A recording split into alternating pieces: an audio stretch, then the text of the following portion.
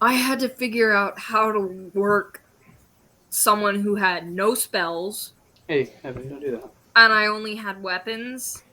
And I had no healing spells. I was very confused. I'm used to playing bards and clerics, so I was like, "Where you went down? What do I do? What do I panic? I I have proficiency with this med kit, I guess. I didn't, but I passed the check, so she didn't die. But we had to like sleep in on top of the ceiling fan, so they couldn't find us. Okay. What All right, so easy we to have hide started as the a fairy. stream. Sorry to interrupt there. But yeah, about 30 minutes before our game will start, it's going to be Being small has the Dreaming advantages. Relic. Many advantages. Do-do-do. All right, so right now I'm working I on already forgot how getting to say your a name. token set up for Kenna. I know. Next thing you know, you'll just be the druid. Or something interesting. I know Whatever Amia. nickname you come up Or with. is that how I? No. How do I say that? Okay, Amia? let's get this token set up really quickly. I don't know. I think I've heard her say it Amia. Hold on. Everyone from the first game, there was Prim, Brom, Garen, Amia, Jace, and then Nettie. Did you see my? Hold on.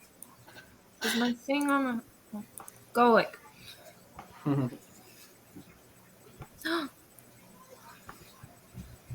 My thing is not on the board.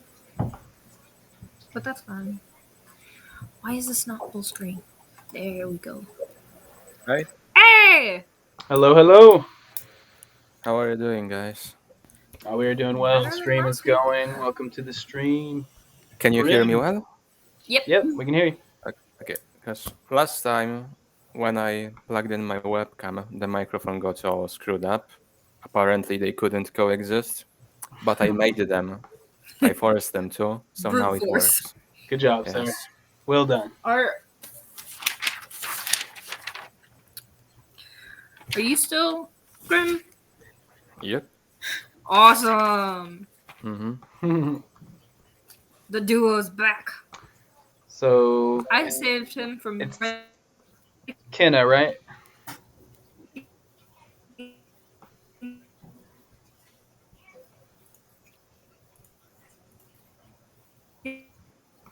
Something's wrong with your mic, I think. Maybe it's the internet connection. Okay. I don't know if you guys can hear me, but Kenna, I have you set up with an icon now there and a token to use.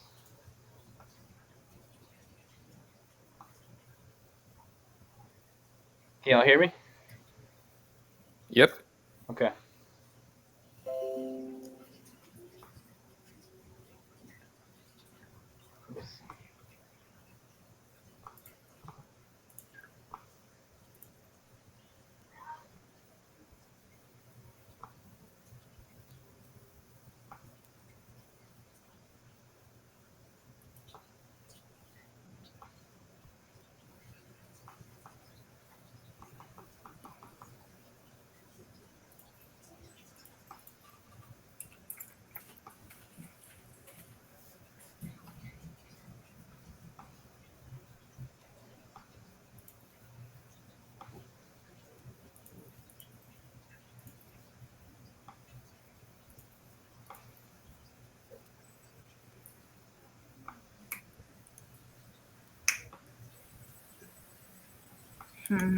There. My thing went down. Okay. It's because somebody used the microwave. It's a chain The reaction. microwave interferes with my internet, so. And I'm in the worst spot in the house. But this is where I'm staying. It's like with Seems like everything's it's fine. like with Old TVs and phones. Mhm. Whenever a call was coming, the old TVs would always make those static noises. I know because my grandma used to have one. And it was always off-putting. Now I Okay. have claws and a tail and a muzzle. When I rage, I'm excited. Good for you. Scary fairy. Yes. All right, just taking track of everybody. We'll start with who's here, of course. And we have Nettie, our fairy barbarian. Yes. And you're coming back to be level 3, right? Yes. All right. And I have the.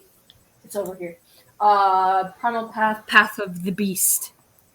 Cool. Seems fitting. And then It once is again, we in have cautious. the one and only Cat playing Amia, the human bard. And Yes. I believe she's coming in level. Is it level 4 or level 3 on this one? I think she's on level 3. She was the only one who didn't take the extra level. No, it looks like she is at 4. Oh. And yeah, if she wants to confirm that, but I'll go ahead and put her down at 4.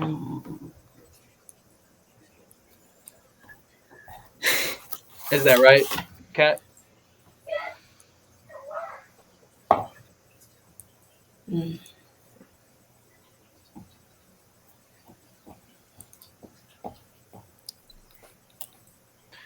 Okay, then we have Rookie playing That's Chris. me. Yes. Yes, sir. Yeah, you made them all rainbow. Actually, all Which- you need to name Hey, them. this is going now, though. So we gotta play. Thank you. Which color was armor class and which color was HP?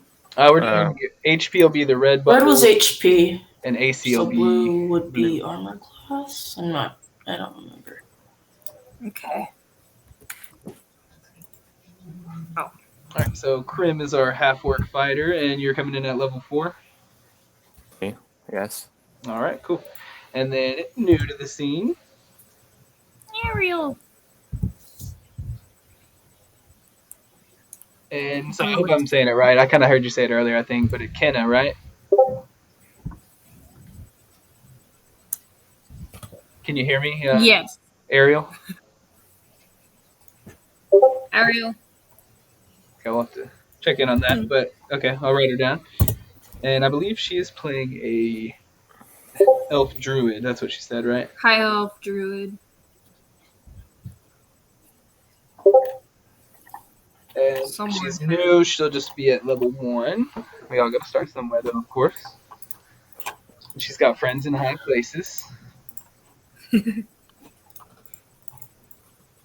I was rewatching our previous sessions and about Brom. There was a time when, well, he has this frenzy ability, and we thought that it allows him to strike with a second weapon while raging. And because he was using a two-handed one, he couldn't use it at all. So I reread it, and he can just attack with the two-handed one twice. That's how frenzy works. Okay, isn't that is kind of the conclusion we came to at the end there, right? But he didn't make the attack. Like Okay. he lost some damage because of it when I was writing everything down. Alrighty. Well, if that comes up again, we'll know. We'll know now. Yeah. Just a clear confusion. Yeah, it's bound to happen sometimes. Yeah, I'll do my best, of course, and then it's up to every individual to play your character, of course. Oh yeah, definitely. Ariel can hear you. Sorry. Okay. I was spacing out. I'm sorry. Oh, I you're can fine. hear you now. You're good. We're just really getting a little pre-set up and chat now. We got about 20 minutes before the game will actually start, and I've got everything I need, either set up or as far as your information, I have that. So we'll just get everybody as they come on.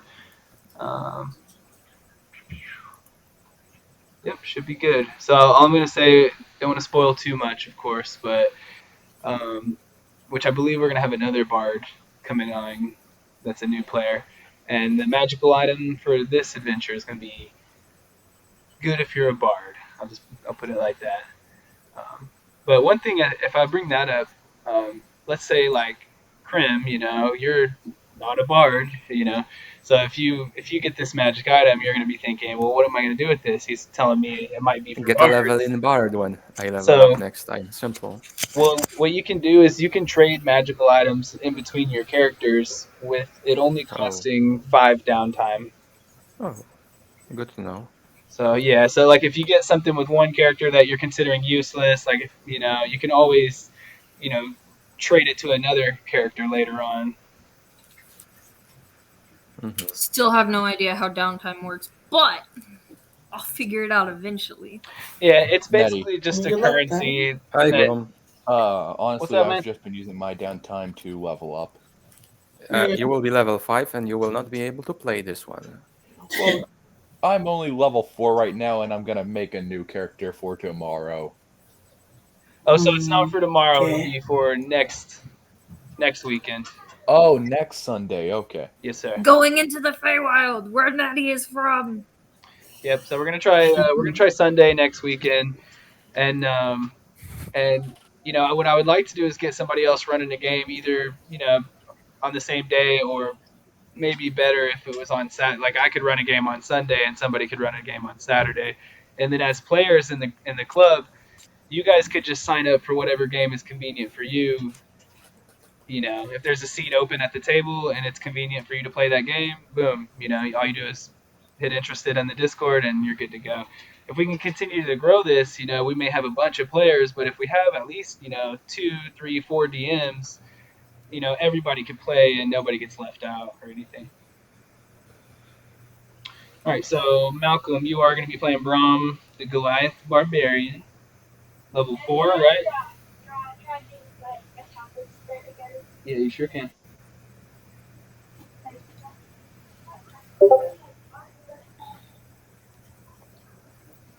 Okay, cool. So, kind of following on the same point that I was just on is, ideally, we wouldn't have 8 players at a table. Like, that is quite a bit, and a lot of DMs would even be kind of like scared to do that. I don't know, but you're going to have to go find it without my help. But, the only reason I do it is because I know we're just starting, and as I'm gathering players and stuff, we're going to get more than 8 people that want to play in the end. So we want everybody to be involved. If we can get another DM, though, we'll cut it back by 1 player per table, and then it'll just be 7 per table. Just to shed a little bit of light on that. So Where Krim goes, Nettie goes. If it gets a little crowded today, just keep in mind that this isn't the ideal situation for our club, nor really for how the game should be in particular. Technically, it kind of recommends anywhere from 3 to 7 players. So, what's up, man? Yeah, whoever we have the noise from, that's like the doo-doo or wherever that's coming from. That's a Discord notification. I think it's in you. Yeah, if it's coming from you, Sorry. yeah, try to find a way to go ahead and I mute just that had to get before we rid get of it. started, because we One got about. moment. Yeah, sorry, but Sorry. We can just Okay. mute ourselves when we are not speaking. All right, true. I'm a little lucky where whenever I start streaming, mine is on like a streaming mode, so it doesn't make any noise. Y'all still hear that though? Yep. Can people hear me now? Yes, there Yes. it goes. What's up, man? It's gone. And welcome, Mara. Sorry, we were kind of mid ramble there. No.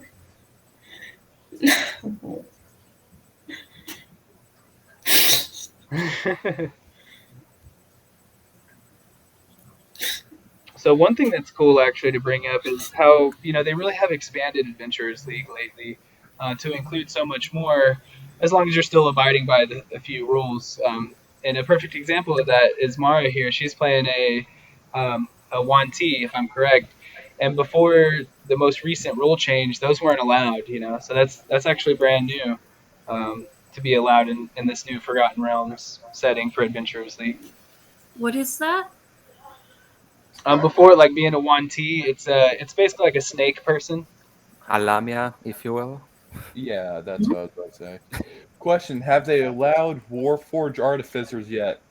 No, so they do, but it's in its own campaign. The campaigns are split up by setting, and so we're playing in probably the biggest and easiest one to play in, which is Forgotten Realms.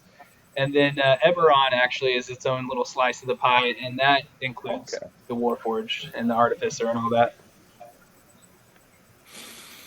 Oh yeah. Also, I might have to leave this session again to put up groceries. I'm not sure when or if it's gonna happen at all. Classic Brom. Yeah, no worries, man. Hey, Hello. There he is. Saturdays Hello. are when my parents go shopping, man. What's up, man? Looks like that's all What's of going us. on, guys? Okay. For the people, I don't know. Gonna need name and race and class. That would be Atlas. The Okay. paladin. So my character name is Atlas. I'm an Azimir Paladin. You are level 3, right? Indeed. Okay, cool. I Oh got a wait, bunch of how do cool I stuff. change And- my thing so it has my character name instead of my name? Hold on. You go to the Sure. little cog wheel and it says display name, and you put in Hey, the Oh, excuse name. me, got it. Atlas. Atlas, what's your race? Azimar. Azimar Paladin. Yeah, I'm not sure how to spell that, so I'm just gonna put Paladin. Asimar.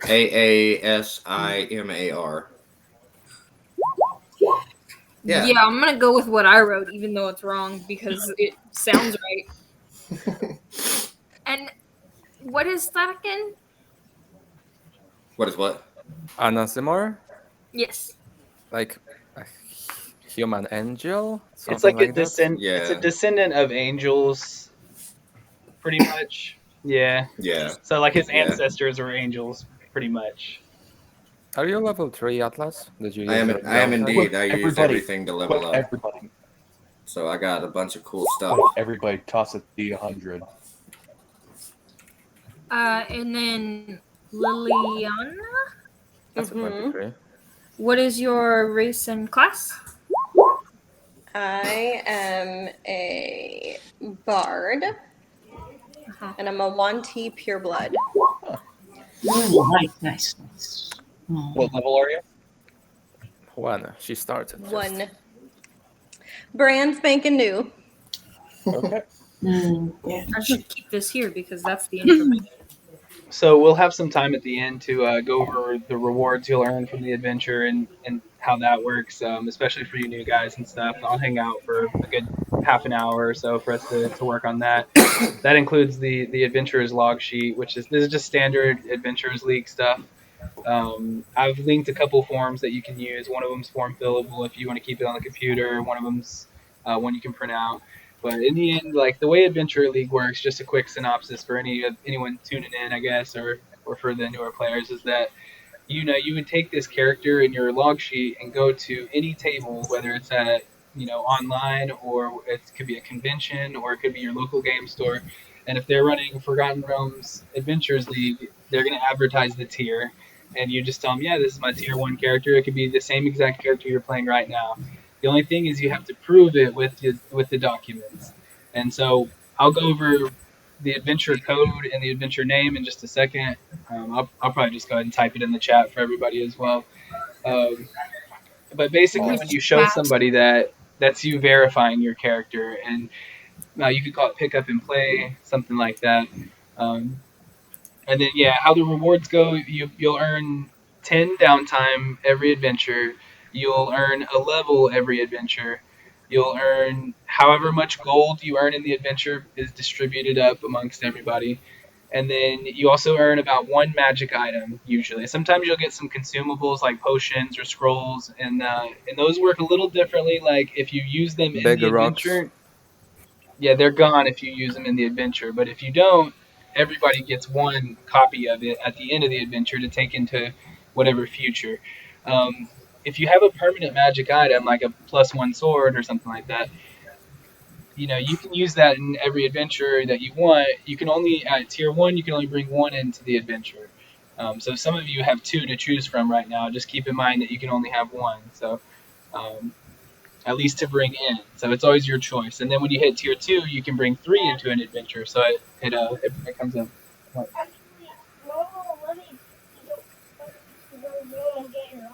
Okay, well, you see that I'm busy right here, don't you? Please don't bother me. I love you, but I can't help you right now. If I take a break, I'll get it for you. Wait. Enjoy the parenthood, everybody. Is the name of it same with the session code, just instead of 02, it's 03? That is correct. And then of course it has its name, which is a lot more simpler this time in my mind. Yeah. It's called the Dreaming Relic. So yeah, I think it's in the event on Discord if you really need it. But yeah, so I'll just type that in, the Dreaming Relic. as far as downtime goes, I know we've had some confusion on that, but it's essentially an extra currency that you can trade in for specific things. And the way you view downtime in not just Adventurers League, but in Dungeons and Dragons in general, is the way I like to think about it is if you go on an adventure and you're gone for a week or 2 and you finally come home, all of a sudden someone's knocking on your door to go to do the next adventure, or you're going to seek the next treasure, or something. Your person would be exhausted. That'd be no way to live your life. And you got to think of it in a realistic sense that in between those adventures, you would probably take a week or 2 to kind of recover, maybe spend some of that gold you've earned and things like that. And so that's quote unquote what downtime is, or DT for short, is your time in between adventures. And the things that you exchange it for is either like, I was training and I'm going to spend 10 downtime days for a level up, like a lot of us do, especially here in the beginning. But you can also do other things depending on your class. Like being a druid, I wouldn't be surprised if Liliana was proficient in the herbalism kit. Excuse me. But with that, she could brew her own potions, and it just costs gold and downtime. And that's, I don't know if she is or not, but if you do take that proficiency, you can do that. If you're proficient in the Arcana skill, you can scribe your own spells, and it can be kind of expensive on the gold, but if you do it, essentially that would give you like 1 free casting of that spell in a future adventure, and so on and so forth. We could go into greater detail on that in a personal message or something if you want. What if I am proficient in intimidation? I don't think that helps much. Then you're real mean. You intimidate the shit out of people. You spend your downtime days bullying others. I don't know. Scaring the local town folk. So if I'm Sounds like a proficient plan. in sleight of hand, may I acquire some random objects? And so it is outside And of here I Adventures thought League, Jace there are was a more thief. options like building a stronghold or things like that. I as well have sleight of hand, but how do you even use it? Wait. So You slide your hand. can we use our downtime to get a bunch of peasants on our side to make the peasant cannon? So if you were playing in an actual campaign, you could totally talk to your DM about that, and that is what you would use downtime for in more of a fluid, consistent D&D campaign. But for Adventures League, it is a little bit more limited in scope, for obvious reasons. One moment, please. All right. We should have a campaign this game. Fantastic team. Fun times. Of course. Sorry, I was muted. Got to corral the youngster a little. I'm Okay, just trying cool. to find out how Understandable. the fuck to get my AC up because it's so low. I know. If you're using an armored defense, you would increase your constitution or dexterity. Yeah. What's your 4 AC? should be 4 should I give didn't you know what. the ability Oh, modifier. my AC is 12. Oof. Are you Mine's- wearing any armor right now? Mine is 12, but no. What's your And constitution it's funny and because dexterity? he took an ability modifier upgrade at level 4 and he just dumped it into his strength. Oh gosh. He's like, I'm gonna hit like a freaking train, but if something hits me, I'm screwed. Do you have Hey, Shield of hey, Faith, Atlas? Thankfully. I'm sorry, somebody asked me something? Do you have Shield of Faith? Shield of Faith. It boosts AC of a chosen teammate. Yeah, I think I do. Okay, so you have a target. Yeah. Let's see. I mean, Hey, I will admit, I do hit like a truck, Yeah. but thanks to my race, I'm able to throw off You're 1d12 cutting out. damage. Yeah, really bad. cutting out. In and out. So last time that did not go so well. Yeah, so I Wait, my mic's bad? Dude, you bumped everything into strength and you are still weaker than me. How?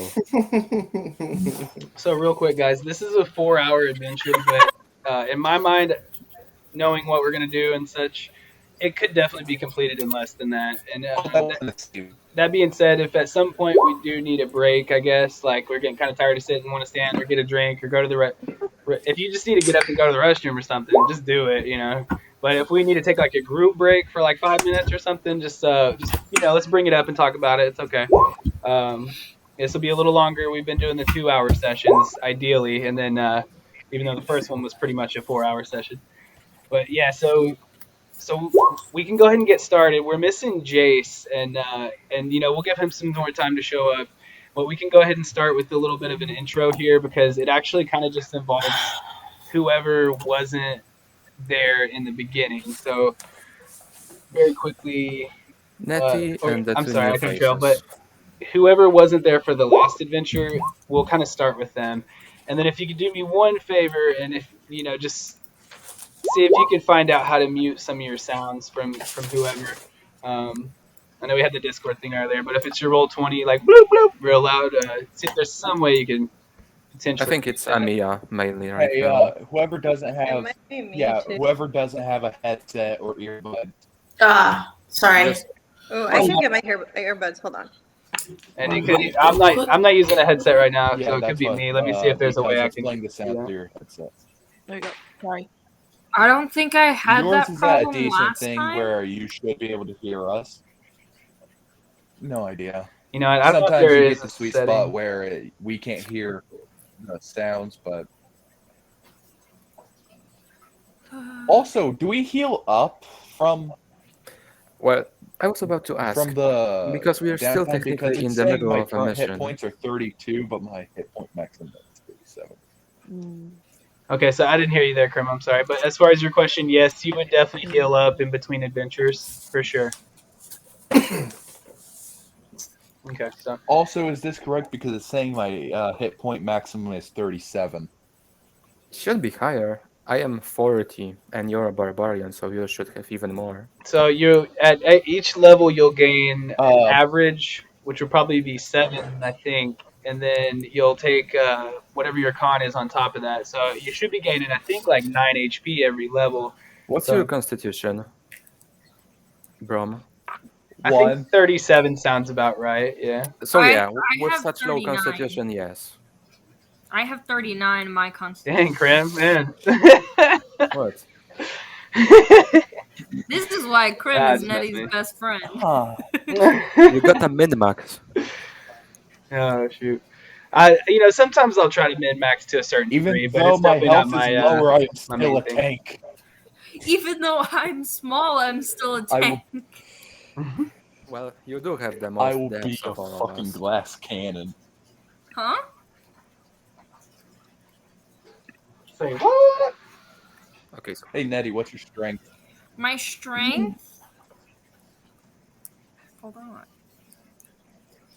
on. 15. oh, I am stronger, but I'm also higher level, so whatever. I am a glass cannon. I put everything I had into Constitution to raise my armor class. Now that's smarter. Well, you see, I didn't know that's what it did. So, glass Brom is cannon. just staying true to barbarian origin. My next ability score modifier will go into strength, but I needed a higher armor class. I'm pulling a Doomslayer. I'm too Just angry don't to get hit. die. It's that easy. Okay, so once again, this is awesome how it's always worked out for us. It's just between the amount of players and what level everybody's at. I guess Your for the average strength again? newer players, I can explain a bit, is the way an Adventure League module works is, they tell me an average party level for Tier 1. This one is let's see, 5 characters at level 3 is the average party level for this adventure. So we have 7 adventures, and dividing it down, the average level ends up being like right under level 3. It's like a decimal point. But that being said, so we're an average party, which whenever I'm reading through the module, the rolls it gives me, the monsters you would encounter, things like that, are kind of based on what your party strength is. And it goes from like very weak to average to strong to very strong. So maybe that's more information than you need necessarily, but if you're curious, that's kind of how, on my end of things, I'm taking these documents that have been approved by DM's Guild and Wizards of the Coast to be in Adventures League, and modifying them with the rules they give me for you guys. That being said, got our average party level now, which is average. So for me, running the game, average is the best because I don't have to make any changes on the fly. If it was any different, then I would. However, if Jace does decide to pop in randomly, then that probably will bump us up to a strong party, and it means all the challenges will just be that much Jace harder. really is a hard carry for us. He dealt easily the highest amount of damage and has the most kills. Well, perhaps that works out then.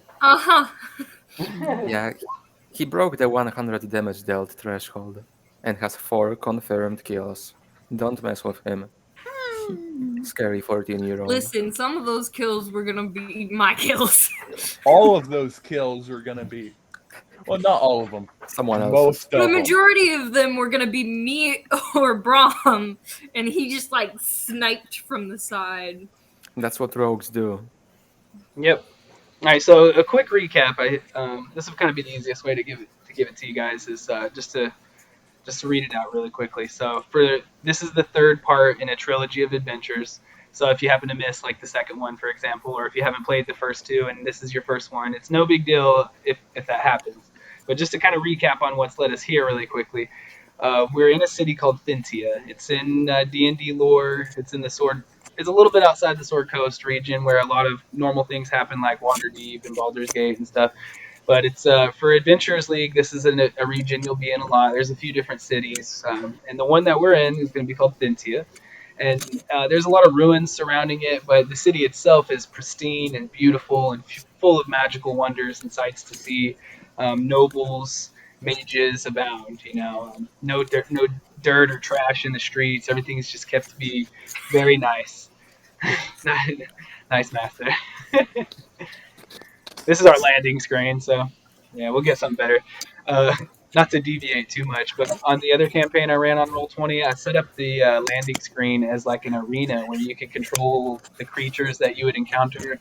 And like if you encountered a creature in the campaign, I would put it on the arena where you could control it and fight yourself or yada yada. And you could try things out and practice, but maybe I can do something like that eventually. But back on topic. It says, recently, steam was beginning to rise from some ruins to the east of this city, Thentia. There were some adventurers hired to investigate, some of those being sitting at the table now with us.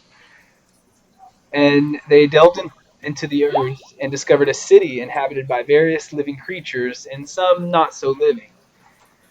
Of Bayou Ashvin, a wizard, he employed the adventurers to further explore the ruins and report back to him with their findings. They were following a map of the sunken city that they had found in the first adventure, and they worked their way deeper into the surface of the world. They came to a place called the Vault. This is the gate at which everybody rests now, and that's where we'll start the adventure on their side of things. However, there's going to be 3 people who weren't there. So we have you guys right now, and you are called by Bayou Ashvin himself. Also, I don't know how to get rid of that. I figured out how to do it. I don't know how to get rid Click of on it. it, and it will, with the arrow, click on it with the arrow, and when it's checked, backspace. So with Nettie, this will be useful because you haven't met Vayu, but you've met Reginald, who is also here. He's kind of called you back, and he wanted to let you know that it's been quite worrisome. Your friends, they went back to the ruins, and they haven't been heard from since. It's been a few days, and we are starting to get a little bit worried. Yeah, that's because I wasn't there. It probably is, and that's why I've come to you now. Should have killed that elf. I've kind of put a call out for other adventurers in the city, and it looks like, we have a couple other here.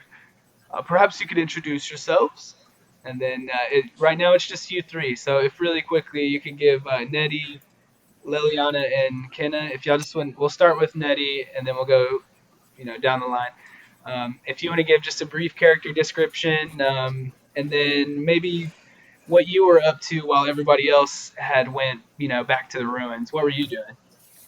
So, I am Nettie. I'm a fairy barbarian. I'm a foot tall. I have shimmering multicolored skin, and my eyes are swirling mist, and I have white hair.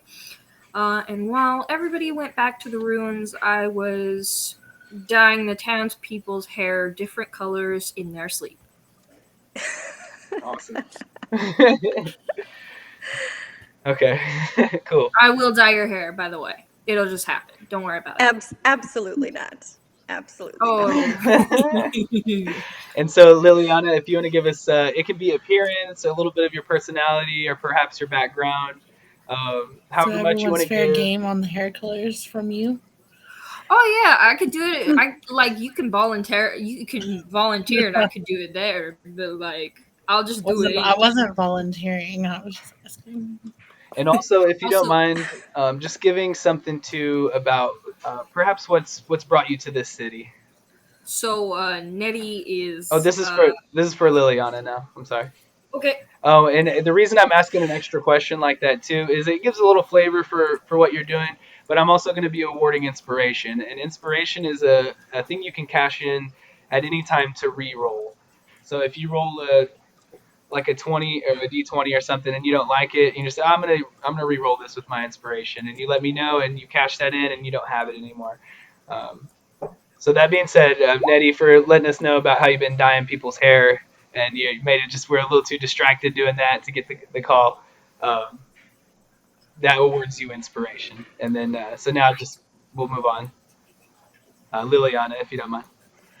So I am Liliana. I am as far as Oh, You have cut out. she like froze.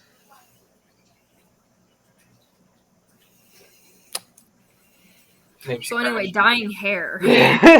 All right, we'll come back to her in just a second. She probably just crashed. Kenna, do you want to go ahead and pretty much the same thing? Oh. Just if she back.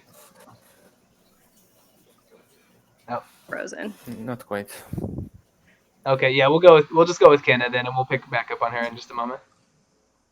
Am I unfrozen? Okay, all right. Yeah, you're good. You're good. No worries. These things are bound to happen sometimes. So we'll just roll with the punches, of course. Yeah, if you want to pick up where you left off there, I'm sorry. We didn't really catch any of it, I don't think. You didn't catch any of it. Okay. So She's not popping up for me. I'm Liliana, a traveling performer. I can't see or hear her.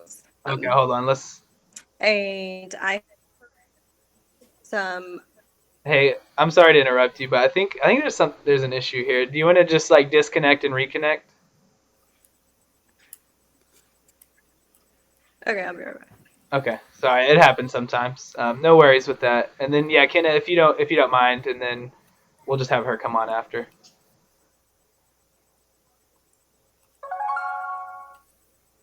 So that'd be Ariel. If you wanna describe Kenna, kind of a little bit of how you look, a little bit of your personality, perhaps, and maybe what has brought you to Thentia, the wonderful city of mages. Ariel. Yes. There you go. Okay, so hey, if you I'm don't sorry. mind, yeah, if you want to give us a brief Introduce my description. character, I guess. My character's name is Kenna. I am a high elf druid. She has red hair, green eyes. She's a sage. Okay. What do you think might have brought you here? It could have potentially been the rumors of the ruins, or perhaps just that it's a city of magic, and you have some magic yourself.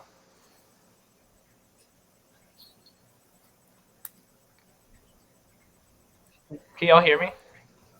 I can hear you. Yeah, I got you loud and clear. Yep. A-okay. Okay. Ariel, what brought you here to the You? town? Yeah. To the town? I don't know. Yeah, try to keep an ear. I'm gonna Gosh, refer to you as your character. So knowledge. I want to know all the things, basically. Um, trying to get my hand on every book there possibly is. okay, and with that, maybe you might have already heard of this other character because he is actually the Lord of the Silver Spire. He's one of the top mages in the city. His name is Vayu Ashvin. Reginald Swifthand kind of hurriedly and nervously leads you guys to his tower. Um, the former adventurers had already been here a few days prior, but with some of you, it might be your first time here. And as you kind of climb up the steps, you enter a room that is filled with a natural light above you, but also with these strange lights from tables nearby where there's strange bubbling liquids and what seems to be magical and scientific experiments of different sorts, just kind of all around. It's almost like neatly organized and horribly cluttered at the same time, and you kind of catch these very odd smells around Life. you, and you can't help but to kind of look around as this huge imposing figure walks into the room. And with that, we'll jump back to Liliana real quick. If you want to just Is it better now? Yeah, I Yes. think so. Yep. Yeah, Okay, so I'm using it can be Chrome this finicky. time. So what I was saying is Liliana is a traveling performer, as far as you all know, has visited many cities and had heard of a opportunity to make some side cash, so to speak. So came here. She is like 5'2", has kind of tan, bronzish skin, long black hair that has some green and bronze hints to it. And then has, if you get really close, you can kind of see some like almost goldish scales kind of around her collarbone. That's awesome. Okay, cool. And so what do you think would have brought you here to Thentia? I heard about side gigs. I wanted to make some cash. Oh yeah, okay. I'm sorry. Yeah, you mentioned that. My bad. Okay, yeah. So you three take inspiration. Of course, everybody else will get the ability to take it in just a moment. And yeah, so we'll jump right back into the scene. This figure comes in, and you recognize him as being a half elf, although it seems to be a little different than the other half elves you've met in the sense that he's enormous, over 7 feet tall easily, and his eyes have this crisp blue color to them. But other than that, he's a very jovial man. Although now he seems to be a little bit nervous. So he kind of comes in, and Reginald kind of takes a step back and motions you forward, where Vayu takes over, and so he's addressing you three. As you know, the other adventurers have set forth days ago, and we haven't heard from them. The ruins are underground. They had found a city, right, Nettie? You were there. Oh yeah, we got attacked by the poison frogs. Yes, Reginald had let me know that you were coming and that you were involved in the previous pursuit. Can anyone hear the DM? Yeah, I can hear him fine. Oh, Yes. that's weird then. Maybe try reconnecting. Okay, got it. Okay, yeah. If we keep having issues, I'll reconnect too. We must just be having some kind of strange thing here, which kind of explains Everybody in Dungeons and Dragons right this second.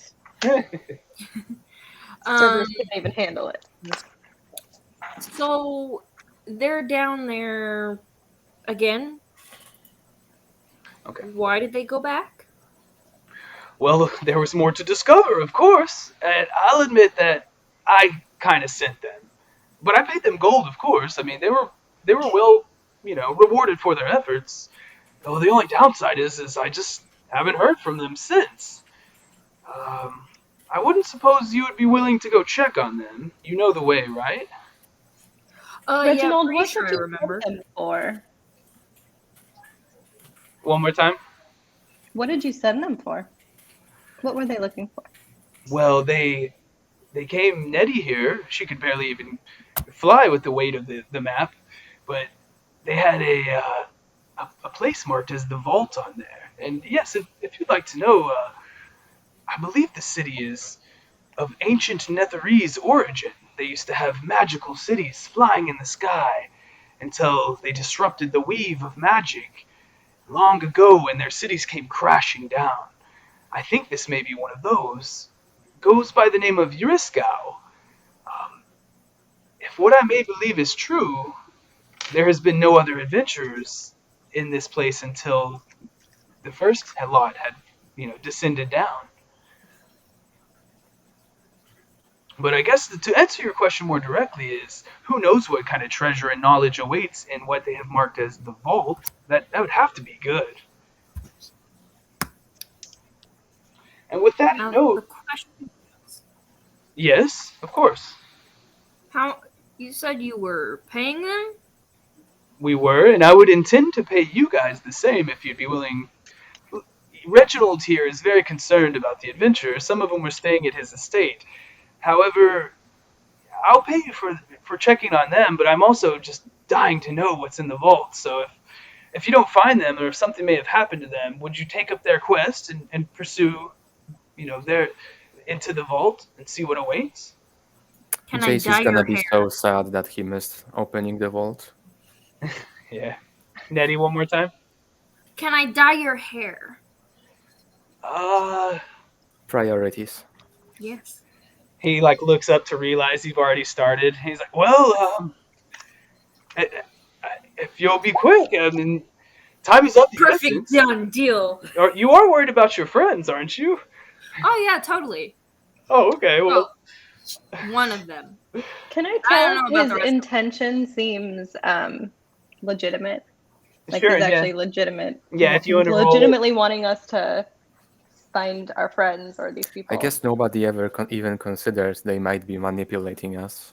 And while you do that, I'm going to continue to dye the hair. All right, if you want to roll a d20 and add your insight.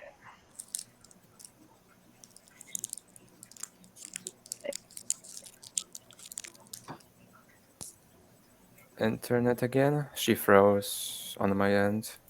I think so. Oh wait. Oh, no. There it is. There she Okay, is. one more Okay. time. You kind of put it on. Oh my god. Oh no. Dude. You believe every word he says. Hey, one more time. I like to use real dye, not this stuff. I'm going to go ahead and exit and come back.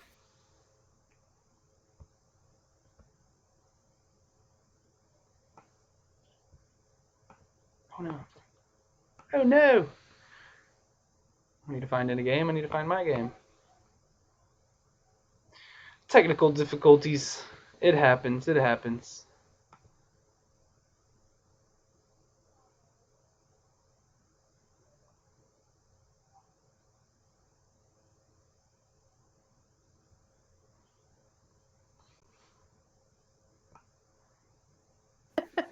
Hold on.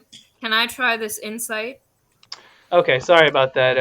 Hopefully, maybe it was just me since I'm hosting the game or something. I don't know, but hopefully that'll help. What did you roll though, Liliana? I never caught that. 2. I Okay, rolled a 2. 2. Okay. Could I also make an insight check? Yeah, you can check it if you like. That's a nice 8. Okay. So actually, you guys get the sense that he's equally concerned. As he is.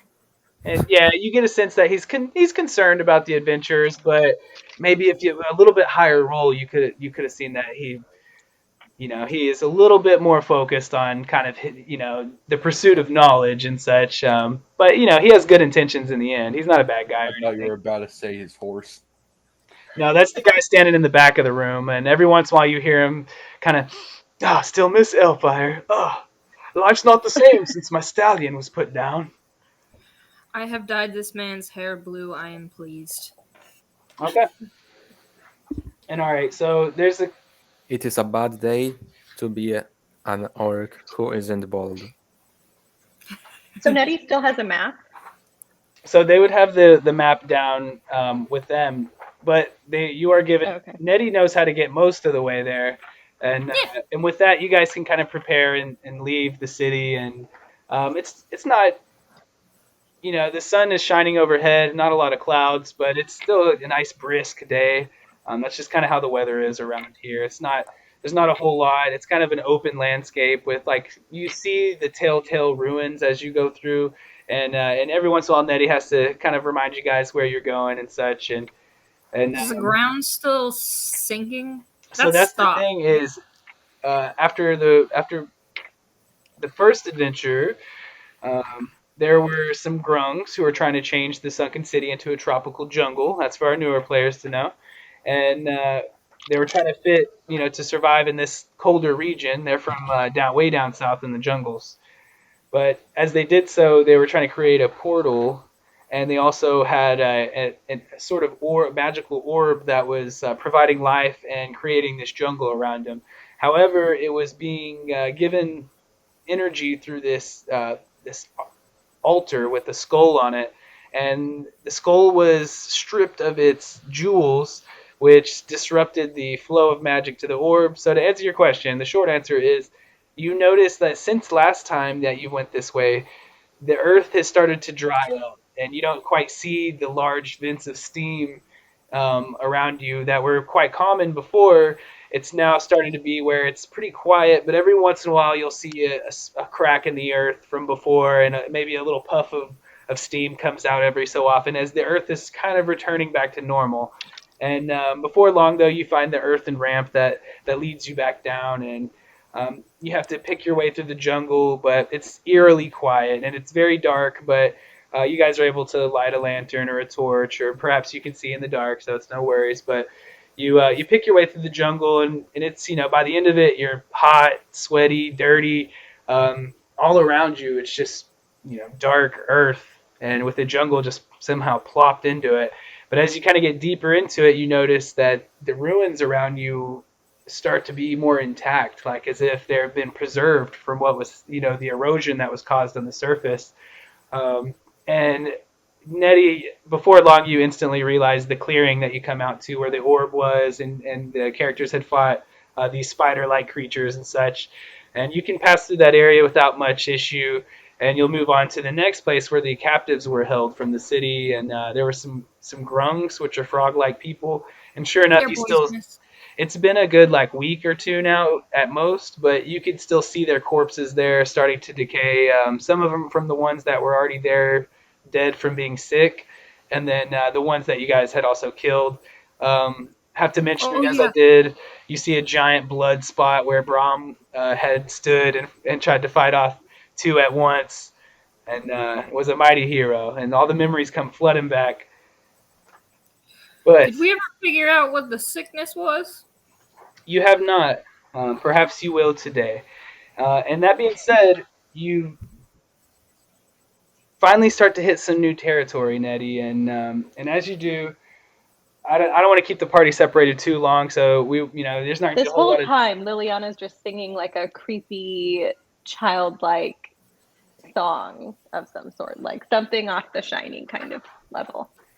No, I'm gonna start screaming for Krim.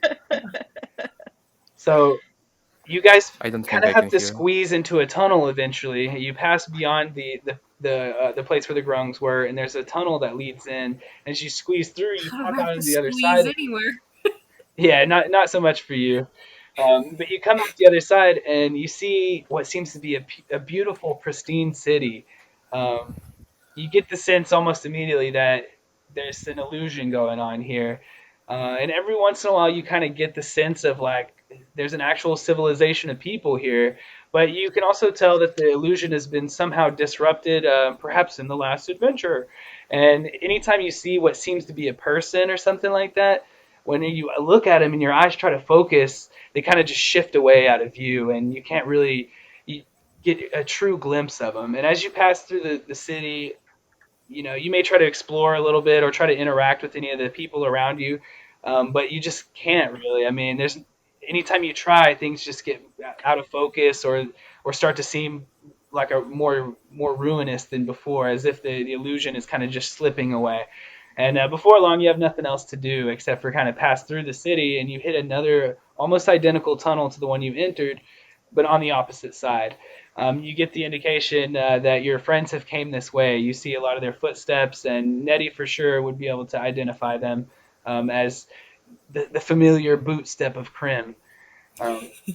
So without further ado, you definitely pursue in, and it takes some time, and you have to go through kind of a shifty catacomb of tunnels, and it's, as you do, the city, but behind you, you start to get the sense that you've wandered into a deeper, darker area. You're now in the Underdark, actually, which is a subterranean. Where?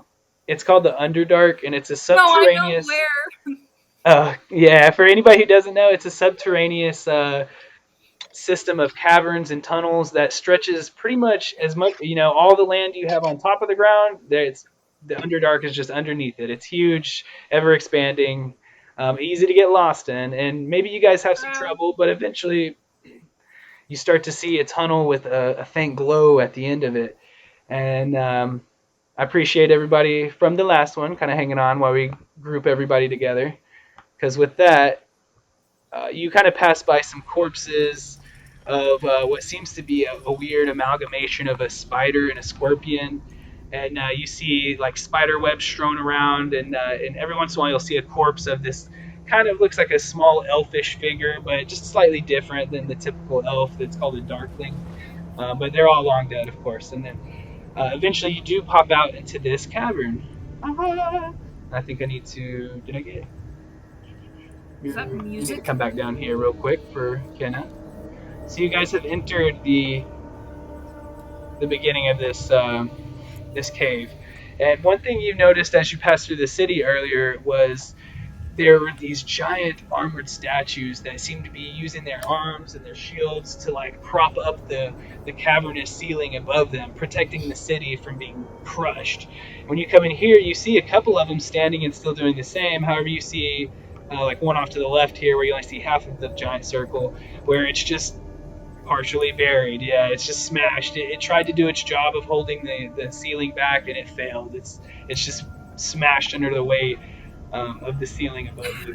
One thing though I do want to go back on is I was trying to go through that a bit quickly because I know it sucks whenever you're not involved in the things that's going on. But before you guys left, you were giving 50 gold each, for your pay, and you were giving 2 potions of healing. Oh yeah. So, however, one person can hold on to both of them, one person can hold on to one person can hold on to the other. That's up for you 3 to decide. So you 3 right now, we're giving 50 gold each and 2 potions of healing. Somebody else should carry the potions. They're very big. Okay. I'll carry them. So, Cool. you come to a chamber that appears to be on the verge of collapse. You see the 3 titanic statues seem to bend under the weight of the ceiling, and you see the larger pieces of the guardians who are crushed. Across the chamber, you see a wall of white marble with a massive golden door blocking intruders. Arcs of light seem to ride through the carvings and glyphs on the surface of the door, and you feel a sudden rush of triumph, because you see not only what should be the vault, but you also see your former companions, Nettie, and the other adventurers you are seeking. You can see how they may have just camped out here, preparing to enter the vault, and this is where they're at now. You guys just happen to come up right as they're kind of preparing to enter it. So with that being said, we'll just take a quick second. You guys, I'll just bump you up here real quick, and you don't have to be this close. Yeah, if you want to move back at all, you can feel free, but just so everyone's somewhat closer together. Can I try to scare Krim? Sure, roll the stealth first. Okay. This is gonna go against your passive perception, Krim, if you want to let us know what that is. Okay. Okay. That's a dirty 20. If you want to see the dice, I could turn my computer. It's kind of hard to see, but I can do it. Okay, so I'm guess gonna I believe don't that see. that's probably higher. Yeah, So 13. yeah.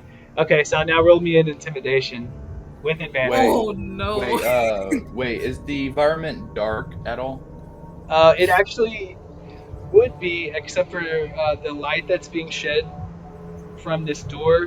You have bright light extending for 30 feet, and then for another 30 feet beyond that is dim light. So it's pretty bright where you're at right now. Okay. That's a 9. So Okay, so you you drip try. into the shadows like you are of the night, and you come around this statue over here and silently flutter upon your wings and drop down on Krim's shoulder with a what is meant to be a fearsome boo, but ends up being like a "Hey, Krim!" And you don't quite have the desired intent, but you snuck up on him perfectly. Question. Yes. Can I scare Nettie? Do Roll, it. roll intimidation with Can I disadvantage. intimidate Nettie as well? Are there any Intimidate. stakes around? You want to try to intimidate me? Yes. I Bet. shall establish dominance. Dang, that's a 4. You're not very scary. So good question, Liliana. As far as stuff around you, 5. you really only get like a small odor of kind of the I'm sense not. of the earth around you, but you every so often you feel this faint, deep humming noise that's more of a feeling underneath you. You kind of get the sense that it's coming from in front of you and inside the vaults, but you can't really get any detection of what it would be.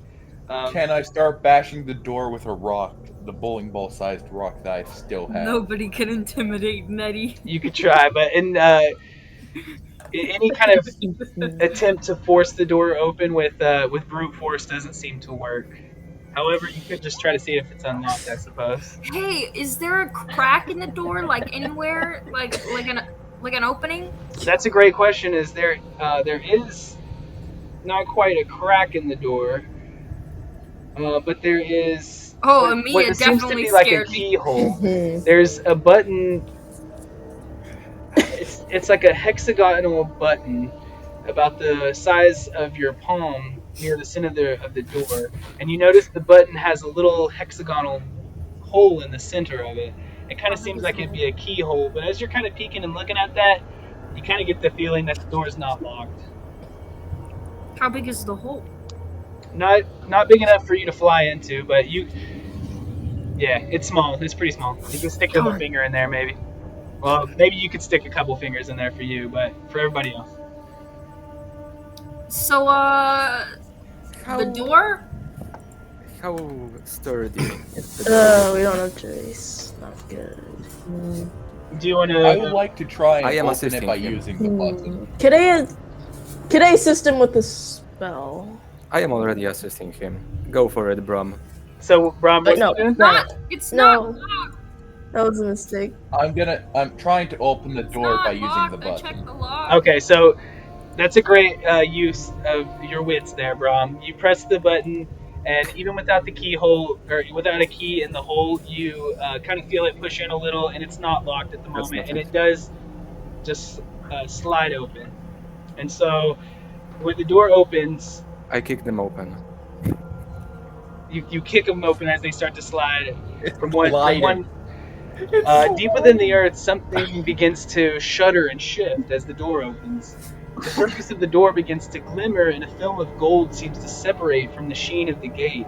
With the grinding sound of metal and stone, the door begins to shift to the left. It opens and disappears into the wall, yet the film remains, hovering in the air between you and the room beyond.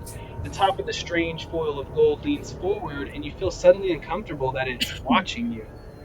Flowing like liquid, the thin sheet of gold moves forward towards you, reaching to enshroud and suffocate you. Alright, so the shroud kind of peels itself away from the door and separates into two globules, if you will. And one of them kind of like floats as if it's just a thin sheet of paper over Amia's head, because here's the first one.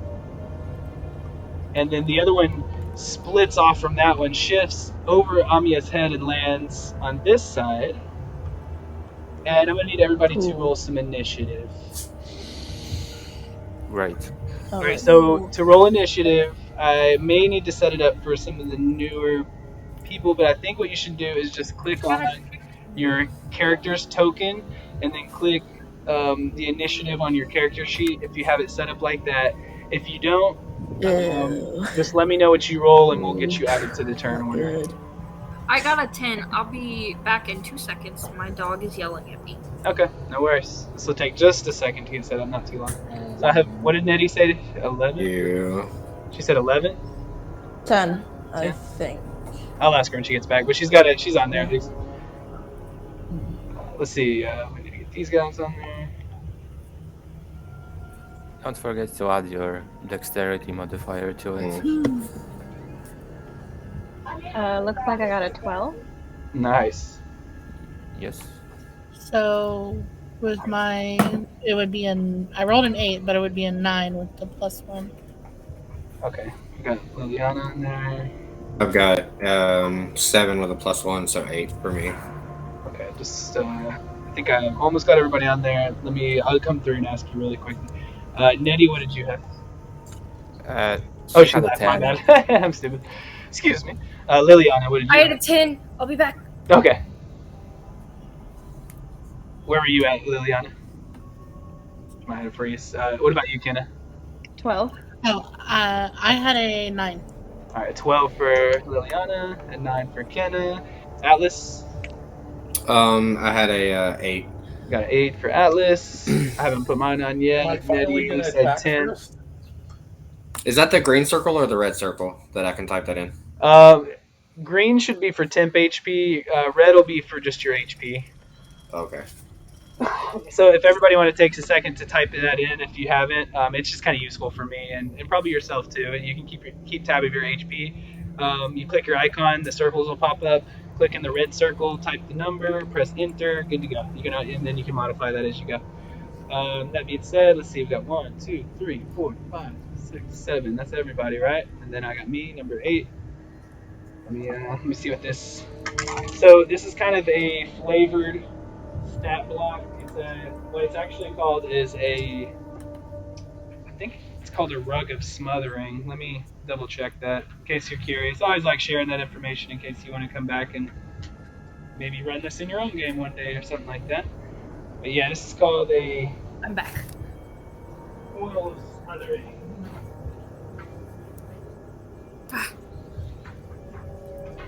But it's a play off of the character. Where is it?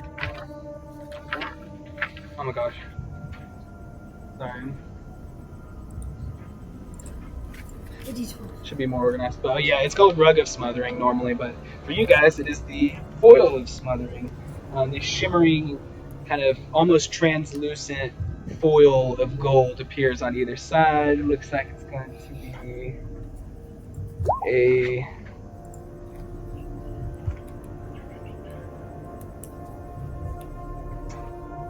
Who are you trying to calm? Yeah. My bad. I should have highlighted this better, but I was getting a little lost. Don't call me. I need to get mad. We have lost.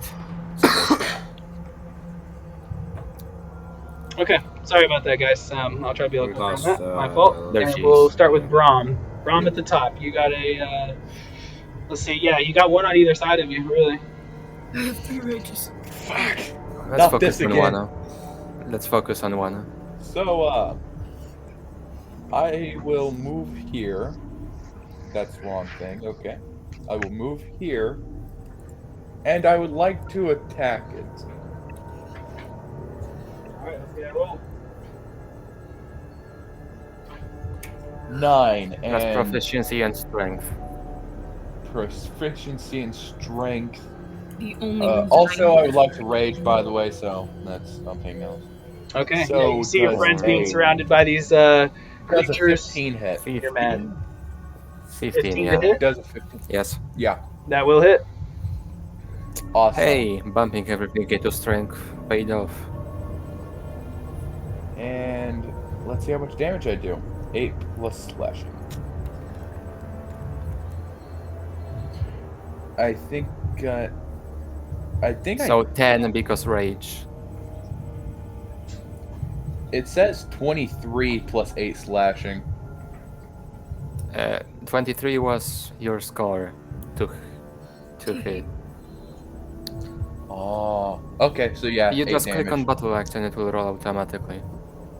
That's what's happening. Oh, okay.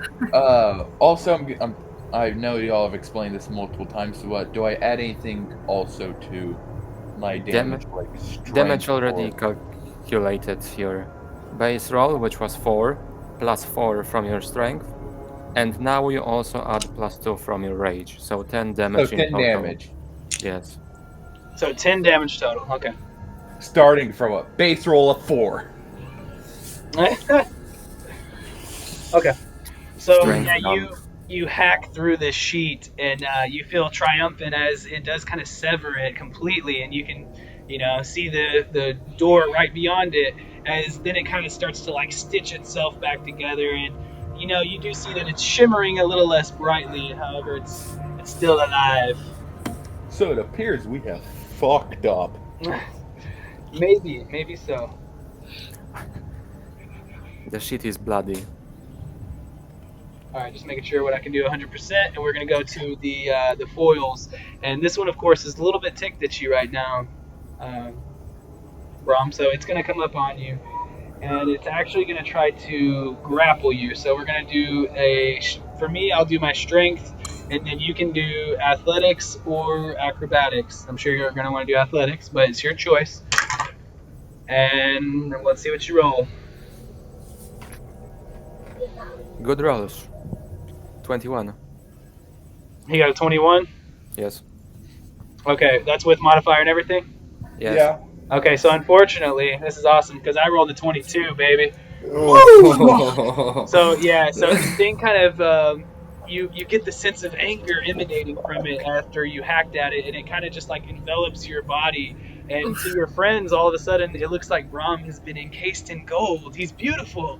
Yeah, it's like a piece of artwork. However, his muffled screams from underneath kind of tell you that he might be taking a little bit of suffocation there over time.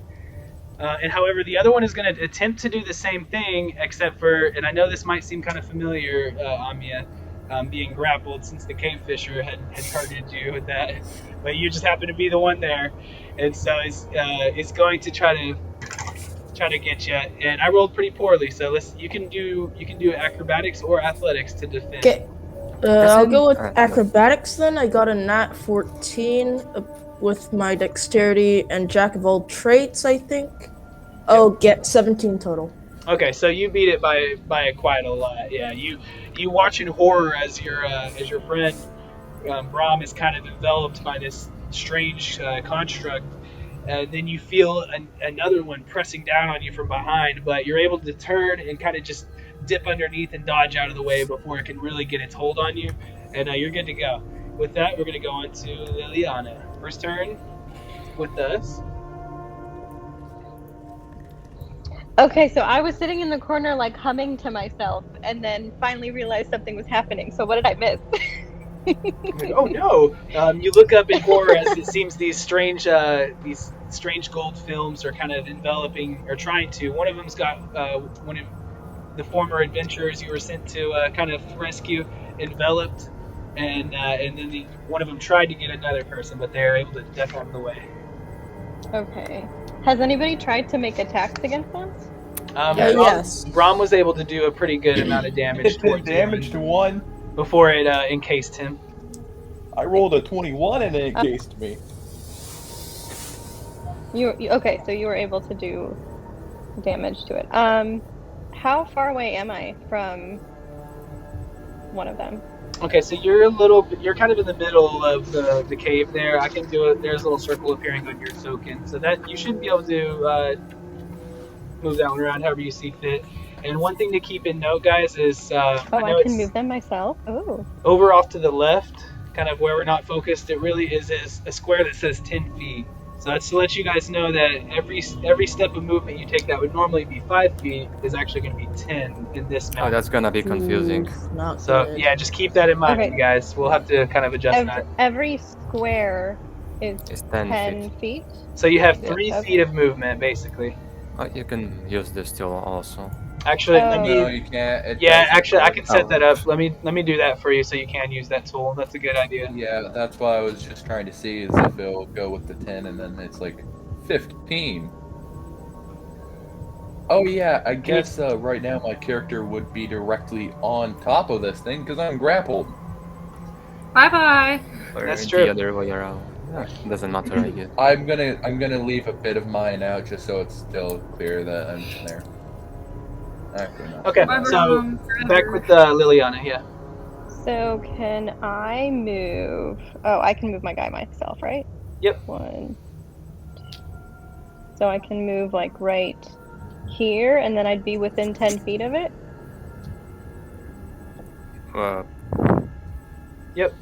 Good to go. Okay. And so if you're within a square of it, we're going to consider it within hitting distance, like 5 feet. You know, like if you got to be within 5 feet to hit something and you're a square next to it, then that's fine. Okay. I am going to cast poison spray on it. Okay. Wouldn't it? How much range does it have? Yeah. Or is it one 10 target? feet. So Amiya is good. Yeah. What's the? Is it a cone or a line or is it just a one target? Good question. Let me see. And so Roll20 can be useful too for quick things. There's on your little bar to the right, there's a little eye that you can go to and you can type. As long as it's nothing out of like Xanathar's or whatever, you should be able to just type in there. So like I'm pulling up poison spray. Looks like I don't know. It just says you extend your hand toward a creature. It is, yeah. So it looks like it's just one creature. Yep. Okay. Yeah, it's funny the way it sounds. Poison spray. You'd think it'd be like a cone or something. Okay. Yeah. That... All right. So what did it say? Do I have to make a save? Oh, it's a Constitution saving throw. Oh, I'm pretty sure I'm not gonna get that. So I got a 2. Oh yes. Okay, so it's 1d12. Which one's my d12? This one.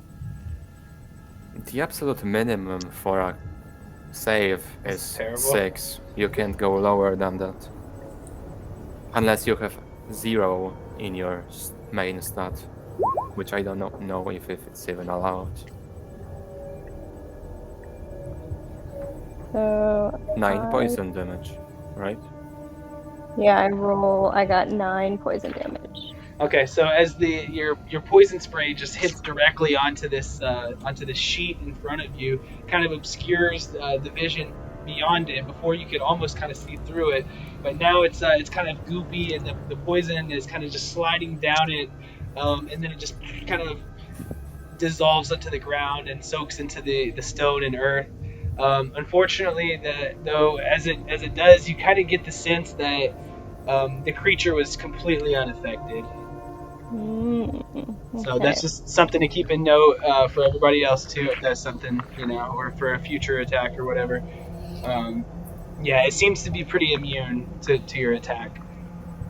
So you with a normal turn, you'll have an action, a bonus action if you can, and you can also move, and sometimes there's some other things, but so yeah, you moved what, 3? Did you move 3 earlier or 2? I moved 3. Okay, so you're out of movement. Plus, if you did move, it would kind of provoke an opportunity attack, which you might not want. Unless you have a bonus action, we'll have to move on to Nettie. I have let me inspire Nettie. Okay, good idea.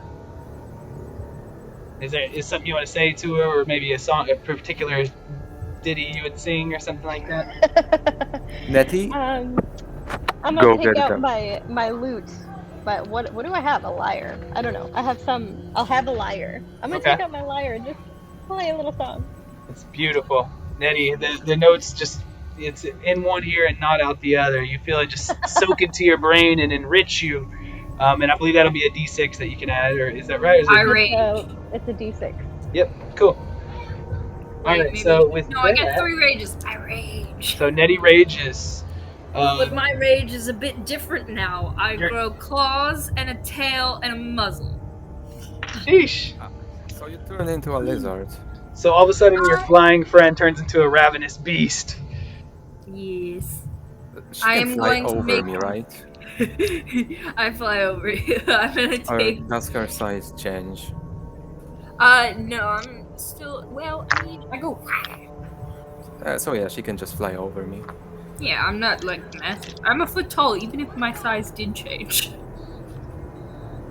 I take my great axe and I'm going to go right here. My HP is not there. I thought I put it in here.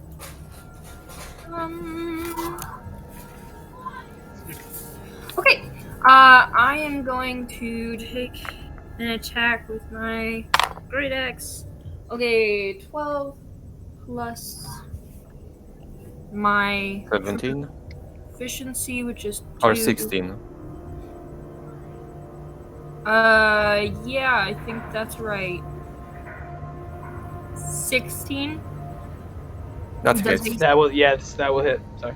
Awesome, fantastic. Just checking the screen, make sure that's good. That is 5 plus 2, 7 points of damage. Okay. All right. So something will happen here, unfortunately. Did you add your strength? Oh, I didn't add my strength. That's So 9. plus 2, so that's 9. Okay. So, I'm gonna hit Braum, aren't I? Oh, so you right. do hit Braum because the creature is pretty much melded to Braum right now. So as you Hey, just Braum, like bear Braum, down on him, Karma. That's Yeah, for what? hitting Atlas. he ends up taking half the damage. Atlas So we'll deserved give it. 4 to Braum and 5 to the golden foil. Look, I can. Talking as a free. I can only do so much. If you want it off of you, you're gonna have to get hit. I'm just hey, can I just shrug off the damage? You want to use your stone endurance to do that?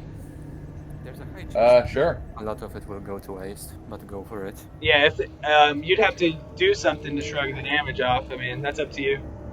But you,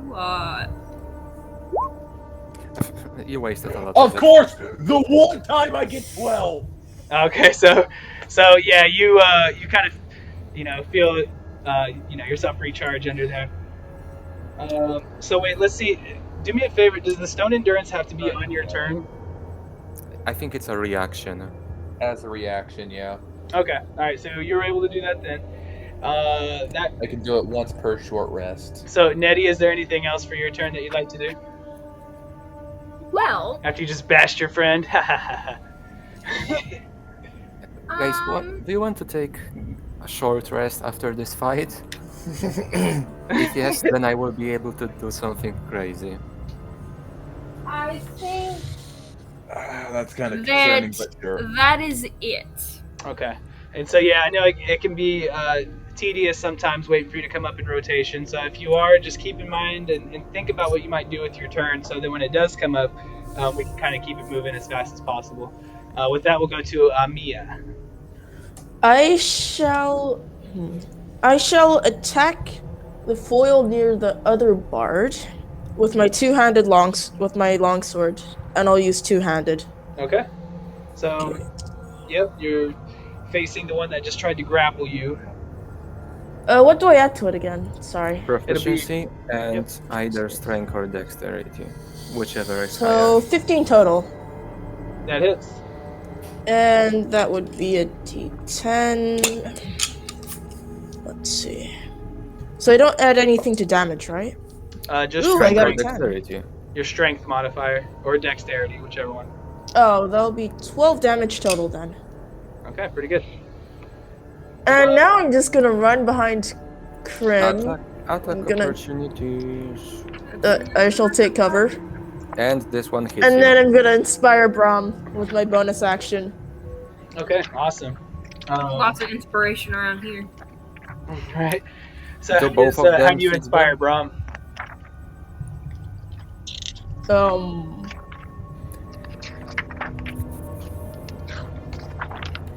Would you I say? take. Okay. I just take out my violin out of my bag in a hurry and play Bolero. No, I'll play Mendelssohn Concerto. So you get the sense that she's playing it, she's almost doing it begrudgingly, so like as if she knew that if she wasn't able to use this as a focus for her powers, she probably wouldn't really be wanting to play it, even though she's so good at it. And it does definitely inspire you. At level 4, is it 2d6 or is it just 1 still? I don't remember. It would Burning. go up to a D8, Oh, okay. I think. I think it'll just add d6s to it if I'm correct. I might be wrong, but yeah, if you want to check on that before he goes, and then let him know so he'll know what to add. And then yeah, you moved. You did some pretty amazing things. And when you did that slash, you kind of tore from like one end of the sheet down to another, and it's like hanging as a thread as it kind of flops towards you. And as it slowly begins to kind of like pick itself back up and reconnect to it, you see perhaps a newfound friend, but a fellow bard on the other side. Almost seems very just like a regular human, but in that instance, you see the light of gold kind of glints off of maybe even potentially some scales around her neck, giving you an example that perhaps she's not what she seems to be. That being said, we'll go to Kenna. So Bardic Inspiration goes up to a D8 at level 5. Okay, Oh. so almost there. Okay, so I'm gonna move a little bit closer to it, and I'm going Before to... that, Yes. Amiya moved away. Doesn't she get smacked? Oh yeah, oh man, you're so right. You're killing your friends, but that's a good. Sorry, Amia. Do you want to move back, Amiya, or? I shall do that then. Okay, we'll just do it like that because that's fair. I would if I would have called it out, I would have given you the chance to move back anyway. So yeah, if you want to move back to where you were, Okay. you can. Thank you for that, Grim. I'll try to be a little more observant. Oh yeah, does anyone have a torch? Everyone should have. Yeah, I've got. We could torches. set it on fire. It's gold. So everyone should have right. torches, really. But okay, so I'm sorry, Kenna, we Got kind of an interrupted oil you there. flask. Okay, so I moved the 10 feet towards it. I'm gonna try to hit it with my quarterstaff, Okay.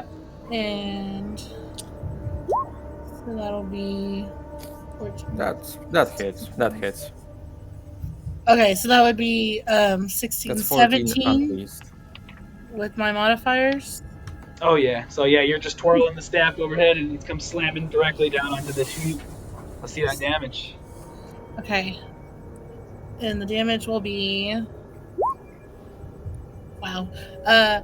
2. Okay, hey, every bit helps. And Your yeah, strength is -1.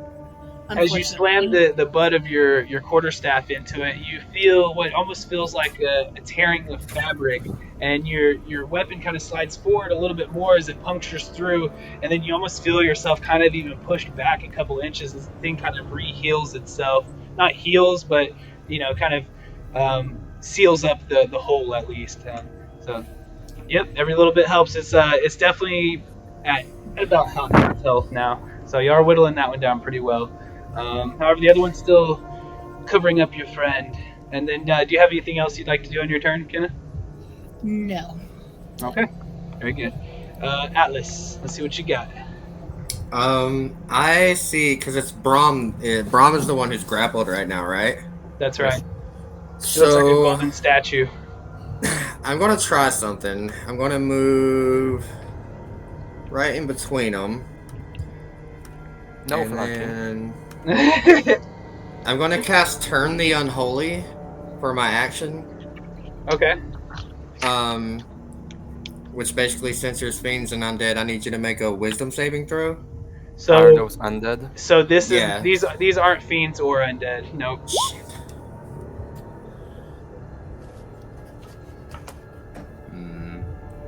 That sucks. That completely wiped away what I was gonna do. Like, I have no idea now. That's awesome. Hey, all I'm gonna say, no spoilers, but you may be pleased later on. So don't be too deterred. This is just the beginning.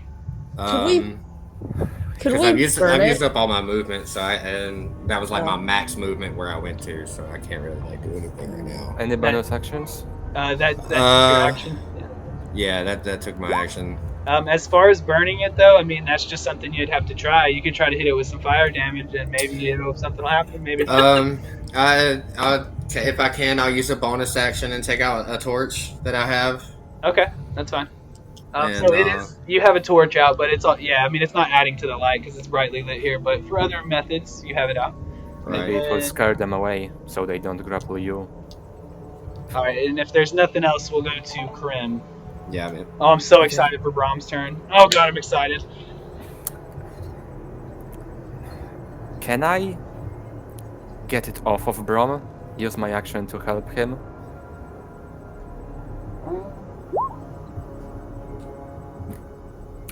You know, it doesn't really say.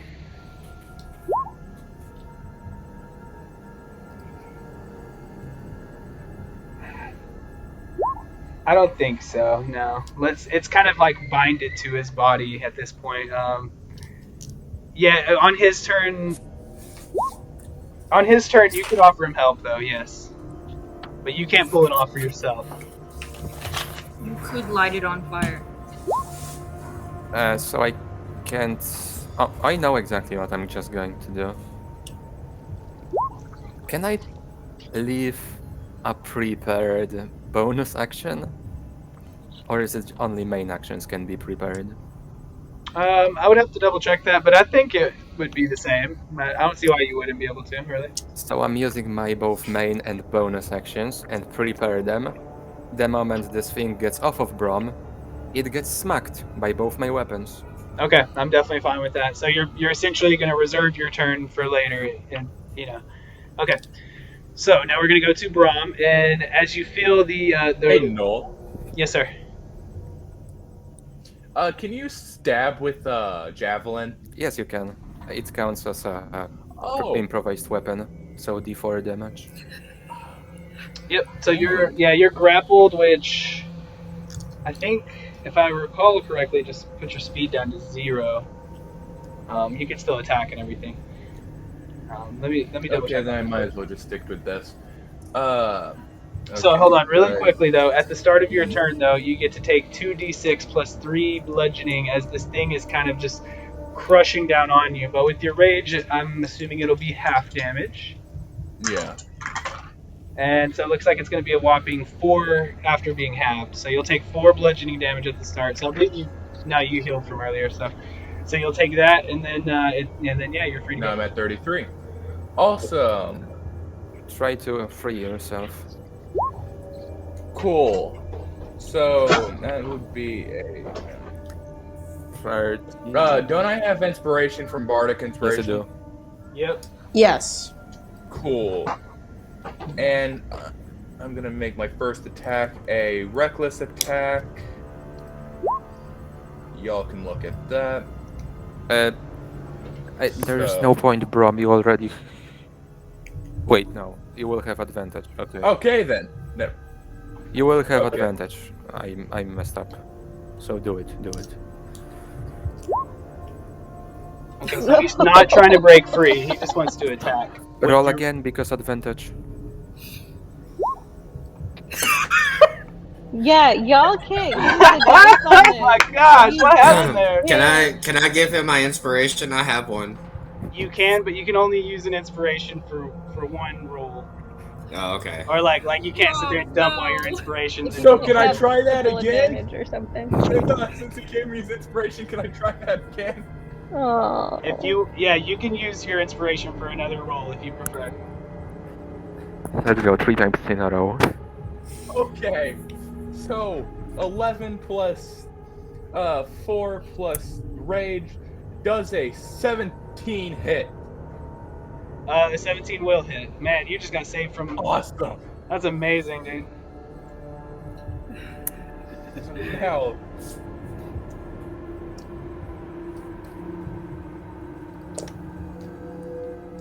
plus rage, so wait, would that be with rage or with no? Yes, you'd still include your rate. So 13. 13 damage. plus 4 slashing. That plus 4 is if you had a critical hit, which you didn't. Oh, okay. So you do 13 damage? Yes. Yeah. Okay. So, basically, if you want to add some flavor to it, feel free. But what I would describe is you guys kind of see, Brahm start to push and shove against this foil, kind of suffocating him. And as you see weird bulges kind of as he's struggling, and you hear like his muffled kind of like grunts and yells, and all of a sudden though you just see were you using what weapon are you using? Were you just regular great axe or whatever? Yeah, just my great axe. Yeah, so you just see the one of the bladed sides of his great axe just whoosh, just shear right through the thing, and he comes out. Oh, it was hot in there. And as he does, the two sides of the shimmering fabric-like material kind of fall to either side and just kind of dissipate into nothingness. And that one's it. Nice. Wasted turn. Okay. I don't know why that took me off the turn order. That's not cool. All right, I know the things go after Braum, so that's fine. Okay. I would have had a critical, but I didn't get to hit. So he can move if he wants. When he comes back, if he wants to move, he can do that. But we'll go to move to Liliana. You got this one in front of you, still very much alive. Okay. I am just going to attack with my rapier. Is that weapon? Rapier, Yeah. whatever that is. Rapier, yeah. Like curved blade, yeah. Yeah. Rapier is Or is that like a fencing sword? yeah, it's like a. Okay, right. Where's Like a cancer fencing culture on sword, that yeah. I was thinking. Sorry. So I rolled 19, 20, 21, 22, 23. That's a hit. Oh yeah. And then it is a D8. Don't mind my laptop falling. I moved closer to my router so that I wouldn't lag as much. Is it better? Oh yeah. Yeah, everything's been good. Okay, so I rolled 6 piercing damage. Plus strength or It's 4 dexterity. plus 2 piercing, right? Oh, you already did it. So yeah, 6. So you got 6 piercing damage total. Uh-huh. Okay. So yeah, you can you kind of stab through it and withdraw, and again, you kind of see it kind of stitch up the hole, but it takes the full damage from the blow, and now you really get the sense that the thing is kind of drooping, and the shimmering luminescence of it will kind of flare up brightly and then kind of like drift back to almost nothing as it's kind of like fluctuating as it's getting pretty hurt. You can move, but you take an opportunity to attack, or you could do a bonus action if you prefer, or however you want to. I'm gonna do my bonus action, and what the hell? Let's inspire Atlas. Woo! Okay, and if he doesn't use that now, he'll still have it for later and stuff too, so it's useful. Okay. And then we'll go to Nettie. Oh wait, you don't want to hear how I'm gonna inspire him? Oh well, yeah, of course. I'm sorry. Jeez, bud. Oh, Yeah, sorry. I'm a sorry. performer. Let's be real. Please. So, I'm gonna inspire him with a little limerick. Okay, cool. Because so there once was a gold ugly shimmer who was really just asking to be bashed with a hammer, but during a break made a mistake, and then I don't know, Atlas smashed it to bits with his hammer, something like that. Still That managed was- to pull off a rhyme. Super inspired. Actually, I'm ready for impressive. war. I think if you didn't already have inspiration, I'd give you it again for that. That was awesome. It is a D6. My bard just screams at people for inspiration. Do better! Oh my gosh. Get good, kid. Oh. Okay, Nettie. Nettie is going to go to the here. Go to the here. And I'm gonna swing my great axe. 19 plus 2 plus 2 plus 2. Oh, it hit so good, it actually missed. I'm just playing. Good hit. Good hit. I was very concerned. Like, excuse me, is that a thing? I gotta keep you on your toes every once in a while. 11 plus 2 plus 2. Okay, I know I kind of took the reins on the description for the last one, but it was just too epic. But do you want to describe how you kind of slice this one to bits with your axe? Is it in half? It can be, if that's how you want it to be. So yes, how do you want to do this? So. I want to take my great axe, fly a little higher into the air, and just all of my force fly down and hit. Shrink! It's like almost it sounds like the ripping of fabric, you know, like someone just ripped their pants. But if their pants were made of like a thin sheet of metal or something, it's almost like a grating sound, but as if it were like fabric tearing, as it is totally destroyed. And you guys are free now. I use my reaction to say, damn! Is there anything left of the enemy? I'm gonna scream. And that is a great question. And so as you kind of pick over the remains, you notice two things. It'll take you a little time to collect it, which is fine, especially if you guys want to take a short rest or something like that, you know. Oh yeah, Krim wanted me to take a short rest after that. I didn't get to let's do all anything, take a short so... rest. But you will regain your stone skin, so let's do it. Yeah, if y'all want to, you can. It's up to y'all. Y'all do or no? Yeah, let's do it. Okay, so Can you you'll use take Song a of short Rest? rest. You can roll your hit die to wait, take any HP back. Wait, what's that? So, quick question.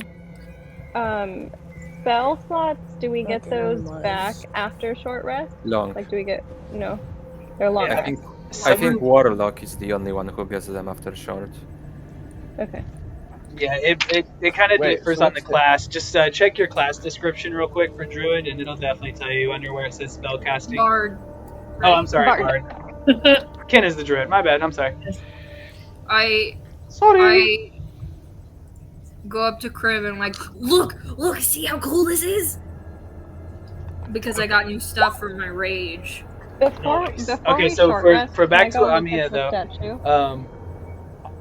Amiya, as you kind of pick over the golden remains of these creatures, they kind of mostly split it off into like a spirit, but you do kind of are able to pick up some little scraps of gold, and as you do, you notice over the millennia of years that this golden door has sat here kind of radiating its light, some of the gold has flaked away from the door, and as you're kind of picking up the gold pieces of the creatures, you notice there's a lot more gold flakes littering the ground. And during your short rest, you know, you might have to take a little bit of your time to pick it up and stuff, which is fine. But in the end, you notice that you've picked up, give or take, about 100 gold worth of gold flakes and scraps. Yay.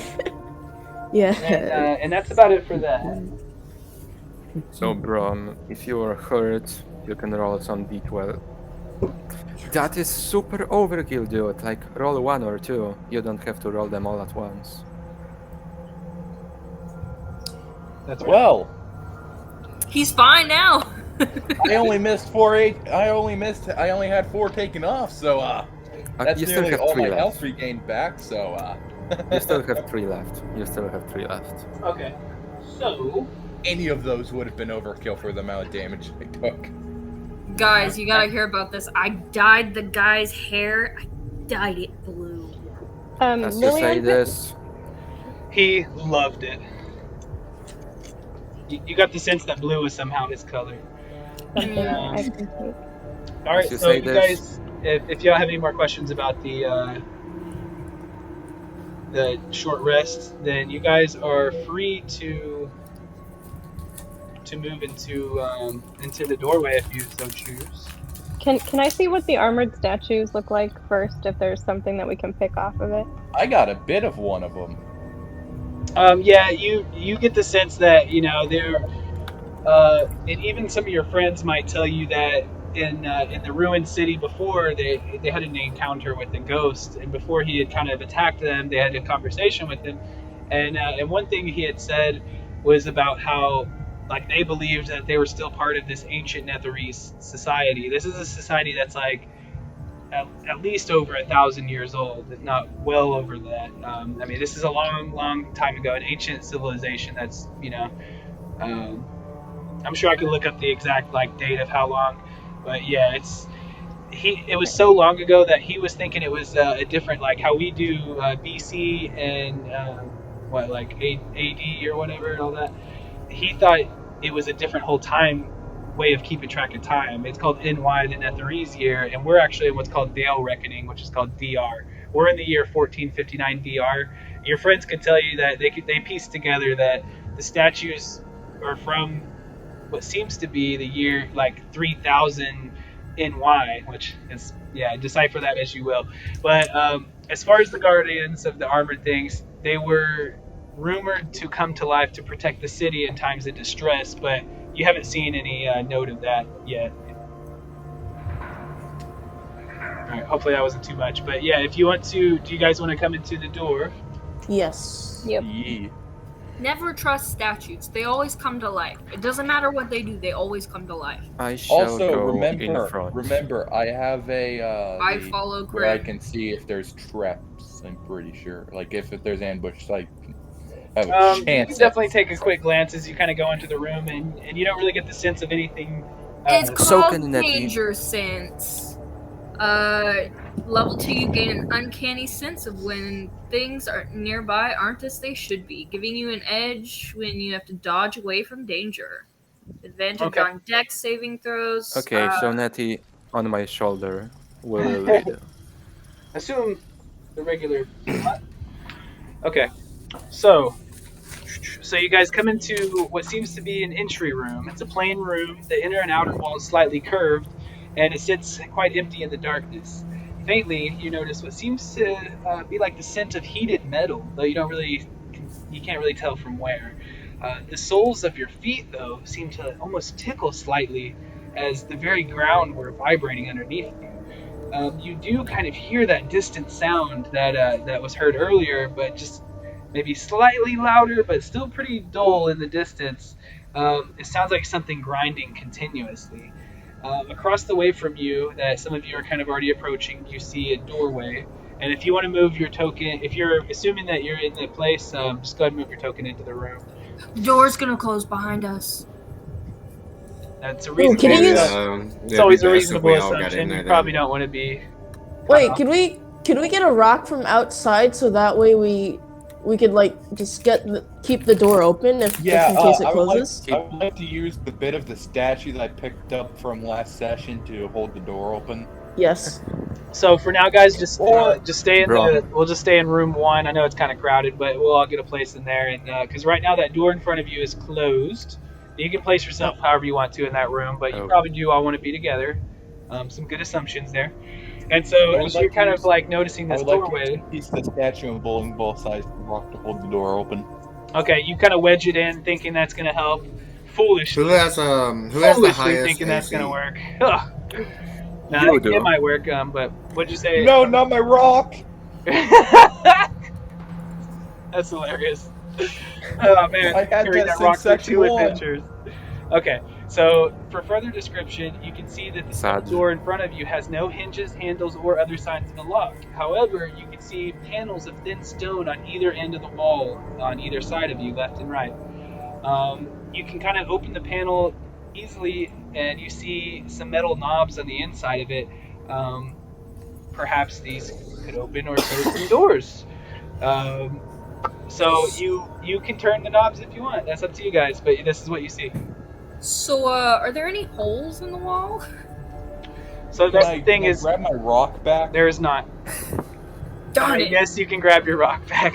I'll just leave the piece of the statue there, trying to hold it open. I just want my rock. He like kisses the rock as he puts it away. Okay. All right. Any other questions? So Could I use an Arcana? No, could I use Detect Magic? I don't know. Can you? So as you can use Detect Magic, and you kind of get the feeling of something beyond where you're at now, but as far as where you're sitting at this very second, you feel no magic. Instead, almost the opposite, like pure cold hard machinery. Okay. Can I grab a piece of that cold hard machinery? No, it's hidden around you. You Can I can't really steal a piece of the doors? As far as what you guys see, you're in a pretty much unmarked room, except for the door in front of you and behind you. The one in front of you is almost like a featureless slot in the wall. And then on either side of you, you have a panel with the knob on it. So we have to Can you use do, investigation something then? with the knobs. Yeah, Amiya, if you want to give me an investigation real quick. Okay. What did you say, Atlas? I said, so we have to do something with the knobs, because those have to be something to activate the doors. Did you say there's panels on either side of the room or on one side of the room? Yeah, on either side of the room, there's a panel. And that's a 20 on the die, but it doesn't show it. That's for Amiya? You guys can see it? Yes. So we had Amiya roll for an investigation, and then Atlas was kind of the second one to speak up if he wants to roll an investigation on the other knob. Amiya, what was your roll? I think I rolled in chat. I can't see chat though. One moment, I'll just do it right now. Yeah, I keep mine minimized because it makes the stream look a little better when there's not this big old thing on the side of the screen. You said that was 15 total. investigation? Yes, Atlas. And what'd you say, Amiya? I got 15 total. Okay, so Amiya, you go to one of the knobs and you kind of maybe like hesitantly kind of pull it a little, and you realize that it's completely broken, and you're able to tie it back to the door behind you. So the door to the outside or the knob for the door to open outside is completely busted. And what did you get, Atlas? Just 13. Okay, and so you see what, and kind of you maybe hear Amiya shout from the other end of the room, like, this one's broken, you know? And so you're kind of like, oh, maybe this is for the door in front of me. You can piece that together reasonably so, and you get the sense that this one would work. So if you want to pull it, that's your call right now. Pull it. No. Let's make sure that we can actually go out before just use the rock. We got that bit of the statue protecting it. It was holding up the ceiling. It was holding up the ceiling. It'll be fine, but I'm not putting my rock back there. No. That's right. So, yeah, because we do have the statue back there holding the door open, so I don't see why it would be a major issue. Chunk of a statue. So you're kind of hesitant, but Brahm is ever so convincing as he's trying to keep his rock away from the door. And as you turn the knob, the ground shakes beneath you, and you hear metallic clanks and groans emanate from deep within the vault. The inner door, so the door to go further in, slides open, slowly at first, then wrenching fully open to the right with a clank. So this is an ancient and kind of a little bit wonky, disrepaired system. And so you can kind of feel the rumblings of this machinery about you. But you're free to pass through the door. It's not really anything presenting itself yet, other than this kind of, you feel like something was kind of activated in a sense. So there isn't any resistance on the knob. So if I let go of the knob, the door's not going to close on us, is it? No, you can let go of the knob and the door won't close. Okay. All right, so yeah, I'm gonna go ahead and just move on up in there a little bit. Okay. I shall stay back for now. Okay, so one moment, he's going to move forward, nobody else yet. And so as he passes through the doorway, just bump him over there, the vault shrieks, the vault being the building that you're in, and the ground trembles so violently you almost fall. You're kind of catching onto each other to hold yourself upright. With a terrible cacophony of rending metal, another door, this one from the left, begins to slide over the open doorway, concealing Atlas on the other side. Oh gosh. With another grinding roar, the outer door of the vault slams completely shut. It shatters the statue. You kind of have to protect yourself from some of the shrapnel. Brahm, you get the sense that your rock would have been no more. And so, as this happens, Dwayne Johnson. The inner I'm just walls, gonna yell it. Just gonna yell at Brahm so on this through is the where I door gotta and be kind like, of "Damn it, Brahm! You describe- told me it was safe." It was safe. Was past time. Can I try pulling the door open? Okay, so here's what's going to happen, guys. I'll give a brief description and then we'll touch on it as we go.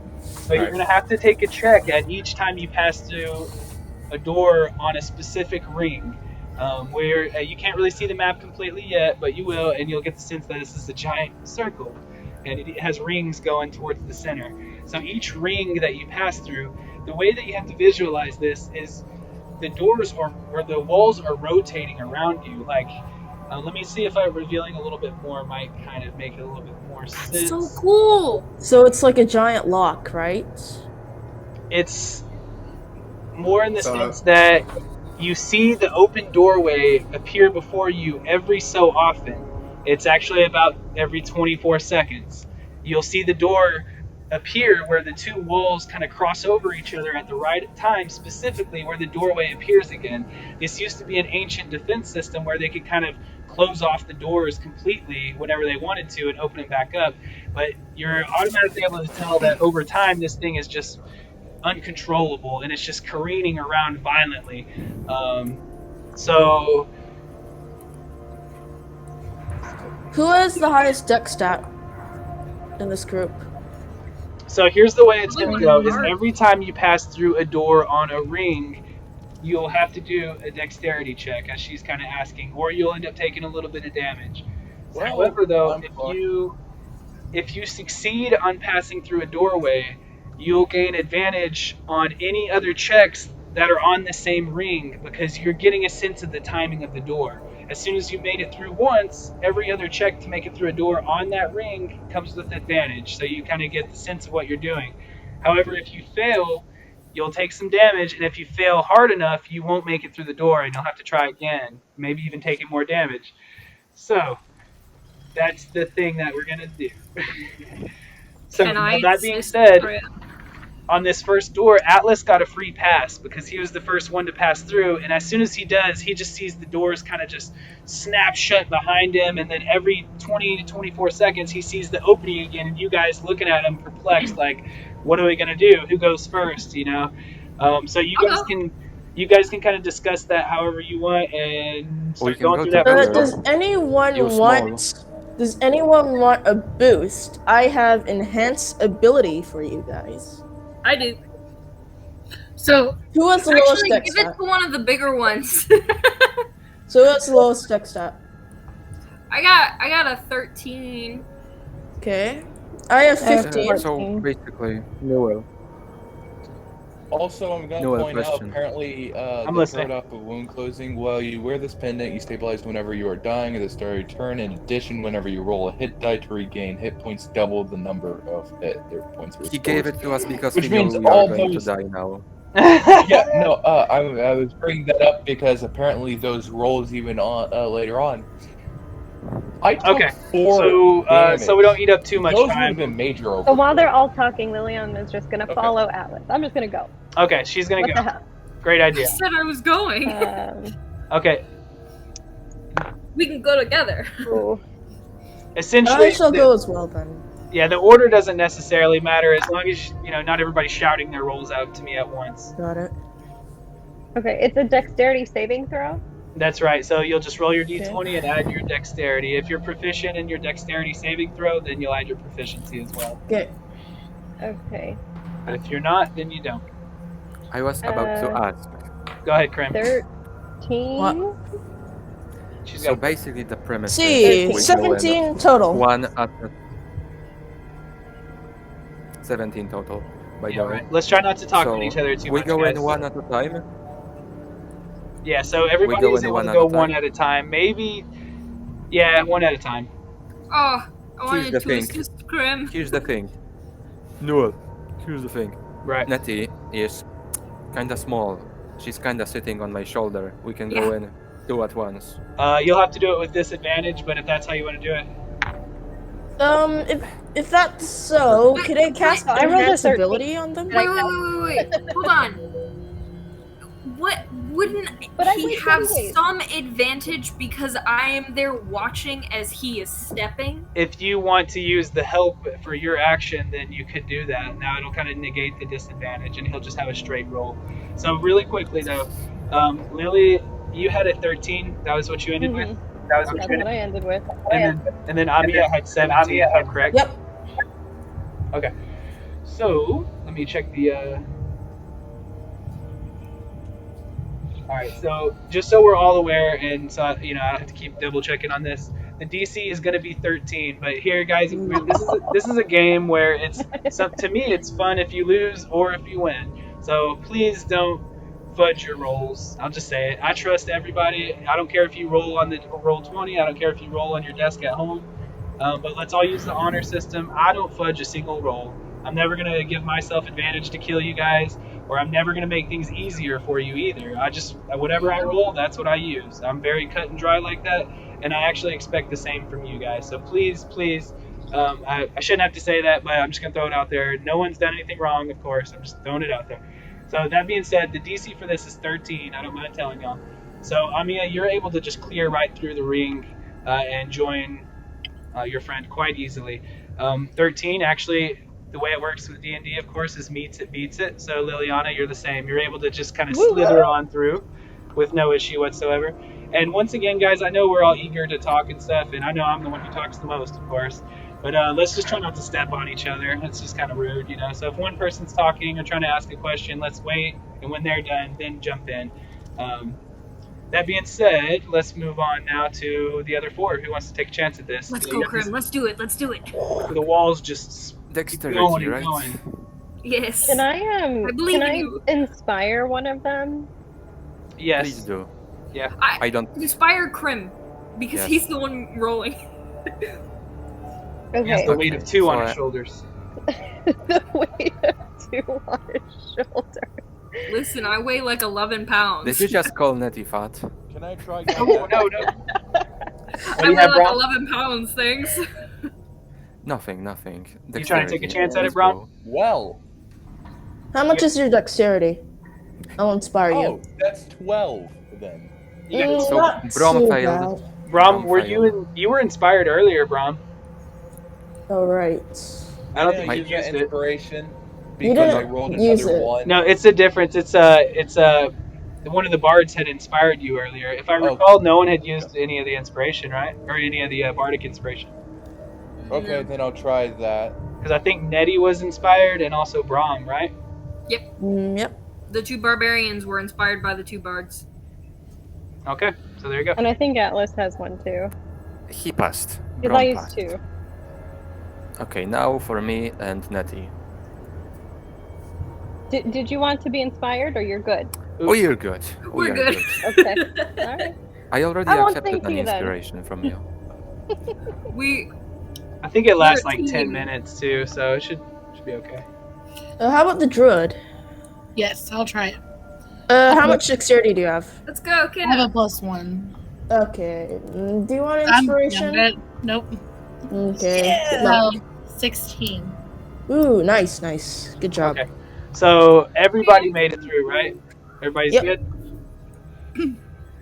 Okay, so as you make it through to the other side, you kind of get a sense for the timing of the wall behind you. So if there's any doors that you pass through on that ring again, you'll have to do the check again, but you'll have advantage. So it should be a little bit easier.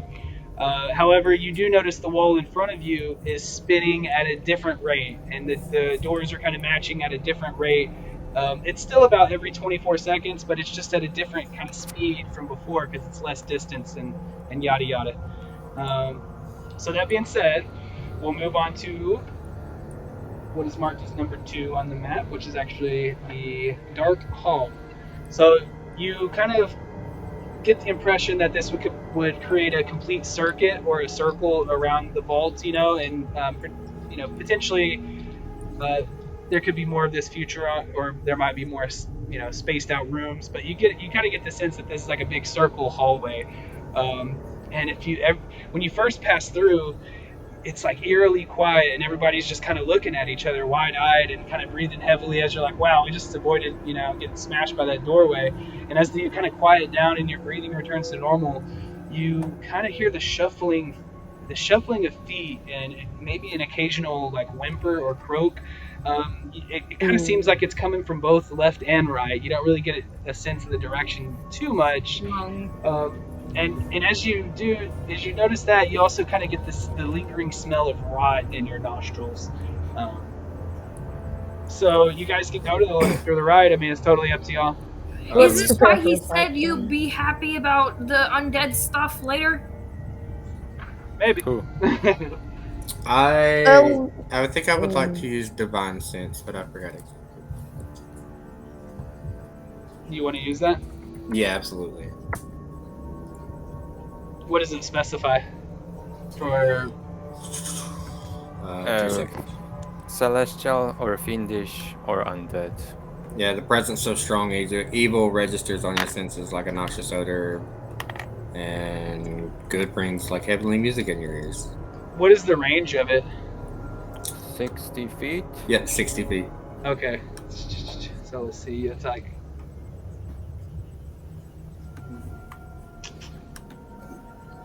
So over to your, where are you? You are right here. So Yeah. to your right, kind of in the shadowed region this way, you can feel the unmistakable presence of evil. I mean, perhaps of the fiendish nature even. So it's very strong and able to tell. However, that is all that you really get the sense of from where you're located at this point. Although your spidey sense for evil is just going freaking berserk. It's almost like a little Geiger or whatever. It's just going crazy. Geiger counter? Or whatever. Which direction should we go? Or should we go to the next circle? Alright, so I did my little mind thingy. And there's definitely some trouble over here to the right. But I don't know what's over here to the left. I am Should the we go trouble. to the left then? Or the right? I follow the trouble. Alright, so I Okay. guess we're going straight to it. I'm going to hide behind Atlas. I feel like Okay. you should just attach Nettie and Crim. So we'll kind of I'll take this I'll- a They little move as bit a space unit. by space. That way, we don't overstep ourselves or understep ourselves, I suppose. Yeah, I'll So, take the lead here Atlas. because I have a big advantage, I feel like, here. So, Atlas, you were saying that there's something evil right in front of us in Indeed. this darkness. Cool. Would you say it's danger? There's... Should we maybe light a torch for those who can't see? Atlas already has a torch, right, from last fight? yeah, I still do have that torch out. I haven't Yep. attacked anything or anything like that, so... That's useful then. Okay, so you guys can move down the hallway as much as is revealed. And I'm kind of working on that still. This tool's a little wonky, but it's like a polygon reveal, but it can be more useful for specific things. But Hey, Atlas. all right, so go ahead. See, I want to go... Because it looks like there's a few doorways, unless those are just broken lines. That would be doorways. So you guys did have a doorway kind of up to the left, but you guys decided to go the other way. And if you kind of keep up on moving your token if you can. And I'll be lenient on that. I'm not gonna crucify anybody that's like, oh wait, I was right here. Or We anything. heard Crim back there. Yeah, I think we should maybe work our way... Because there was Could we something- see What about what's this doorway beyond the over other here? gateway? 1 second, really quickly. With that divine sense, Atlas, is that like an instantaneous and then gone, or do you kind of keep that going for a little bit? So I think I always know where it is. Okay. If that's the case, then as you're passing through the door, the one that you kind of indicated to the left. Oh, I'm sorry. It's until the end of my next turn. Okay, so it'll end after this, but so right now will be kind of the last thing you can tell. Okay. You get the sense that the evil presence that you felt earlier so strongly is more towards this. Oops, wrong tool. Hold on. More towards this doorway. You don't really feel anything on this way, really. So, all right. What So I will relay that to the team that I sense something very, very evil in the room to the right. Can we just Alright. throw a torch over there and let it all burn? So that way we won't have to deal with it? Tribute. The barbarians are ready to just go in, guns You blazing. can toss a torch in, and you would hear it clatter onto the stone, and then if you kind of peek in, you can see it blazing brightly, and that's it. I mean, there's not enough in here to catch fire, really. Oh, okay. Yeah, you'll kind of get a sense more of what your surroundings are like as you enter some of these rooms, but for now, you're pretty much just in a dark stone hallway. But yep. So you guys want to go into the room to your right? What do you guys think? What is everyone's vote?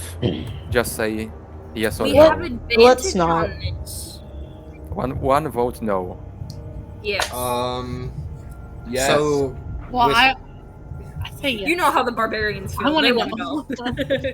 I feel like there might be bigger fish to fry, and maybe we shouldn't get into a fight Cool. and Let's try get. all the fish. I mean, we shouldn't waste I've your always spells been on told something never leave a else. door behind you. Liliana, what is Unchecked. your vote? I say we go in towards the middle of the vault. We voted yes.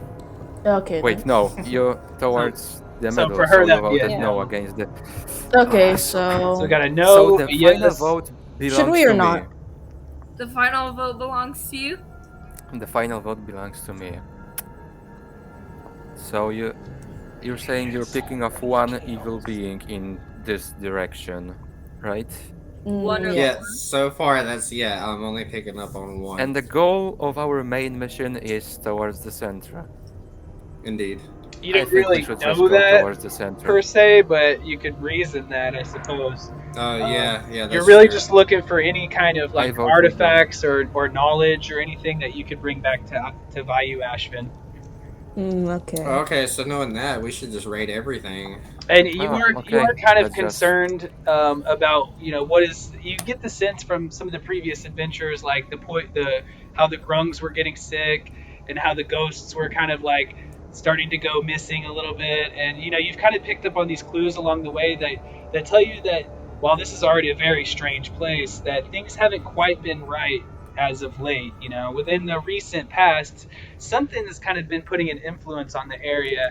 And there hasn't been a whole lot of indicators about this, but you do feel like a presence deeper in this building. Shall we go in then? We go in. Onward. Yeah, Okay. let's go in. Who goes Okay. in first?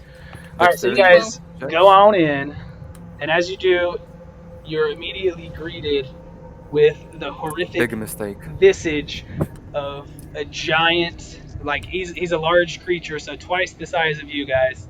Huge demonic creature with kind of wings folded over itself. And as you guys come in, you're startled as it immediately just They should screams have at gotten you and looks enlarged. to launch towards They an should have attack. just. Well, the thing They is should've however, launched as you might be wrong. afraid and start to get ready to cast some spells or ready your weapons, you realize that this creature is trapped behind a glass. You jump through the doorway just in time. Oh, actually, I'm so sorry. We need to do that. My bad. Everybody roll me a dex save with advantage. Okay. Almost believe forgot in the most you. important part. Ooh, 18. 12. 20. Oh wait, I messed up. So we So have, I got a 12. You said Dex, So you have right? advantage Yep. and bardic inspiration. Okay. Okay, so I have to use my inspiration then. I got a 15. Otherwise, we go down. 14 plus 1, 15. Okay. So Give me 1 second. 17 because advantage. all right. Actually, no, that's not how it works. Everybody rolled. Did we Yeah, I got make a it 20. or did we get stuck? I think me and Nettie failed. Me. You ended up we getting a failed. 17 with the inspiration, right? Oh. Do we not have normal rolls? Or do we also get advantage this time? It should be advantage. And she's assisting me, so it kinda cancels out, but then we also get advantage, so yeah, 17. Okay. Yeah. So you. We're good. Yeah. Okay. All right. So everybody's good. Everybody passed. So no worries there. And yeah, I already kind of explained some of it, but the way they describe it is a hint of sulfur assails your nostrils, and you glance to your right, and you see the face of a huge red demon. Its mouth splits into a massive fanged grin, and it looks at the doorway, where you can tell that the opening won't be back for at least another 20 seconds. Panic starts to set in, but then you realize that he's sealed inside an arcane cage.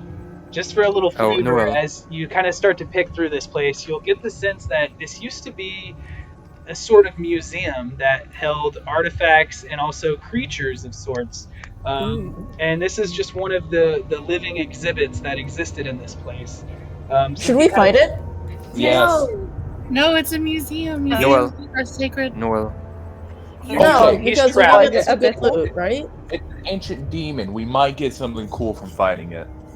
It's an. That's- Wait, listen to what Is you it too strong for us? It's It would speak demon. Is it abyssal? abyssal, Silence. yeah. Can I cast friends on it? Kitty, You use can. comprehend languages to talk with it. I Yeah, want you to can cast speak with it. friends and I want to talk to it. Okay, so what do you have to do for friends? Do I have to make a save? Or should I put it to sleep? Let me see. No. Well, then we can't talk to it if You it's will asleep, fail. right? It's not No, then doing we could just anything to us. then we So- could just use this chance to just go gang up After on it and he kill it. initially tries to scare Right? you guys, he kind of recedes into his cage a bit, and he doesn't even really bang on the glass or anything like that, because he knows, you get the sense he knows that he's not going to get out. And you guys can try to break the glass in one way or another if you choose, but as far as you can tell right now, Does anyone want to become a warlock? he's pretty much So stuck. Well, it just says I'm that, gonna become Paganini. concentration spell. let's become friends. So with he them. kind of laughs to himself, and Oh, those yes. of you that can understand him, ha ha ha. Well, at least I got a little bit more entertainment. Before another I eon want to ask passes. it how it ended up in there. So, with Liliana, you were trying to cast friends on him, right? Yeah, it just looks like it says, for the duration I have advantage on all charisma checks directed at one character of my choice that isn't hostile towards me. Was it hostile towards us? No, initially it seems so, but he's kind of receded back into himself, and so you're able to cast friends on him, and you know his expression, as it were, kind of softens up a little bit, and he kind of like eyes the rest of the group pretty warily, but then he like turns towards you and he's like, "Come closer to my cage." Don't do that. Translate for me. Can I? I'll just use detect languages, comprehend languages to talk with him then.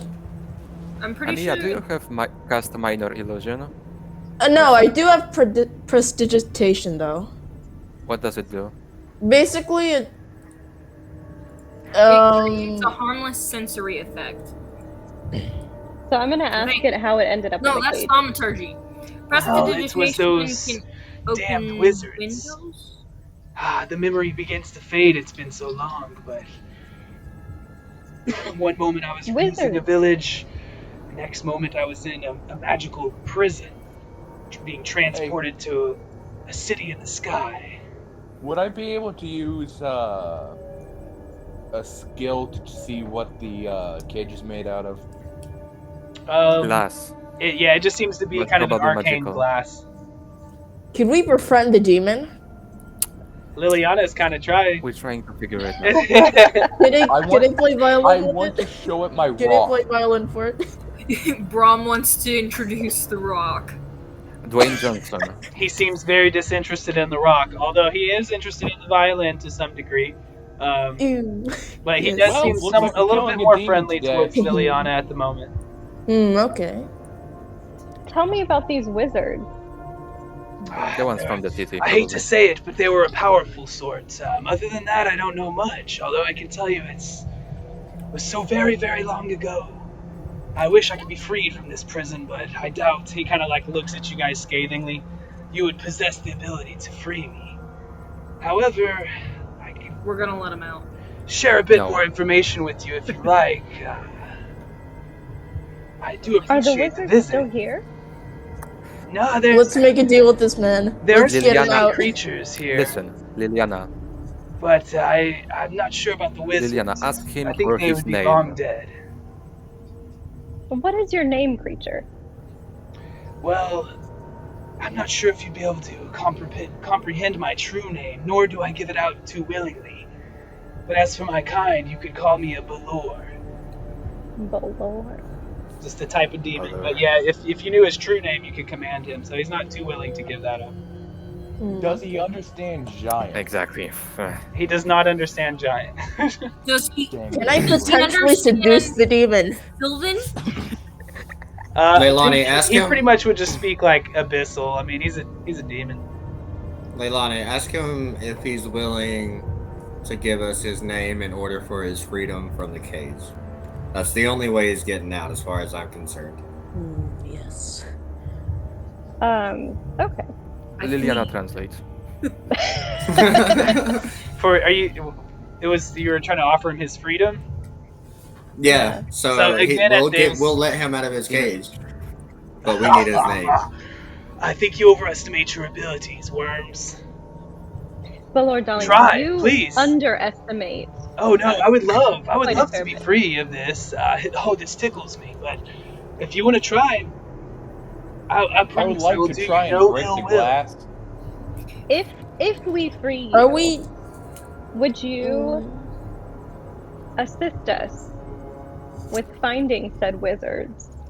If you freed And- me, I would We carry you don't to care about the wizards, the highest Liliana. mountain and lift you towards the heavens themselves. However, And then drop us. this Then is drop all you dead. trivial. If you cannot free me, then we must not speak of this. If you want to try, but it's Let's so try. Okay, so you guys tried No. everything you can think We of, are and good, it let's doesn't go. work. No, we can't These do are this just, yet. it's a very strong arcane glass that was made by probably like level 20 mages, it's just beyond your guys' level of ability. What about brute strength? That works with everything. Yeah. Again, no, What we if the tried. two barbarians hit at the same time? you both take a level of exhaustion as you wail away. I'm just kidding. No, but you just can't do it. You just can't break it. It's a very tempered arcane glass that's unbreakable. Can Can the we save him rock later break on? it? Wait. Can the No, rock just break for a it? little bit, just to speed up, I guess, the encounter, as it were. You're not going to be able to free this guy. Period. Yeah. He's trapped, but he's. Okay, so Is there anything useful Noel? we should ask him? Because I don't. As Noel. far as I'm concerned, he's just a. Do you know what else is in here? what is Yeah. this place? Oh, that What actually is is this a place? great question. I haven't seen it with my own eyes as I've been locked here in this room, but those wizards, I feel they were up to no good. They started making. You've heard no copies of stories the or rumors Oh, or anything? I have. He's been locked I away don't here. doubt He that. I hasn't don't heard doubt shit. their intentions of good or evil, but I tend to doubt their intelligence for this. But do you know Can I what do an insight primordial check on is? him while he's talking about that? Primordial? I do. What was your question, Liliana? Can I do an insight check to see if he's bullshitting us? Oh yeah, you sure He's can. a devil. Of course he's bullshitting. Anyway, he can. The damn So- demons. And my character had Real quick, let's see what she gets. I'll continue with encountered what he has devils to say. before. Okay, I'm gonna use my inspiration. Yeah, okay. 7. So, with the friendship that you magically enforced upon him, and then also with the insight that you're trying to use, you get the sense that in this moment, despite the reputation being that he's going to be trying to trick you and lie to you, I mean this demon was already defeated long ago and still is defeated. Like, if more so, he's in a mental prison as well as a physical. He's been trapped here for who knows how many years. And so you get the sense that he's not lying because he has nothing to lose, literally nothing to lose, and nothing to gain really either. But he goes on to explain that they seem to be using this building as a sort of museum or a vault for their treasures or spectacles, as it were. And at this, he kind of, like, you can tell he's referencing himself. There seems to be other cages like my own in these other rooms. I can't tell you how many or what they contained, but there was one time that I felt a very dark, evil presence moved into this vault. I believe it would be at the center of the vault. I've never laid eyes on it, but the unmistakable, incredible energy of a primordial is hard to shake. I would hedge my bets that there's something of that relation here. Perhaps you could tell me on your way out if you survive.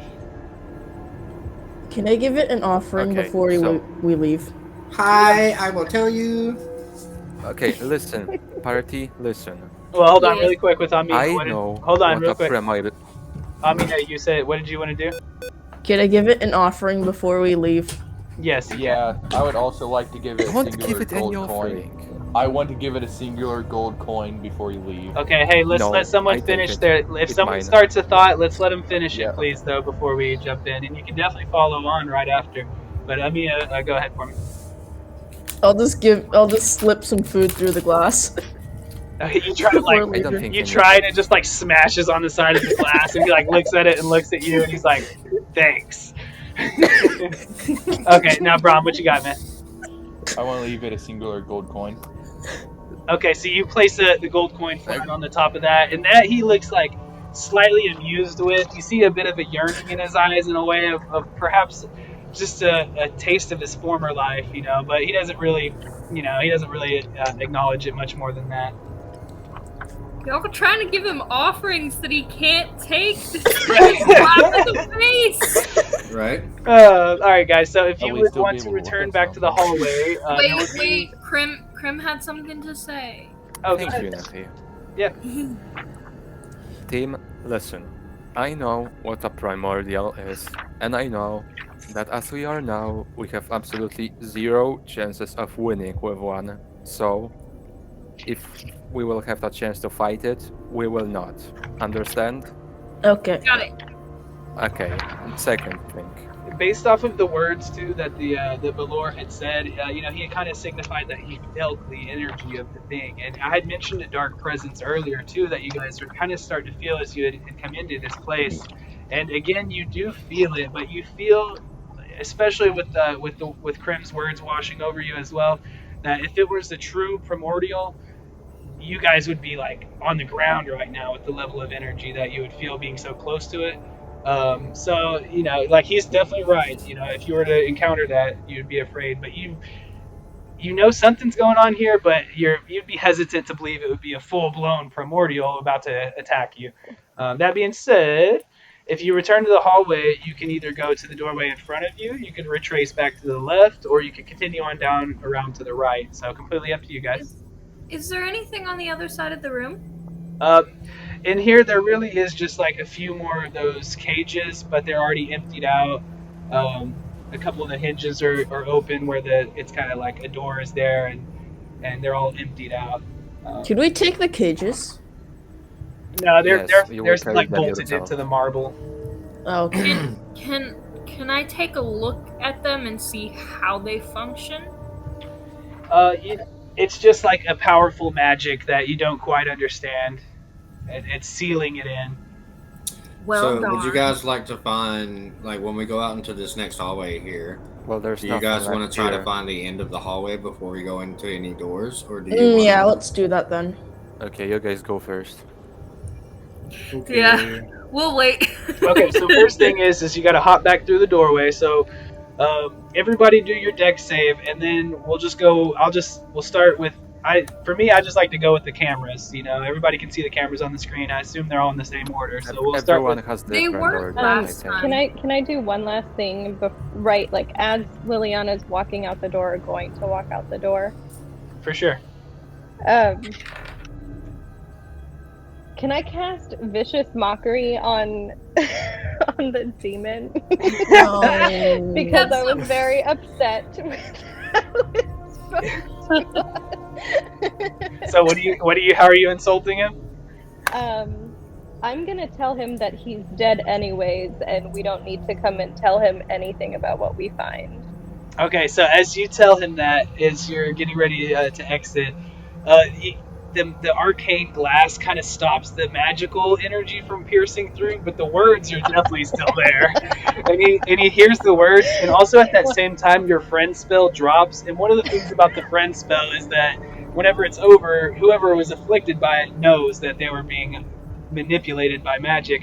So all of a sudden he just looks pissed and a little bit hurt too, and he just screams and he's like, "You tricked me!" And now, where before he was so chill the whole time, now he's just like kind of banging and scraping up against the glass, but to no avail. And now, so if everybody's made their check, let's start with Amia. Do you want to? What was your deck save? 9. Okay, so I shall use my determination to get. Wait, do we have advantage? you do have advantage, right? Oh, 1 moment then. Okay. So everybody rolls with advantage. Nat 20. Okay, so you're good. Make it through. Go, Brom. Yeah, we're waiting. Go, Brom. You first. You wanna go, Brom?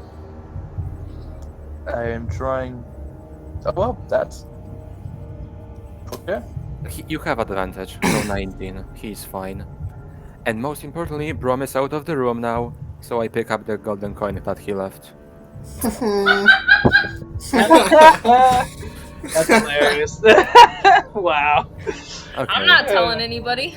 Okay. Good. Partners in crime. All right. So Okay, Brom so made it for through me and safely, Nettie right? now. Thief isn't here. Somebody has to steal stuff. For me and Nettie. Oh, because he had advantage, so he made it through just fine. And now here we go with Krim. Oh, snap. 11. Oh, 11. So what Okay. happens to it? So you will be Karma. the one to take the damage. It looks like it's just going to be 1 bludgeoning damage towards you. That's fine. And that's Everything's fine. So basically what it is you're kind of, you're each having to wait to kind of, rush through the door. And if you mistime it, it just kind of clips you, like it'll leave a little bruise on you. And so, yeah, one bludgeoning worth of a bruise. So not too much, but you make it through. And then let's go with Atlas. Oh, I accidentally moved over already. I rolled a 4 and then used my inspiration and did an 18. Okay, good to So go. it's a big, yeah. All right, so I got 23. okay, so you're good. You make it through just fine. And then how about you, Kenna? I got a 14 plus 1, so 15. Good enough. Okay, so everybody squeezes back through the door. Good to go. So just to keep track for everybody, I think we have Amia, Krim, and Kenna still have their inspiration. I have burned mine. I just Oh, activated mine. and Nettie too. I'm sorry, you're at the top of my list. I'm sorry. Don't worry, Nobody's I got have staff inspiration. roll. I can roll for us next time. And Good. the way inspiration can works carry is you. you can give it to your friend if you want Oh. them to use it for something and it's important, they can do that. Okay, so you guys are deciding to move on further down the line, and so I'm just gonna move you up a little. Is this the order that you guys are wanting to go in? Yeah, I want to stay in front because I have the highest AC. I shall I stay am behind. second. Okay. I am on Crim's shoulder. You Yeah. might have to kind of put. Oops, what happened? You might have to kind of put yourself back in spot, but I'm gonna move everybody really quickly. All right. Cool. 1 second. Bye, demon. You're like, we didn't see it. I'm gonna turn to Lilian and be like, "What did you say?" Like that was kind Yeah, of. that guy was screaming pretty loud. You said something to me. They didn't like it. She's gone. Crim, no. He's back. You're like my partner. All right. Hopefully not revealing too much. Is there a doorway on our right? Yes. Yes. Ooh. To the door. Okay. There's two So doors, something's gonna actually. happen really quickly though. As you guys pass by the doorway on your left, all of a sudden you feel a knife stab out from the darkness there, Whoa. and there was someone kind of hiding, waiting for someone to pass by, and the guys that had actually. You would either recognize this from, the Baka tribe that you had met in the last adventure, being a Darkling, or you would have recognized it as one of the corpses in the tunnels as a Darkling. Either way, you kind of recognize it as a Darkling there. However, its skin has been bleached out, and it's even starting to rot a little bit, and it has this very listless view in its eyes. Just to help you, Atlas, so you don't do anything, because I know I might describe it as such, but it's not undead. You can get the sense that it's still a living, breathing creature, but it's definitely under the influence of something or another. It doesn't, like, the Darklings before were fairly friendly with you guys, while this one, not so much. So let's I wanted to So, loot should it. we kill it? No, Amia. Okay. That's up to you guys. Should we use detect magic then, so we can see what's going on with it? Dude did try to stab us, so I'm like. I think it would Look be at him. whatever is in the center might be twisting these guys so that. Listen to me. Can I This do is a basically a medicine check? maze. What if he was stuck here for a very long time? Maybe he just went insane. That's a possibility. Could I use my inspiration?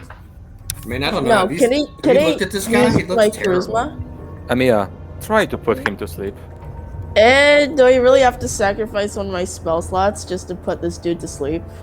You're right. I'll That's just... your call. I You mean, we don't- could just grapple him or something. Do Well, I I get mean, we advantage? could take a long rest in a room that we find secure. Here we are. True. Okay, so Nettie assisted me, of course, obviously. So I got an 18. Okay. So what are you trying to do specifically? Grab him and pull him closer. Okay, so first off, he is going to get just a little surprise attack against Atlas because that was the person who had walked by him first. Oh, okay. Yeah. And so he's just kind of stabbing out from the dark. And it looks like he did pretty well. I think he's going to hit with a 24. Oh yeah, that's definitely a hit. So it's just a little dagger, though. Little dagger. Just a little dagger. And he'll do 7 piercing damage with that dagger. All right. Just a little dagger. Just that little old dagger. A little dagger. 1 second. I'm gonna look it up just to be sure. Sure. Oh, I had inspiration. Does that give him a disadvantage? No. Okay, I was just curious. Just a little inspiration, you know. I have danger sense. I have Danger advantage sense. on. Okay, so here's the thing: is he actually did have advantage since he was hidden. So I rolled again. He didn't get a 20 before he had a 19. So, but the thing is apparently the way his attack works is if he has advantage, he gets to do an extra bit of damage, kind of like a rogue would. So Okay. he did, what was it, 7, right? Yeah, 7. And so he's going to do an additional 7 more. So you take 14 piercing damage as he kind of just he just slips out from the doorway and his knife goes right underneath your plate and or your chain, however it were, and you feel that the dagger just stab deep into your side. It starts to kind of pull out. So real quick, if you guys, I'm just going to shift just a little bit because y'all, just to make sense of where y'all were. Yeah. I think the inspiration only lasts like 10 minutes or something like that. So after this combat, y'all's current bardic inspiration will be gone. Wait, no, because y'all took a short rest earlier after that, so y'all don't have inspiration anymore, right? I still have my inspiration from the beginning. But if y'all took the short rest after that, right? Oh yeah. Yeah. So I think you might be able to give it back. You know, y'all probably regained all your uses of inspiration.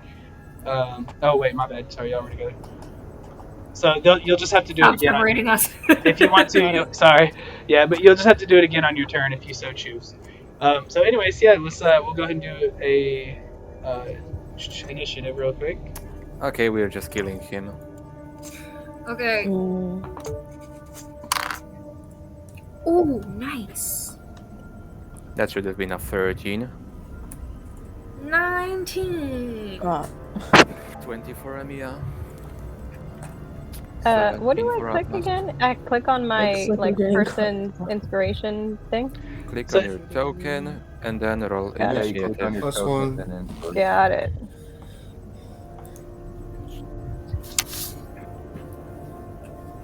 So you got an 18, but we need to add 1, right? Do I? Does your initiative include your dex? Is that on your character sheet? Yes, it does. Yeah. Okay, so I I think didn't know so. if you had did it. Okay, yeah, so that's good. Cool. She originally got 16 plus her 2. So Am I doing something wrong? You have to click on your token, then go to your character sheet and click initiative from there. Yep. And I can definitely help you along the way. It's not that big of a deal in the end. I can add turns. It takes just a little bit longer, but it's not a big deal. Yeah, I don't know how to deal with computers, so I just roll and then put it in. That's totally fine. So Atlas, what was yours? 17 plus 1, so 18. Nice, much better than the last combat. Yeah, for sure. So let me So are we missing anybody? I got 1, 2, Yeah. 3, 4. So my Kiana. thing is blank. I didn't know if I was supposed to. I didn't know I was supposed to edit that. No, So it's completely fine. It's definitely optional. So I can add it for you. I'll add your turn in, and then I think you can type it in, or I can. You just tell me your number. Okay. I'll type it in.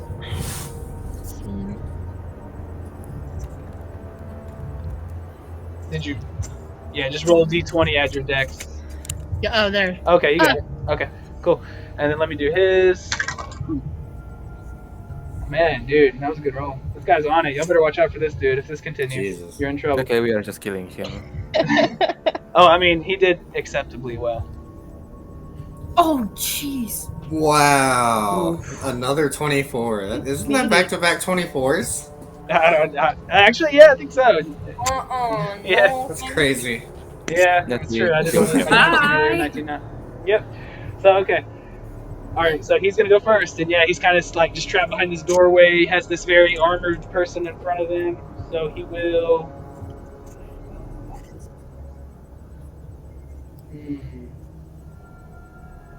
Yeah, he doesn't have much to do other than just try to strike you. I don't think that one's going to hit, though, because it's just a 12. No, actually, no, that. I'm sorry, a 14. That still doesn't hit. Okay. All right, yeah, so, you're kind of clutching your side a little as blood's kind of dripping between your gauntlets. But, you're able to kind of fend off his second attack pretty easily. And we'll go to Nettie. I'm going to throw a javelin. Can we even reach him, or is Atlas kinda in the way? I probably can hit. Yeah, you can fly over Atlas, but the rest? Yeah, that's true. He is, because you could pass through him, but not the enemy. So that's true. The doorway is pretty blocked there. It'd have to be more of a ranged attack. And we'll give him half cover since he's kind of in there. What if I moved closer? So if for certain conditions, I'll allow it, because you could fly and flit around him. So if you want to take a regular melee attack, I'll do it with disadvantage. Oh no, I'm gonna throw a javelin. I've moved closer so he wouldn't have cover. He still has cover, yeah. Darn. Yeah. Okay. I throw javelin. Ooh, what do I add? It should be your proficiency and your dexterity. Okay. Aren't you at a disadvantage? Because cover? No, it actually adds +2 to his AC. So what'd you get? Does a 14 hit? It actually does not. Okay. My javelin missed, but to be fair, I don't use them. He's kind of like he's not quite small. Yeah, actually, he is small. He's a small fae type creature. As such, you can kind of gather from Darklings. That being said, What language do they speak? It doesn't specify, but I would be willing to bet Undercommon because that's where they're from. But darn, yeah. I was gonna ask if they spoke Sylvan. Nah, actually, he does. Oh my, it does list that. He doesn't speak Undercommon. He speaks Elvish and Sylvan. So my bad. Can I try to talk? Talking is free action. You can do like a short phrase. Nothing too much. You can, or ask a question, something brief. Are you stuck here? Do you need help? So go ahead and roll an insight for me real quick. Ooh, nice. Okay, hold on. Insight. That's +0, 17. Okay, so he kind of just like looks up at you, and his tongue like lolls out of his mouth a little bit, and he just kind of groans at you like, ugh! But you see deep in his sad eyes the hunger for freedom. And I'll leave it at that. Should we spare him or should we just? Yes, we should spare him. So you rolled to attack, right? Oh, and you missed, right? So okay. I missed, but I did speak words, and I'm gonna turn to everybody and be like, "Don't kill him. He's not doing this on his own accord. Okay. Don't do it." And then after you relate that, it is gonna be Liliana. Actually, Liliana, what's your dex modifier? I have moved. +2. And then what's yours, Atlas? +1. Okay, so Liliana will go first. That's the easy tie break right there. Okay. Sorry to interrupt. Okay, so we don't want to hurt the guy? No. He Should I put him hurt to sleep? me. Hurt him back. You get hurt a lot. It's We okay. can get cool stuff from the village elder because he's part of his tribe, right? Huh? Noel? That would be a correct assumption. You'd be willing to reason. We can always just choose our strikes to be non-lethal, so just whack him away, we'll knock him unconscious, then maybe Okay. carry him. Put him to sleep. So Well, put him to sleep non-lethal. then. I helped. Wait, does that mean I we can put choose people to non-lethal sleep. with a lethal weapon? Like the butt end of it? Of a weapon? I can maybe charm him. Ooh, let's do that. Okay, so I need to be within Language 30 though. Messing with that thing, sorry. So 1, 2. I guess this is the closest I can move, right? I don't think I'm within 30. So you can move through your friends technically. So like, let's say if you wanted to come over like here, for example, you could do that. Yeah. But But each box is 10. Yes. That's true, but for the sake of this, I mean, if let's just see, what kind of attack are you trying to do? I was going to cast Charm Person. Okay, so even if you're right here, you can do that. It's fine. I'll allow it. You can see him. Well, we could reason that you could squeeze in and see him if you needed to. I was trying to say that I still had movement left on my turn and I was gonna move. Okay, yeah, Okay, go ahead. Because I'm not technically in range, because I used distance weapon. I just moved back to critical. Okay, cool. I know it's a little tight right here, but each square is 10 feet, so, and I kind of made the tokens slightly smaller for that reason, and we'll make do. Liliana, though, is it a save? Yeah, so it's a wisdom saving throw, and it has advantage since we're fighting it. Okay. So he got a whopping 15 on the check. Ooh, and it's against my spell save DC, Yep. right? Yep. 13. Okay, so it failed. Okay, so he does resist, but as he does, he looks at you and he just utters a word that it's Akylos, but he kind of draws it out, so it's like Akylos, and so, but yeah, what he's saying is Akylos, which is a name. I'll go ahead and tell you. Okay, so that'll be it for you. Let me use my bonus to let's inspire Brahm. Okay. Yeah, let's inspire Brahm. Yeah, inspire the barbarian. Brahm has been. Yeah, you can flavor that if you like. Yeah. Okay. So, I'll give you a little ditty. Are you ready for it, Brahm? Okay, I'm ready. I'm gonna take out my lyre and sing. Oh, Brahm, wouldn't you give me a shield +1? A battle is coming. My armor is gone. Without some protection, your friend Liliana is done. Nice. She inspires you in the hope that you'll be a meat shield. And oh, you've been such a good one in the past. Alright, lovingly so, of course. And then we'll go to our friend Atlas. You're in the doorway. Chose Goliath. Ooh, I'm so mad. I wanna kill him, but you're not gonna let me. So Don't kill him. I know you don't want to kill him, so I am going to use lay on hands on myself, and heal me for 5 times my paladin level, so that's 15. Okay, so you're pretty much fully healed now. Yeah.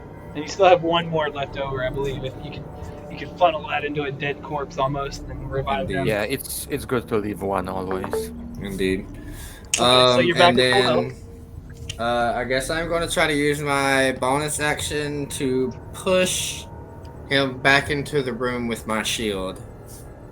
Okay, so let's do just a strength check. Oh my goodness, man. Something with these 19. I can use the different Okay. dice. Okay. Wow. So yeah, you push against him, and you can get the sense that he's using every little ounce of his strength, more than any like sane being would do. Like he's pushing his body beyond its limit, and he's kind of holding you there. And that's gonna, or you're holding himself in place. Yeah, there, so. that's basically all I can do. So you can move if you choose, or you can hold your ground. Oh, okay. Well, then I'm going to fall back just a little bit. Okay, so because people he will can... get an opportunity attack, but you'll be out of the way. So it's a risk and reward. It's up to you. But as he does, he only has a 13 with that opportunity attack, so I don't think that's gonna hit. No, I still got it. Okay. So here is a fun fact. Oh wait, plus 2 for the shield, so 20. Yeah, that definitely doesn't hit. So, fun fact. Once a creature has used their reaction to use an opportunity attack, it cannot do it again for the rest of the turn, so it can just come closer, hit, and go back. That's very true. Awesome. Right. So, Kenna. Okay, remind me, what languages does it speak? Undercommon. So you wouldn't know this off the top of your head necessarily, unless you would be very familiar with them. But turns out it was actually Elvish, and Sylvan. Okay.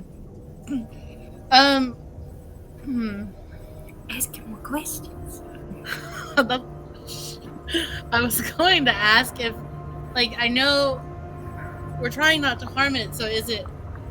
I wanted to see if it is hurt itself.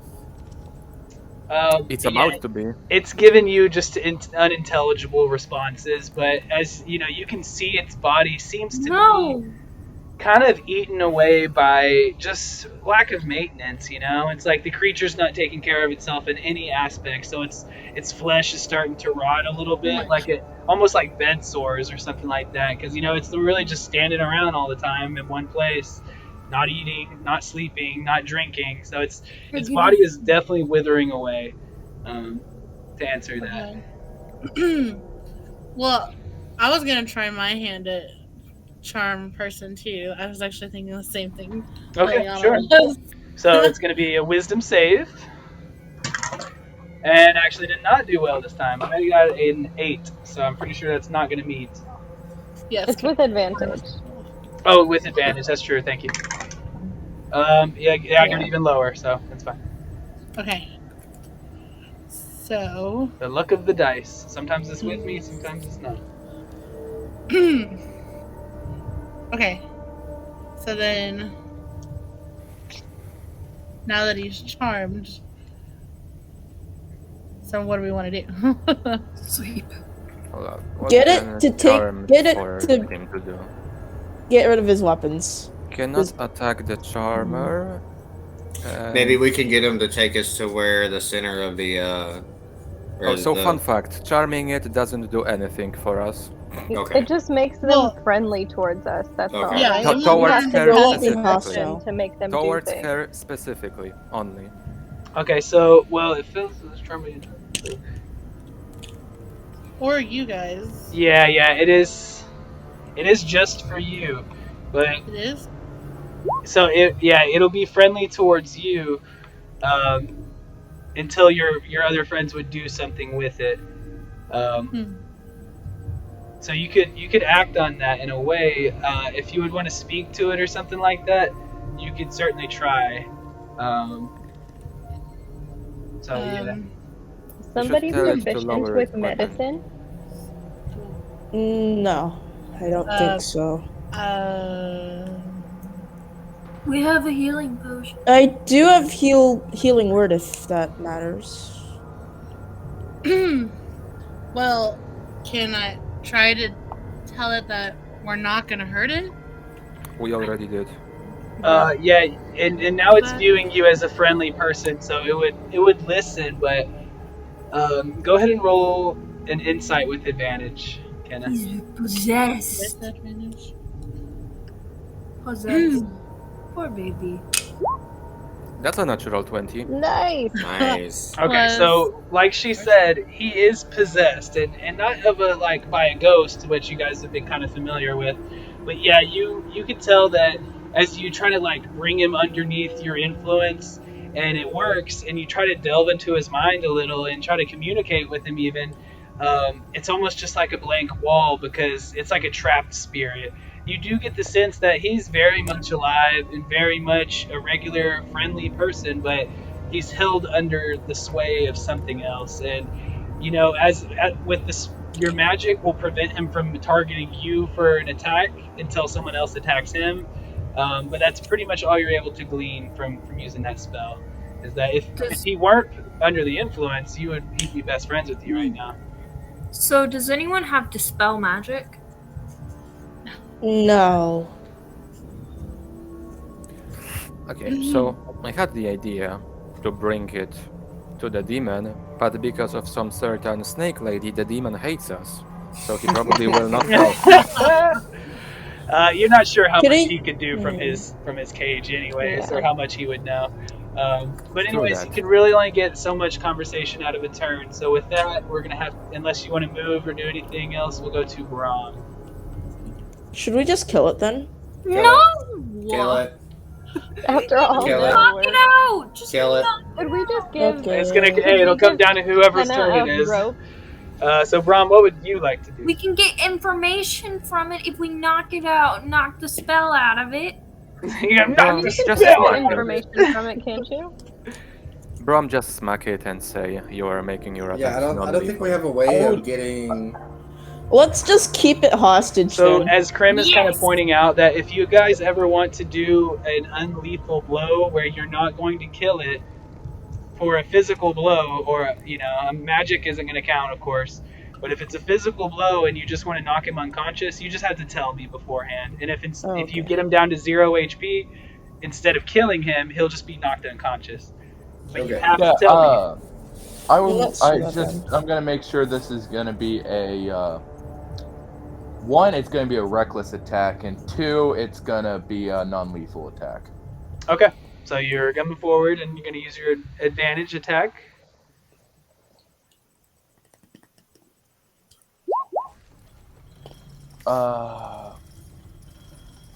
If That you would just click be- on your battle axe, it will automatically roll. Yes, but I have to make sure it would hit first. will you're roll. talking Yeah, about it rolls the attack roll, and then if you click on the attack roll, it'll do the damage. Also, I'd like to mention rage, Okay, so you're since I'm barbarian. You you're only get seeing- one more after this? You see the blood We drip get, from yeah, I know. from Atlas, and it enrages you that your friend has took a blow. Okay, so what was your attack? Oh, you got it. That's 14. No, you already have rage counted, huh? 14 damage, okay. It does. That does include the rage too. Yes. Yeah, 14 damage. Dang, dude. Yeah, that'll definitely hit. Okay, so as you like Move away. you slash deep into him, and you try to pull your blow just a little bit, and even still, you don't really need to yet because it doesn't quite bring him down to 0. However, I mean, you just leave a giant gaping wound in this dude. His leather armor is just torn asunder, and blood's kind of pouring down from him, and the creature like hardly seems to register the pain, and it still kind of looks at you on with these listless eyes. That's so sad. It is pretty sad. And okay, so that's you. So we'll go to Amiya. The guy's pretty much near death now. Okay, Should man. I just finish it off, or Yes. should I restrain him with Mage Hand? Just knock him out. Okay. Yeah, just make I'll a just knock him out non-lethal with my attack. longsword then. Okay, Yes. yeah, Mage Hand can't attack actually, so it can only like lift and grab things really. 14, not 14, and including proficiency in once dex. Get That will low. be 17 total. So then I just have to roll my attack. All right, longsword sweeping wide, comes around to attack. 8 plus 2, so that would be Okay. 10. So you stride forward, you kind of looking at your friends like, why is this taking so long? What are we doing? And you just lift up your longsword and bash him in the head with the end of your blade, like the hilt of it, and he just drops to the floor unconscious. Cool. So, tie him up. I have rope. Let's tie him up. Okay. Somebody else bigger rope. I've got 50 feet of rope. So he is a Yeah, small use creature that. too, so he's Mine's not the terribly fairy hard to size. carry if that's something y'all want to do. Yeah. Let's just drag the dude along We with gotta us. tie him though. I'll carry him. Yeah, I'll use my rope to tie him up. Okay, so y'all are able to tie him up pretty easily, and y'all can move forward now if y'all want. If you peer further into the room, you can see that it's kind of similar to the demon's room, where it's just a bunch of like empty cages, and there might be like some scrolls and things about. If you're curious, let me see. Where's that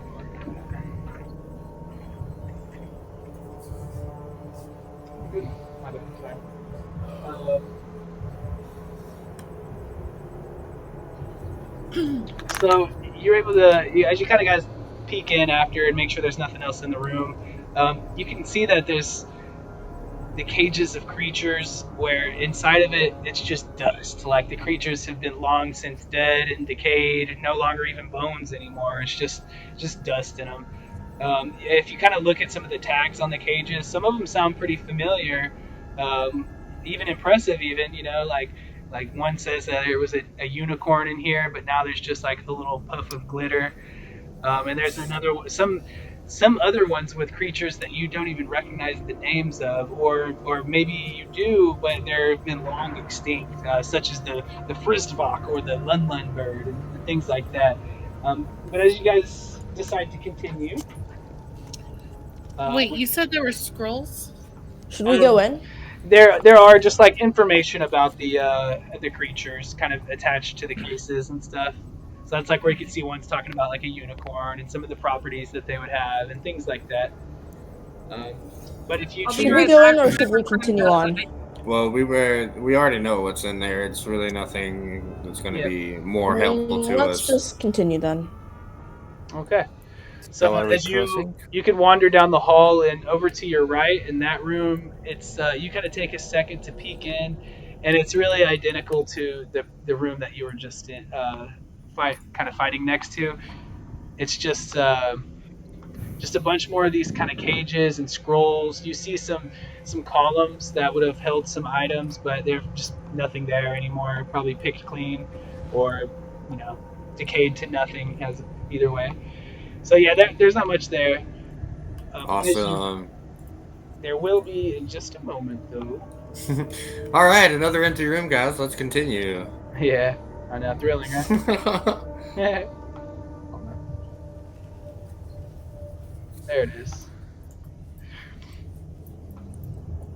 So yeah, not completely empty, but just interesting for like zoology's sake, or perhaps for like a natural history or something. But not really any killing tools or the things adventurers usually want to find. But you guys continue on down the room, and you see a doorway here, and you see a doorway here, and you also just see further on down the hallway. All right, so there's another door on the right. Should we just stick to the right-hand side for now and clear out the outer ring and then move our way in? Yeah. Let's just see what's in these rooms first. Yeah. Yeah, so basically, yeah. Okay, so I'll move up here to the right. What was in this? This one here? Okay, so you have a door on either side. You said you're kind of interested in checking out the one to the right. Mm-hmm. Correct. Your science homework was what inside.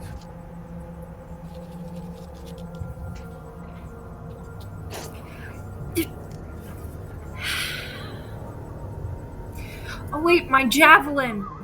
My javelin! My javelin! Okay. So you guys are trying to go into room 6, and as you enter the room, I'll go ahead and reveal it. You get the sense that you are once again not alone. Why does this keep happening? But this time it's a little different. You hear soft weeping as you enter the room, and you look over to see the kind of almost shimmering form of a girl, and her shoulders shake as she sobs. But you notice that there's kind One of some crying child is display enough. columns around her, and the one behind her, you can kind of almost see it as she's kind of hovering between being solid and transparent. She doesn't really notice you guys right away. She's kind of withdrawn into her own sadness. So if you guys want to go into the room and speak with her or something, you'll just have to do Let's go. just that deck Oh save. my gosh. I'll do that then. So it's going to be with advantage. Let's go. Because this is still one of the outer rings. Let's go. Crim, let's go. Let's go. 18. I'm not screwing with crying people anymore. Yeah, I Last don't time- like crying babies. The God. last time I followed a crying kid, I got possessed by a ghost. So What if you is guys- this? Dex? Yeah, if you want to go in the room and speak with her, move your token in and then let me know what's the dex. 17? I shall speak with the girl. Okay, so you're good. Amiya, what's your dex save? 18. Okay, and then Kenneth and Liliana. I got 12 both times, so. Okay, so you will take the 1d6, but that's all it is. So you'll take 4 bludgeoning damage to, I know for level 1, that's a drop. Okay, it's fine. Especially a druid. Yeah. So I'm going to do it for you this time, but anytime you have like an adjustment on your HP, you can click that red bubble above your token, type in the new number, and press enter, and you're good to go. Got it. Do you want to get some healing? I'm sorry? Do you want some healing? I could heal you. Sure. And, Amiya, what was your roll? You made it, right? You were good? Yep. Okay.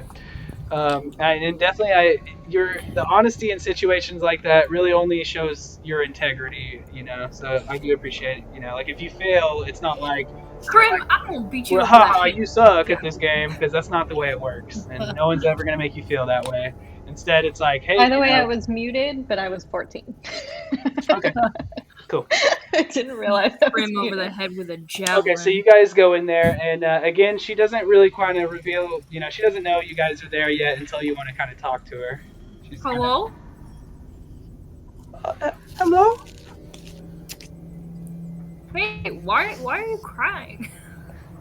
I'm afraid I can't get out of here, and I really miss my brother and my Your grandma. brother? Oh. Oh.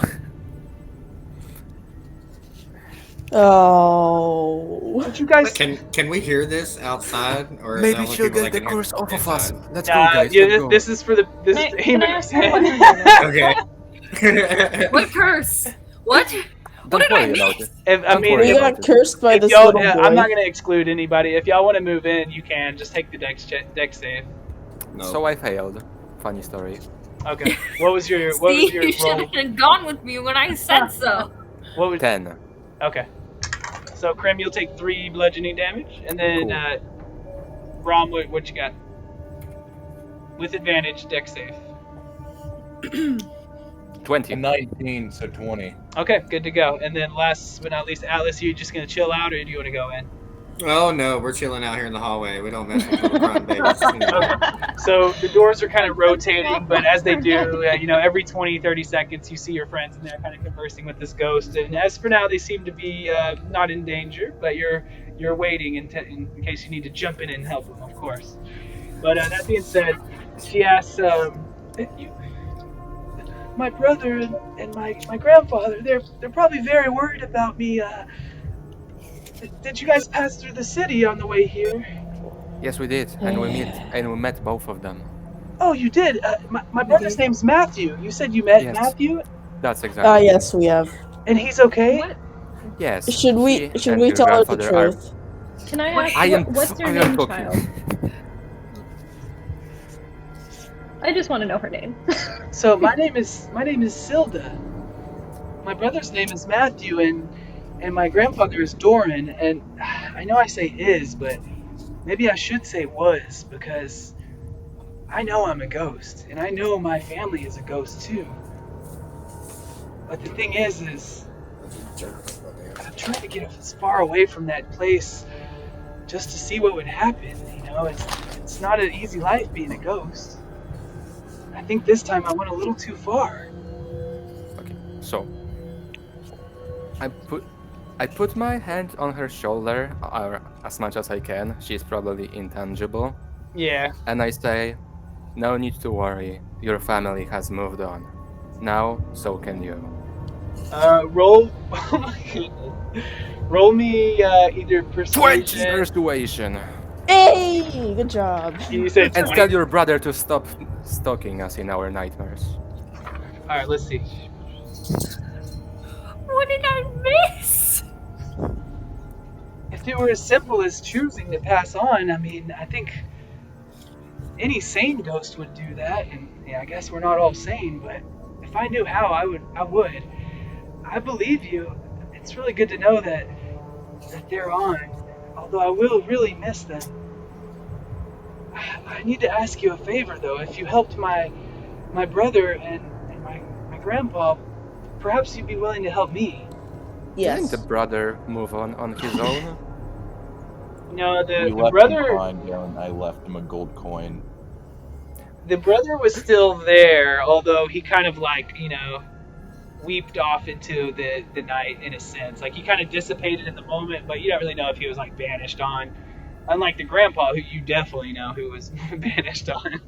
There was like an achievement we unlocked, didn't it, for making the little boy cry? That's exactly right. And so this might come into play. That being said, the night you guys spent the night in front of the vault sleeping, and of course you were racked with that. Technically, everybody should be kind of taking a -1 to all their rolls through this, but I'm not it's okay. It's not that big of a deal. I mean, but you guys were still haunted in your sleep over Matthew's cries, because you guys revealed to him that he was a ghost. However, now his sister Silda is asking you, there's something terrible in here, and it's been draining my essence, and that isn't the way that I want to pass on. I don't want to be a part of that evil entity. Look, it's gonna take me if you can't get me out of here, and I think the only way would be that if I could be inside one of your bodies, and you could let We me have out. a body just for that. I set down the little door. Well, wait. Should we put her in that because it was possessed? Wait, hold on. There is a stipulation. This body is previously possessed. It is in a used I'm condition. afraid that if I do possess a body that's already taken over, I may be sucked deeper into whatever power is doing that. Excuse me, Noel. What's up? If we let it possess one of us, would we still have control? So you could ask her that, and she'll tell you, yes, if you're going to allow me to enter your body, I promise I won't take any control of... She sees it. Or no, she don't see Atlas, but... You hear Atlas questioning from beyond. But she says, yes, I will not... I promise I will not take control of your facilities in any way. I need a free passage out of here. What was that? Can I make an insight check on that? Of course. I believe her. I believe her very much. I got a 3. Yep, she seems to have unwavering sincerity. Go ahead, Can I just let the ghost possess me then? I don't care. Oh, I was gonna. You should care. Yeah, it's fine. Okay, Brom, what did you say? Brom A has 14, even insight. with a -1. And what are you trying to do? I'm sorry. See if See she through her is lies. being Oh, for honest. insight. Okay, right. Yeah, you get the sense that she's not evil at all. I mean, she's pretty good. I mean, she really is just, she knows what she is, and she doesn't like it, but she's not giving into it either. So Amina was the first one to volunteer. So if you're okay with it, then she would definitely love to possess you. So Amina's body kind of goes rigid for a moment as Silda disappears into her form, And then for a minute, you see her eyes kind of gloss over as she's just not there. And then a moment later, she whips out her violin and just starts shredding on it. And then you hear in the voice of Silda, "Oh, sorry, I always wanted to do that." And then Amiya has full control of her body again. Shall I play more for the ghost? Then the play just keeps going. Oh, if you like it, here it is. This goes on for a moment, and while they do that, you feel Matthew in the back of your mind finally come to peace, as he knows his sister is going to be held, and she like you feel the curse being removed. Yay!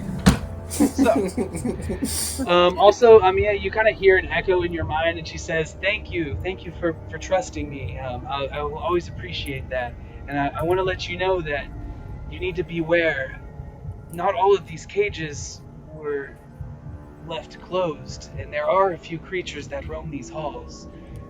And that's pretty much all she has to say about that. Ooh, okay. Y'all could have attacked her, and y'all didn't, so that's really nice of y'all. So anyways, though, do you guys want to take a further look around? And if you do, whoever says I first... Well, here, let's see who hasn't really been... I will. Right, Dex starts to get back into the hallway. Let me go with Braum real quick. I'm gonna pick Braum, actually. Okay, then. Braum, do you Looks want to give like me I a stand perception for a check? second. And Okay. then if he doesn't make it, we'll let someone else try. Ouch.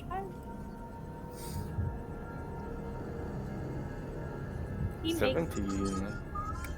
Okay, so not a crazy roll or anything, but you're as you know, you are kind of dealing with the ghost, and she's entering Amiya. You start to kind of look around, and you notice that there's columns all around you, and on them, a lot of them are kind of broken or in pieces, but some of them are still whole. You see busts, like torsos and heads of. It seems to be mostly elves and humans, but most likely people of importance, probably from, who knows how long ago. However, as you're kind of looking amongst them, you see one that is of a woman with long tresses of curly hair. And as you kind of look at it, you notice it's looking back at you, and its eyes kind of shift around. As you move around it, its eyes follow you. You can pick it up, and on the bottom of it, you recognize a hook that seems like it could be attached to a hexagonal cylinder. Other than that, it doesn't really have any properties. Let's take the head with us. Okay. We don't want any more curses. Leave it be. Bring the head. it's We use it as well. Braum, you're taking it. Can I Yeah. Also, do we have to Does make Braum dex saves still again have to his get rock back that into he hallway? loves ever? Yes, I still have has the rock. I just don't have the statue piece. Dwayne Johnson. Can I cast a sleight of hand and take his rock? All right, do it with the disadvantage It's because a he's holding it boulder-sized close. He's holding He's gonna it get close to his smacked. person. Oh my god. Okay. Why are you trying to take his rock? It's not a special rock in the slightest. It's just a rock. Oh damn, okay. Hold on. My first So- one was a 19. 10. Braum, So that's 19. your passive perception's probably higher than that, right? Higher than a 10. And what would that be? Below your main stats. It should be 10 plus your wisdom. It's 11. 10 plus your perception. I It's an 11. mean. Okay, so barely. He It's barely 11. notices you as you put one hand on his rock. You actually had to reach inside, whatever scrap of jerkin he has on, because it's I not smack away your hand. it's not armor. All he's wearing I'm is a just gonna pretend loincloth, like, and you I was reach just deep making into sure it it was for his there. rock, and oops, what was that? Alright, anyways. Making sure it was there, darling. Don't worry. Making an insight check on that. Persuasion Against check. my deception. Alright, everybody roll me another dex check as you enter as you exit the room, I'm sorry. I had a 20. Okay. I'm on Crim's shoulder. Okay. 9. 7. That's with advantage, Amiya? Oh, right. Advantage, sorry. No, you're good. 3. Oh, so the first one was 7. So here's the deal: is you take the 1d6, but you're actually unable to make it through. So you'll take 1 bludgeoning damage, but then as you're trying to force your way through, it just shoves you back into the room. So you're gonna have to try again. Okay. 13. Okay, there you go. Good enough. All right, so I got maybe just a slight. You got 14. Good to go. How about you, Liliana? I got a 9. That's with advantage. Mm-hmm. Okay, so you won't be forced back into the room, but you will take 6 bludgeoning damage. Crap. How much health do you have? That's for 3 now. Okay. Someone heal up. Okay. I've you still- make it I still through, though. got- Just How with do a I little do bit the of health this. thing? You Rob, did what it. did you get? Oh, I got a 17. Okay, good to go. And okay, so as you guys kind of exit the room, you of course can continue on down the hallway. There is the doorway in front of you, and then I mean that's it really. You can go further in, or you go to the doorway in front of you. Just keep going further in. All right. Man, you guys took forever in there. Y'all find anything cool? Yeah. I got possessed by a ghost. Oh, that sucks. I've been there before. How much damage did you take? 9. Oh, none. What? Nearly Wow, lost the that's rock, messed though, but no damage. Man. Oh, good times, everybody. Good times. Oh, and Matthew There's will a doorway. finally fuck off. There's a doorway. So is anybody gonna heal Liliana up? Oh yeah. Oh, so I can sing to myself too. I've I got can a. cast healing word, Oh, then never mind. Heal Then. you. If we could do that. Just... but it would use my last spell slot. Just Actually, no. I'll just use my own. I'll just How use I can healing do, word I on can you. do lay then. on hands. Lay on hands doesn't take a spell slot. I can heal her just fine. It's Don't best you if we have- keep one though. I could don't- just use So another he had healing already word. used. I think he used all of his lay on hands except for 1 point earlier. Yep. So he could heal you by 1, but I mean. I have yeah. all my For spell reviving slots, someone. so I can cure her. Oh, okay. Yeah, however y'all want to decide, and then you want to keep going. You're skipping the We also doorway, have and now you're health coming to. potions. You want to go into this next room. It's best if we keep our potions though. Can I I would go like first? to go Since we into do the have next spells. room. Okay. I'm Okay. gonna.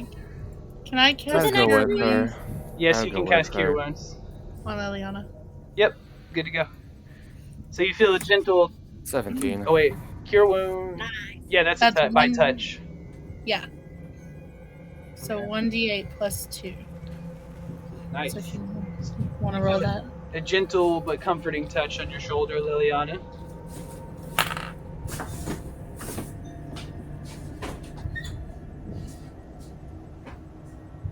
And then, how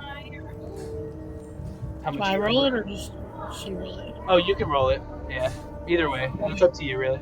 Alright, I'll roll it for her. What is it? 1d8 Ooh. plus 2, 7, 8, 9. She's Okay, full. so you're back to full. I'm Nope. full. Again, you can click on your token, and then it'll pull up like a little bubbles ahead on top, and the red one has your HP. I'll bump it back up to 9. But yeah, okay. So you want to go into the next room, of course. Yeah, me and Nettie are in already. Yeah, Krim and I made it in. Ugh. All right, Yeah, so I'm also You guys in see with what's in the Krim. I room? got a 14. There's a lot of black inside. Yep. Appreciate I'm not the save actually center, here. by I'm the just so way. you know I'm in the room. And just so you know I'm in the room with Krim. Because I got I shall 18. stay outside for now. Is there Looks anything like it's inside? empty. Oh no. Empty So yeah, room. that is pretty wise. Is you don't always all have to go into each room. I suppose that's definitely up for you guys to describe. Maybe you could even take turns, or whoever's feeling a little more risky wants to take the damage, or whatever. Is definitely willing to. I haven't taken any hits. I'll go. I rolled. I got an 18. Yeah, I rolled and failed. How I'm staying much? out this time. I got a 4. Is that with advantage? So that's gonna what does that add with advantage? That's, You just roll. again. You roll You just twice roll and take the higher number. Oh, okay. So let me just roll one more time. And then Krim, you said you were good, Nettie with me. and so you're not rolling with advantage. You're just rolling once. No. it was Yeah, worse. I rolled once, Alright. and I got a 17 first time. Okay, sounds good. And Atlas, I'm sorry, one more. What did you have? I didn't make it. I got a 4. Okay, so unfortunately Aw. you won't make it into the room. You get pushed back, and you'll take 3 bludgeoning damage. Whoop whoop. Are you gonna try to get back in again, or you're good? No, I'm good. Okay. So I'll adjust your token for you. You're right. And Oh, I got it. all right, I just did it this time. Okay, gotcha. No worries. All right, so Hey, everybody's since in that the wants to room be is- in, right? May I leave the room? I rolled perception and got a nat 20. What did you say, Bron? I was about to say, since the room's empty, can I go back in the hallway? Oh no, you don't know the room's empty yet. I didn't told you yet. So you come in and you see dozens of niches in the stone walls, which appear to have once displayed objects. Unfortunately, there is very little remaining in the area, though what does remain here seems to be pretty useful. Hovering in one of the stone alcoves is a stringed instrument made of purplish wood with a grain that whirls rather than lies in straight lines. A sun of worked silver seems to be rising from the base of this cittern, which is an instrument. On the lower edge of the niche is a bronze plaque that reads, Mac Formid Cittern. This is a magical item for the adventure. Right now, only one person can have it, but everybody will get a copy of it at the end. And I'm going to go ahead and, if you'll check the handouts tab on the screen, or the little thing to your right, I will reveal the what it does and all that to you. So you can use this right now, although I believe it takes attunement by a bard, and that actually takes like a short rest to do that. So if you want to attune to it, you can. Now this is the other thing, is you're only proficient in the instrument you, like for our 2 bards, you chose an instrument to be proficient in, and if it wasn't a cittern, which I'm almost willing to bet it wasn't, then you're not going to be proficient in using this. You can still use it, but not with proficiency, so keep that in mind. Although Yeah, I'm only proficient with lyre, lute, and flute. So the way that I have adventurers... violin, clarinet. Oh, wait, no, clarinet. So really quickly, if you're not able to use it for this adventure, that's okay, you know. But what you can do is Adventurer League allows you to swap certain details about your character out after each adventure if you choose to. As long as you're not, like for you guys, if you want to change a proficiency for your instrument, you could say drop the lyre and pick up the cittern or whatever. All you have to do is mark that on your sheet, mark it on your log sheet that you did that, and then now you're able to use this magic item. So it is now... Where's it? Somebody bigger than me is gonna have to pick it up. Alright, it is now going to be able to be viewed.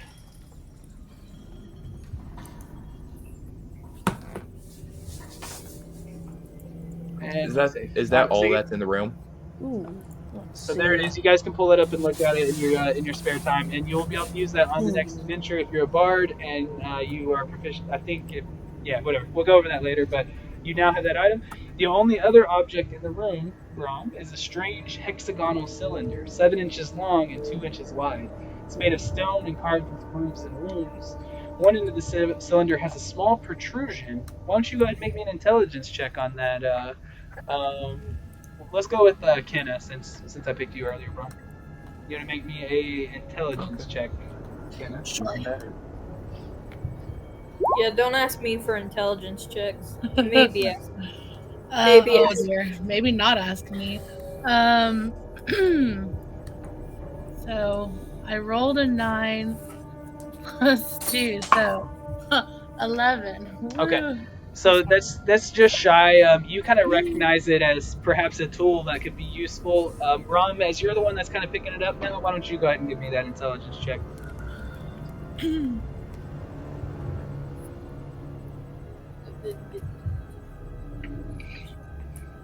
Did it roll? Ah, there we go. I think I heard it. What'd you get?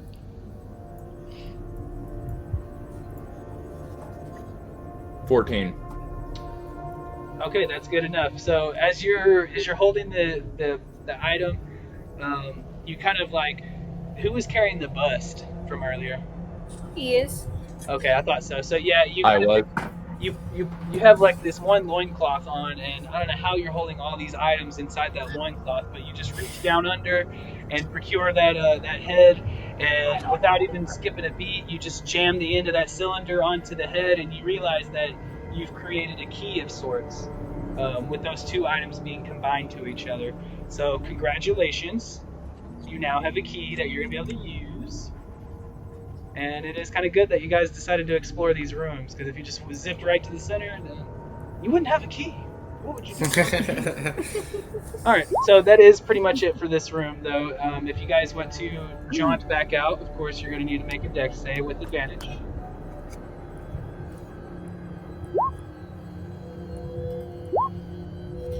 Oh,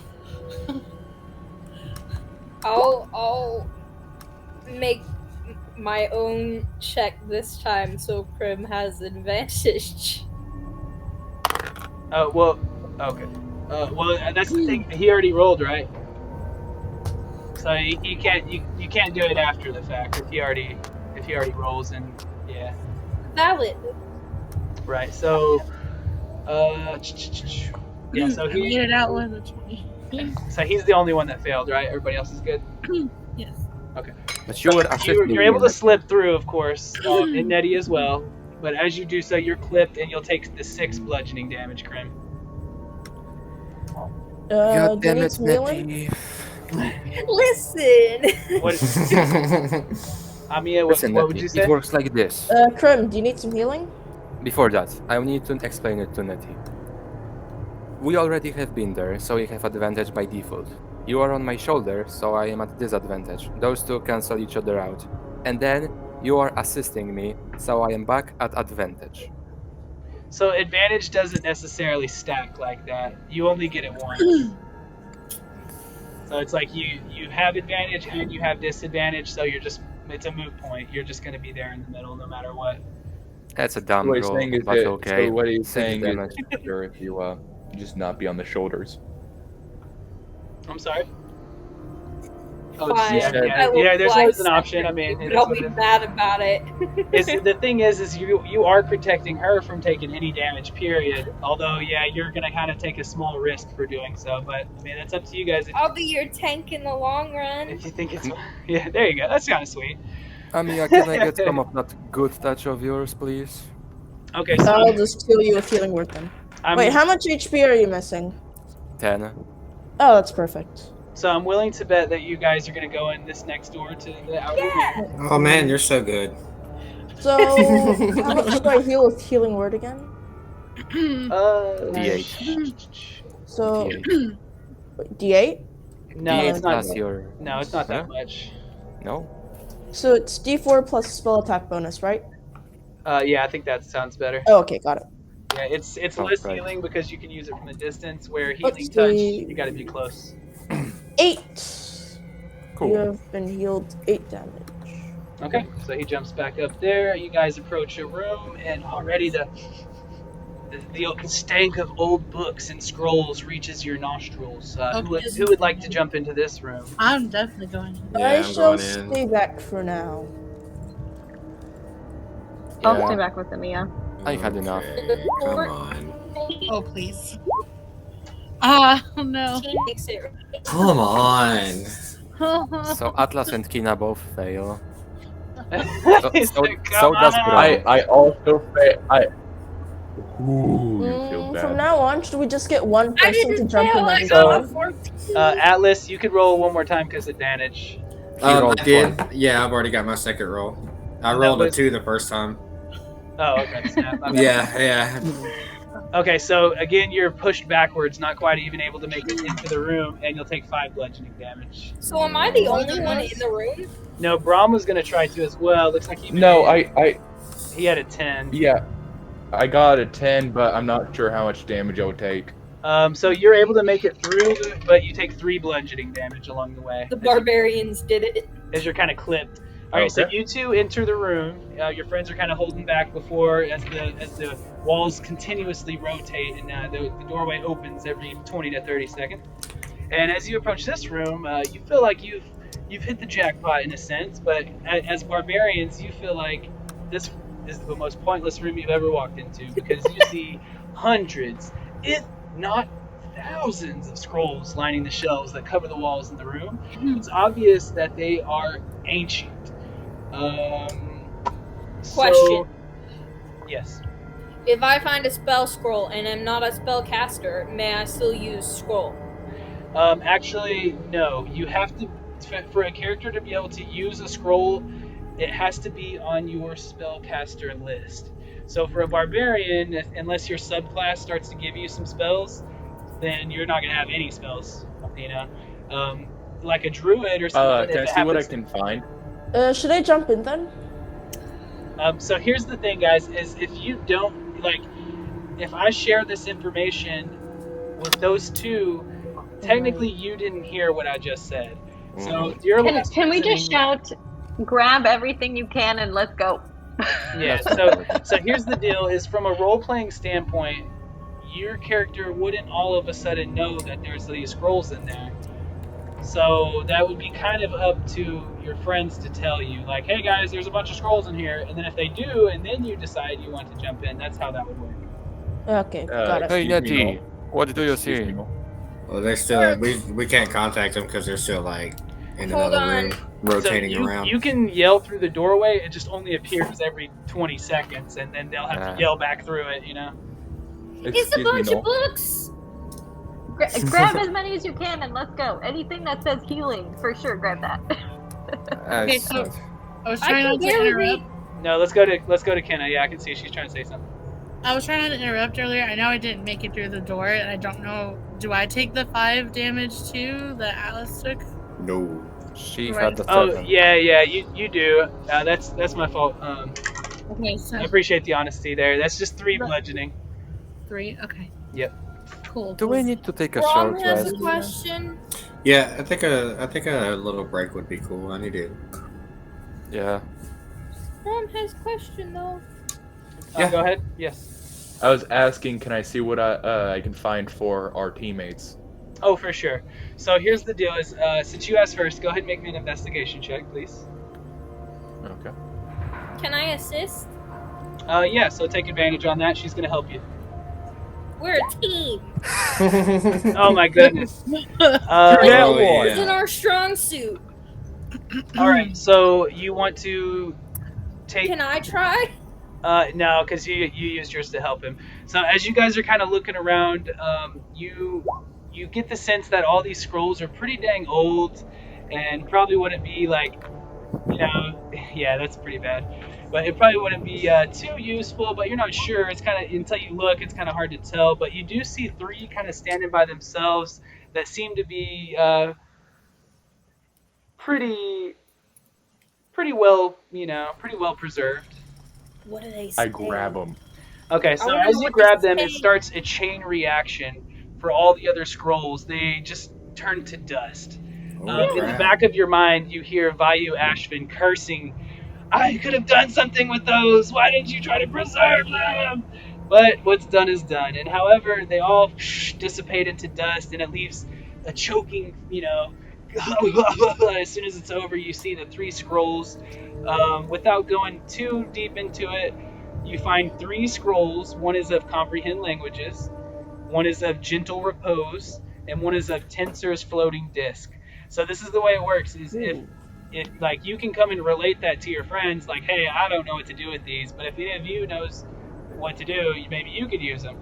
And so it has to be on your spell list. So let's say, as we know, Amia knows comprehend languages because she's used it a couple times, but let's say she doesn't know it, but we know, I understand what you mean. But it's on the bard list, so she would be able to use it. So it just needs to be on the list. It just has to be on your list. That's it.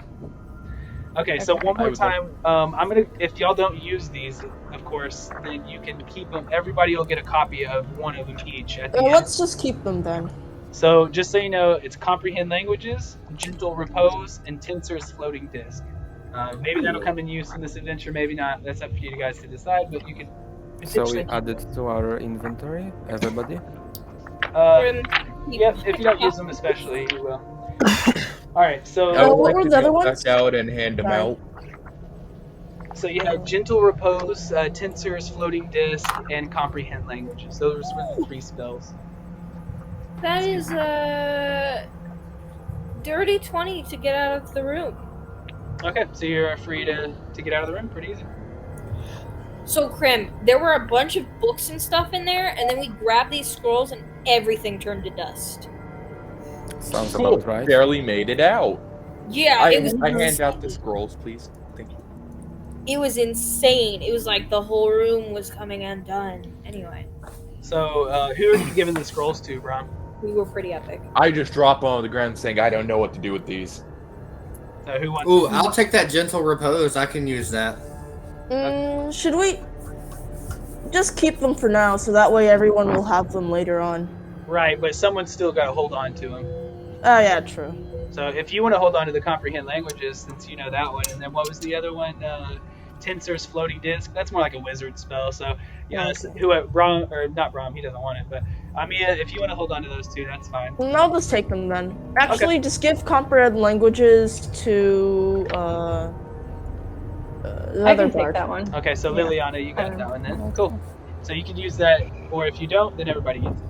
All right. So as you guys exit the room again, and you made it, Brom, did you roll for that? Yeah. I barely Oh, yeah, made you it. I did. got Scraped 13 on by. Good job. on my advantage. Very good, very good. All right, so there is the doorway across from you that you are probably going to be disinterested in because you're trying to finish this circuit along. Yes. So if you guys choose to do that, Can we just look into the room then? And see if there's anything. so if you of stand interest? there and kind of wait for the time to pass, and as it does, it seems to be. Let me double check to make sure. Just off of a quick glance, it just seems to be another room with a lot of cages in it. Oh, okay, let's It's just hard go. to discern like details, but that's kind of, you just can see the cages as the door kind of rushes past. Let's move on then. Did you tell us that what the ghost said about the cages? Some of them being open and some of them. Oh right. Some of the cages might be open, so it might not be best to go in there. Listen up, squad. Who wants to take, to take a short rest? Let's take a short rest then. Rest? Yes. Wait, never mind. Yeah, I'm We should take a short. I'll just take a short rest then. Yes. Okay, so right here in the hall, y'all gonna plop down and take your rest. And then I'll heal back. Okay, so you kind of rest for an hour. Everybody can roll their hit die. You get 1 hit die per level. So if you're level 4, you have 4 hit die, so on and so forth. I'm fine. Your hit die is determined by your class. If you don't know that, just let me know. But yeah, you can regain any HP. Some of your classes will regain certain abilities, so on and so forth. I guess I don't know what I'm doing. You're a paladin, right? Yeah, paladin. How much HP are you missing? 6, 7, 8. So you have your hit die is a D10, right? 1D or D10 for hit die. So and he has the Fury up. So... HD underneath says 3D10. Okay, so that's how many hit die you have. So Oh. you can roll one of those, and whatever it is, you can regain that amount of HP. And I can only do that during rest periods. You can do that during a short rest, and then whenever you take a long rest, you get half of your hit die back, if I'm correct on that. Okay. Yeah. What are mine again? For a bar, you're gonna be 1d12. Okay. And so you're probably 4d12 with that. Oh, and Yeah, keep in I've mind, already used it. those with Periapt have it doubled. Oh, that's very good. Thank you, Krim. Yeah, if you had a couple magic items, you could have brought in the Pearl of Power, or you could have brought in that Periaptive Wound Closure. That's another special ability of that Periapt, is that it doubles the amount you heal from that hit die. Yeah, that's what I brought in. But anyways, that 3 is just perfect because that's how much damage I lost. Okay, so cool. And so here's the thing, guys, is there actually was something else in the hallway with you there, and he really was right in front of y'all. Of course, he was just around the corner, but he kind of notices you guys camped out. And so as you wake up, you are going to go straight into an initiative, and he's going to have one surprise attack, looking like an Braum, since Braum is... I never went to sleep. You don't sleep on short rest. Me neither. Oh, well, you're taking a break or whatever, you're just kind Not of to camping mention, out. not to mention, me and Nettie also have the danger sense. Danger sense, yeah. We have dangerous things. So what exactly will it give you? I know it's for travel sense. So. It doesn't help you You at get all, an actually. edge when you dodge away from danger. You have advantage on dex saving throws against effects that you can see, such as traps and spells. To gain this benefit, you can't be blinded, deafened, or incapacitated. Okay, so yeah, it's not going to help you guys in this one, unfortunately. So Awesome. basically he just sneaks up on you while you're kind of taking a camp. You know, you might kind of sit down for a second, set your sword It's down, another grung. take a quick break, you know, and kind of eat some food and all that. And while you're doing that, your guard is definitely down. So he kind of just creeps up on you, and it's just a grung, so I wouldn't trip out too hard. I'm not about to kill you or anything. But yeah, same as before with the darkling. You notice his skin is kind of bleached out a little bit, and his eyes are kind of milked over, and he seems to be breathing, be alive, but it's definitely under the influence of the same thing. Okay, let's kill it. Yes, I don't care about grunts. That's fair, honestly. That's totally fair. Okay, so with that being said, we'll definitely do an initiative. Let me get. You said it was trying to do a certain attack against me. Yeah. Oh, yep. 1 second. Add turn. So if I'm not mistaken, everybody's like when you refresh your initiative, it should refresh on the board. So if everybody will go ahead and do that. Awesome. And then I'm gonna make that attack against you. Not much better. So I think he's gonna hit you because he. Oh man. So he's gonna use a dagger. Where is he at? Okay, so it's a 17 to hit you. Yes. And then he will do 5 piercing. Yep. And then I'm going to make a con save for me. The poison is back. And you also don't have your inspiration anymore since you guys had taken a small break. How much damage does he do to me? So he did 5 piercing, and then what was your con save? 16. And 16. So you're good on that. So yeah, just the 5 piercing. And then now we'll do the initiative. Everybody, or not everybody's gonna refresh, right? So who needs me to enter their number? One moment then. Mine. Mine stayed the same. Mine went down a notch. 10. I got a 10. I put mine in. Okay, yeah. If you can readjust it on there too, that's fine. Oh, never mind. So that's right. Done.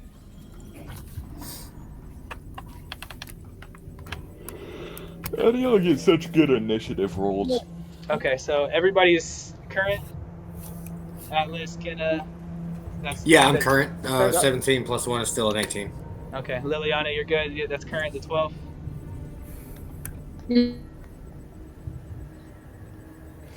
One more time. What did you have, Liliana? 12. Okay, cool. Just making sure. Thank you, guys. All right. Yeah, as we all get more familiar with the program and stuff, we'll be a lot faster on these little things. But no worries. Is he? Dang, I get That's first. a speedy frog. Okay, so with that being said, he is going to try on his next turn now. He's going to try to grapple Rom since you're the one who's there. So we got to do a strength check. You can use your acrobatics or your athletics, but we got to do a check. Oh my gosh, I'm awesome. This Grum is awesome. Can I use my reaction to do protection on that? Yeah. And impose a disadvantage on the attack roll? So yeah, you can. Okay. Let me look up something just so I make sure I'm doing the mechanic right. Sure. I believe protection is if Atlas is within melee range of Brom, which I have to is. be. Yeah, I have to be within 5 feet. And you are. You can impose disadvantage on anything that hits Brom.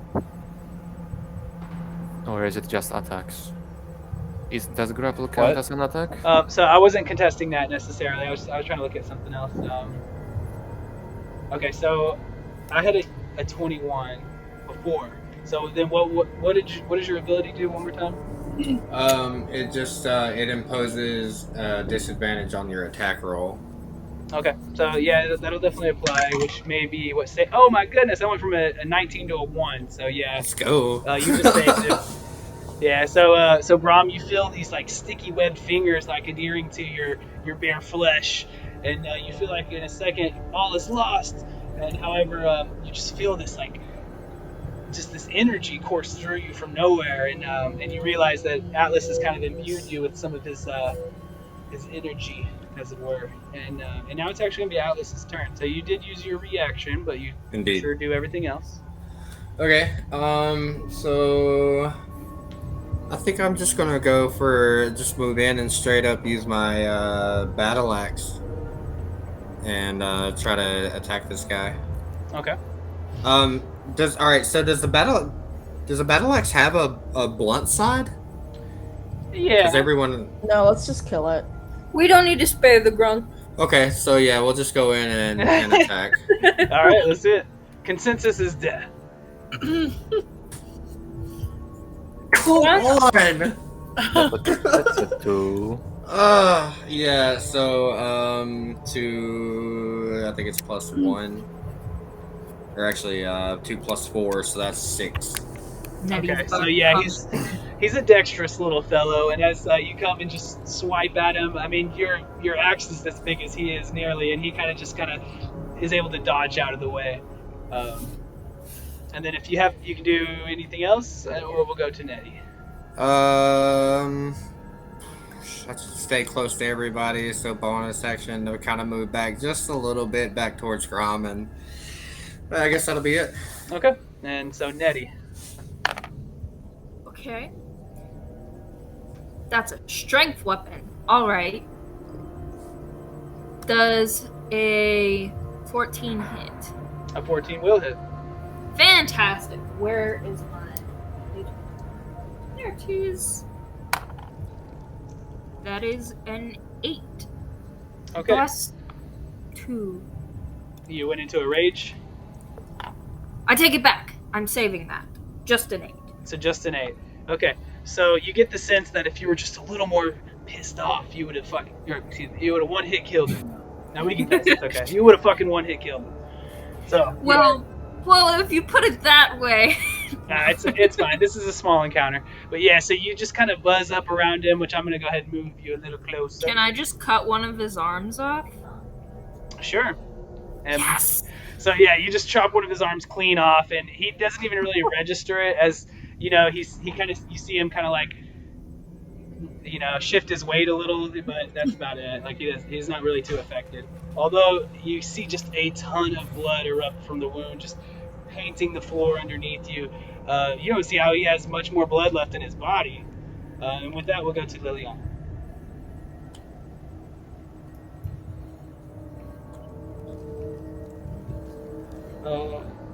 Are you there, Liliana?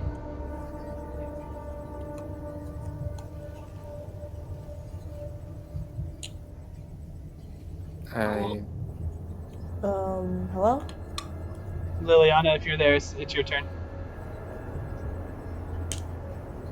Hello? Can you hear me? Your mic is not working, it looks like. My mic? No, hers. Oh, okay.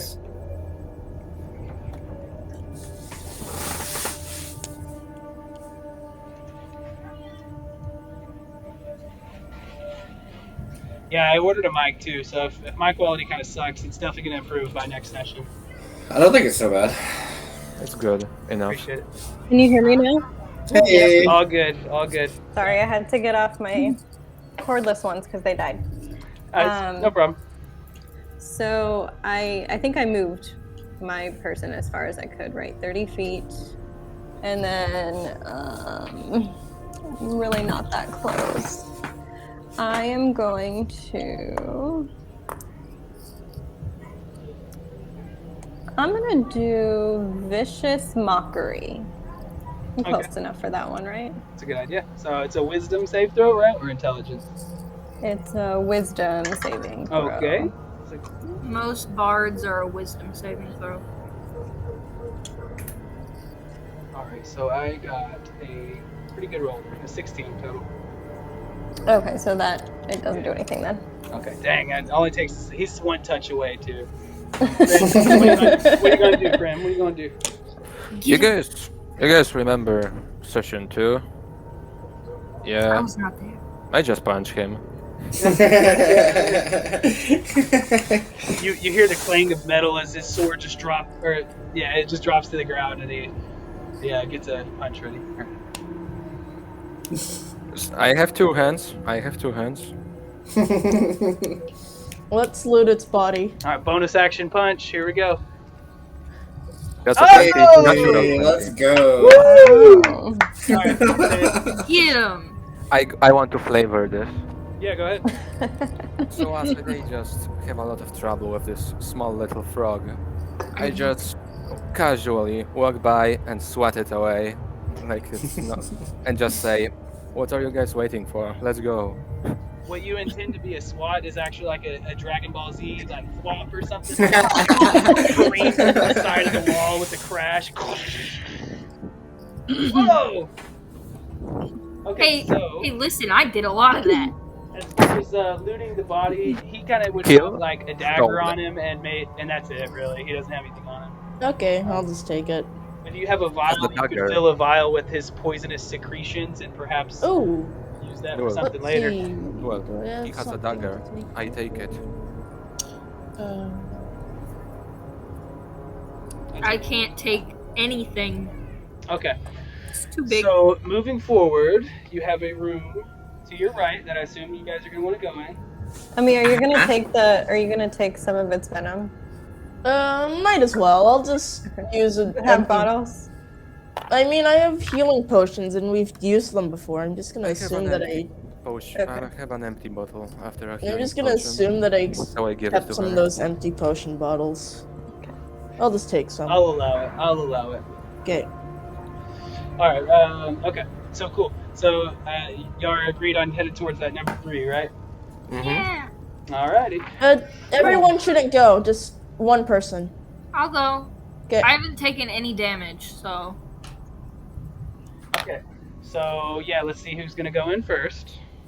And it's I a wanna try to dex make it. save. Yep. Does, Do you need assistance? does a 13? Yes. Yes. Yeah. Awesome. Barely makes it. That 13 was makes it. that was a 12 plus 1. Okay. So Nettie's in. Anybody else? No. I'm going to follow.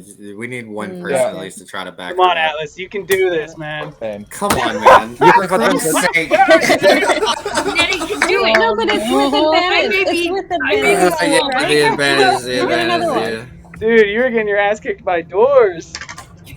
Oh my god. There we go. There we go. So that's gonna be 6 bludgeoning damage on you, Atlas, and you were low enough to where you're not able to make it through. You get pushed back. If the roll's too low, then you Wait, but doesn't he have advantage? He got a 19. Yeah. Oh yeah, no, he did. He rolled the. Oh, he rolled the 19. Yeah, I Okay. rolled, Okay, I yeah, rolled you're the good. 3 first and then the Okay. 19 second. Whew, Yeah. damn, that would have been so funny though. Okay, no, you are good to go. And so we just have Awesome. these 2, right? That's it. Yeah. I wanted to point as well. Oh, okay. So, Can I back up? do you guys see anything? Okay. Not yet. Okay, so you guys enter the room, and as the door kind of crashes closed behind you, as it's ever rotating, gosh, it's starting to get dizzying even. But as you do, you are assailed by a bunch of different scents. As you realize you're kind of coming to what used to be an apothecary or like an alchemy room of sorts. Vanilla, sulfur, salt, a strange odor like taffy even starts to hit your nose. It even makes you want to hiccup a little with the acidic tang in your mouth. However, if you guys want to kind of poke around, easy enough to find. You're going to be able to get 2 potions of healing and a potion of growth. Sorry about the Hey, noise. potion of growth. Don't have kids, everybody. That's my advice. I work in a I'm preschool. just You don't kidding. have to tell me. The potion of growth. What exactly does that do? It does exactly what it sounds like it would do. You drink it and you get, I think it either makes you a size bigger or it just makes you large. Alice in Wonderland style. We could double check it. I can pull that up really quick. And how long does that last? I think it's 1 hour. I want it. And so one thing to note, since you do saying you're wanting it, is that again, this is going to be a consumable. So it's like if you use it, it's gone. But if you don't, everybody gets one at the end of it. But I mean, feel free to use it. I mean, it's in the adventure. If you want to use it, use it. You know. But that being said, it's a red potion with a bead in it that continually expands, and then I guess starts over. But it gives you the effect of an enlarge reduce spell for 1d4 hours. Oh, it get the enlarge effect. So, yeah, I get that at level 5, so this is just a trial run. I'm gonna keep it with me for right now. Yeah, you keep that. I'll keep the potion of healings, and we don't tell anybody. Yeah, that's fine by me. There you go. There's some like cool scents in here, and we can tell them that that's what. Is there anything else? Yes, there is. Great question. For some reason, it's not pulling up the enlarge reduce spell for me, but if you're curious, it's fine. I have the enlarge reduce spell like literally right here because the fairy gets it. It doubles. It doubles all dimensions basically. So a small becomes medium, a medium becomes large, so on and so forth. I guess. How tall would that make me? 2 feet. 2 feet. Okay. A little bit taller. Now I need. So wait, who was it that asked if there's anything else? Me. Nettie. Go ahead and make me a medicine check, please. Okay, medicine. That's not. Okay, so that's a flat. Okay, so that's a 12. A 12? Yeah, because I don't have any additions to it. Okay, that's just shy. Atlas, do you want to give it a try? Yeah, sure. Let's actually type it in this chat there, bud. That's going to be a 6 because I have -1. Okay. Medicine. So, as you guys are kind of looking at these potions you found, and again, that was 2 potions of healing and 1 potion of growth. You can determine that even though like they're so old, they're like syrupy and thick. You get the sense that they would still operate as normal. So just to get that out of the way. But however, the medicine check was for. Under one of the tables, you notice a corpse, and as you kind of bend down, you see that it's been mummified. You can't really tell too much about what the body was like before or what mummified it, because you didn't really roll well enough necessarily. But as you're kind of looking down on it, you see on a bony figure, there's a silver ring emblazoned with 7 seven-pointed stars worth 50 gold pieces. That is 49 star pieces in total on that ring, in case you're curious. Alright. So we take it and split the money, right? So at the end of the adventure, all gold will be split. How much money was it? It's just 50, so y'all have all had a total of 150 of treasure, and then 50 each from the benefactor, of course. Okay, so we'll take the ring, and then I'm gonna fly just to the door and go, Krim, come here. What? There's a body in here. Cool. Good for you. Fine. Somebody else who cares. Somebody else who cares about my cool stuff. Okay. If no one else wants to go in and check that out, then you guys can try to exit the room. It's just beyond, just beyond the DM thing. I mean, there's not much to tell. Honestly, it's just a little flavor that you're not going to get because you didn't roll good. It's just a little information. It's nothing. It's not a big deal. That's lame. Can we take the mummy with us? Y'all could pick the mummy up and try to carry him out in the hall or whatever you want. Atlas, I can't pick that sucker up. Oh, I'll get him. Here, let me just put him over my shoulder, and with my luck, with my luck in getting through doors, it's down. God. Let's do it. I believe in you. Okay. So that being said, you guys can take your rolls. However, since you'll just do a regular straight roll, Atlas. Just a straight roll. So you got this fireman carry going on. Come on, baby. 18. Let's go. Okay, so yeah, you make it through with the body in tow and no issues whatsoever. And I think I'm gonna take my first bit of damage. I got a 12. Oh no. And that's with advantage? Advantage. Oh, I roll did again. not roll with advantage. Never mind. Okay, never mind. I take no damage. That's a nat 20. There you go. Okay. Let's Nice. go. So you sail through effortlessly. You join your friends. You guys can relate what you found or not. Hey guys, look! I found a mummy. You see? Does anyone want to take a medicine check to That's look great. at him? I shall take a medicine check then. Yeah, I would like to. It looks like Kenna wants Can to I as well. So we'll go assist Amia, one then of Kenna, them? then Brahm, if that's cool with y'all. Yeah. Let me assist Amia. Does it smell? Okay. No, well, I mean, it's mummified. It's a corpse. Eh? Wait. This whole place How kind does of Jack of all traits work? So you'll add your half of your proficiency to all your abilities that you're not proficient in. So right now okay. your proficiency is 2, so you'll add 1 to any roll that you're not proficient in. Yeah, got it. So she's assisting, which means I get advantage, right? That's right. Got it. See, 14 and 9, so that I'll take a 14. And what's your medicine modifier? You It's have- -1, but Jack of all traits just So- cancels it out. Okay, so that actually is still not quite high enough. So Kenna, do you want to give it a try? Yeah, I'll try. It's a DC 15. I'll tell you guys. 15? Okay, so yeah, I didn't get it either because I rolled a 12. My medicine modifier is 2, so 14. I was just shy.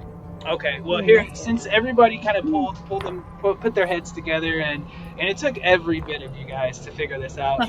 It's not that crucial, but you look at the based off of the ring and off of the features of the body, you can tell that this is an ancient Netherese elf. So Dude, it's an old elf. it's a very old elf, and he was probably a very powerful mage at one point in time. And no longer anymore. Should I take it? Brought him I to want the to take it. demons. I want to take the ring. I Yeah, thought the was the same. ring Well, still on there, we or did took we the already ring. have that? Oh, you yeah, took I it. thought we Atlas already had has that. the ring. So we don't know anything about the ring. Okay. Yeah, y'all wouldn't know anything about the ring necessarily unless they decided to share that information. Should we keep Okay. the body or should we just leave it behind? No, we should take the body. It's Okay. always the bringing Body the yada yada yada yada yada yada. Because So you the thing guys is, are gonna go ahead and move you're on uncertain forward. about something, you can What's just up? throw the corpse at it. Oh yeah, that's true. Like, if you don't know, if you're like, I don't know if this is cool or not, you just throw the corpse at it, and then you find out. Yeah, if you it's get a cool free or not. meal. You get a free meat shield. Yeah. That is true. Yeah. All right, so you guys have a door there to your right, and you Now we realize are that you back. have, and you have a door to your left too, of course. You can peer into the door to your right, and it's nothing special, but a bunch of pedestals and cages, where things used to be. I mean, we might as well move in. There's And then no you also other can way. look to this room to your left. It appears to be the same thing. I'm not gonna waste your guys' time on that too much, Okay. because we got other things to do, and we do have a time quota. We got about an hour left, give or take. Okay. And of course, we still want a little time at the end to discuss rewards and stuff. So yes, you guys can take the time to kind of peer into these rooms and discern that there's not really too much of value. And then so you guys have opened up plenty of doorways leading inwards. That's up to you which one you really want to take. So which one should we take then? This one. Yeah, I mean, we're already at this one, so we might as well just go ahead and hop on in there. No, I'm on in. Okay. 13, I have passed. I don't have advantage, do I?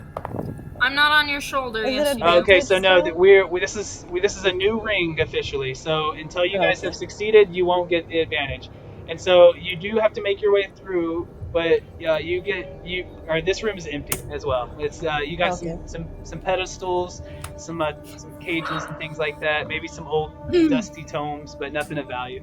Okay, so we'll start. Oh no! Let's just start with Atlas. Amia and go down the line since everybody's got to kind of go. Amia, what you get? I got a 13. Okay, so you are good to go. And now, Nettie, what'd you get? I got a 12. Alrighty, so you will make it through, but you are going to take the 3 bludgeoning damage. So just make sure to mark your token for me. But you will make it through. Alright, Krim, what you got? A natural one. Oh, thanks. no! So the beautiful thing is in Adventurers League, it's just an automatic failure, but it doesn't make anything worse for you, like normal D&D really. So you'll just take the 5 bludgeoning damage, and you will not make it into the room though. You get pushed back, so you're gonna have to try again. See, that's why Let's you go ahead need and me go to on- Brahm real quick. We'll come back to you, Grim. I know these doors, man. At 1d6, that adds up, huh? What'd you get, Brahm? I'm assuming you made it. Oh yeah, I just realized I'm muted because I muted myself because my brother came in my room. 14. Okay, so you're good to go. How about you, Atlas? This is your arch nemesis, the door. Yeah, we already failed. We're at a 7. Okay, so again, you're going to be pushed back. You don't make it through the doorway, and you'll take 2 bludgeoning damage, so not too much. Poor Atlas. Yeah, not bad. All right, not Liliana, you're up. I got an 18.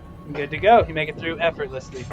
And so those of you that do make it through, you will have advantage on the further checks. Even if you failed and got hit, as long as you make it through, you kind of get a sense of the timing. All right, last but certainly not least, Kenna. I got a 12.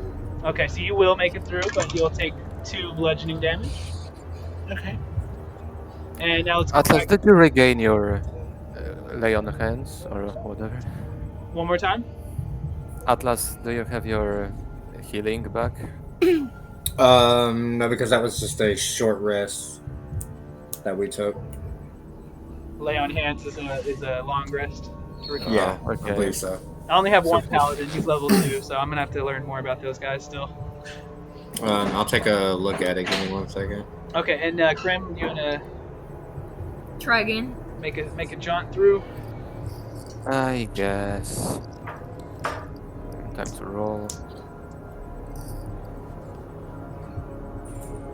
That's a 9. Okay, so you do make it through, but you will take 2 more bludgeoning damage. Not too much. Cool. This is what happens when I don't sit on your You know, shoulder. whenever they say don't let the door hit you on the way out, Yeah. this time they Amiya, please touch me in a good way. Ooh. How much how much health are you missing? 7. I'll go with the healing word then. Let's see. All right, Atlas, do you want to try to roll through? Ooh, Sure. 10 damage healed. You are back at full 19 health. Cool. plus 120. Okay, so everybody makes it through, and now on this ring of doors, you will have advantage. However, on the next ring of doors, you really have nowhere else to go but forward, so we're going to have to do another check. That's fine. That's I'm also- on Grim's shoulder again. So we we'll just just- work we'll just better take it- together. We'll take it from the top. Amiya, if you'll go ahead and roll. Krim, you're at full health again. Thanks. Let's see, 13. Nice, Wow. you made it. All right, Nettie, you said you were going to ride on Krim, Yes, we work better as a team. and Krim, you're Okay. okay with this? I'm at a disadvantage. No, or you'll be at neutral. Neutral since she Well, was. I no, was just well yeah, kidding. because she's going to try to Shouldn't help it be you too, so disadvantage? you'll just have a regular roll. Barely. We did it! Okay, you squeezed by. We did it! All right, Brahm. Cool. We do better together. It seems to be the case. Okay. What'd you get, Brahm? A 19 Okay, good to go. And how on about you, both.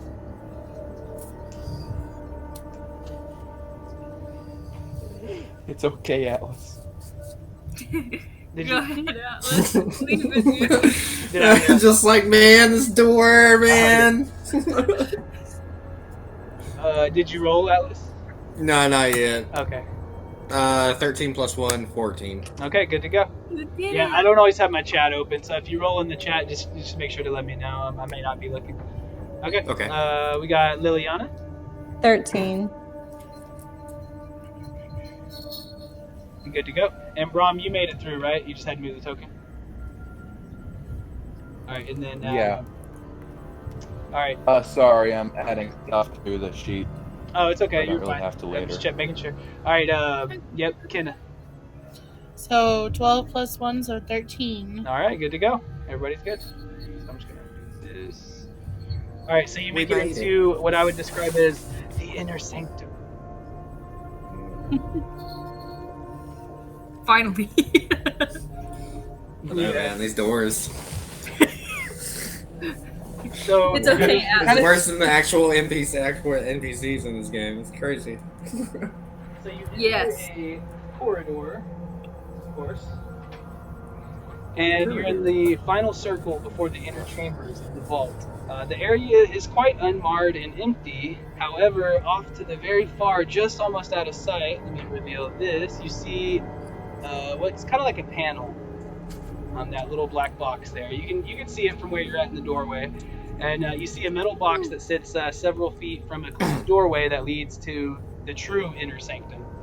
If you guys can approach the podium, for sure. No, there's nothing going to jump out at you immediately or anything like that.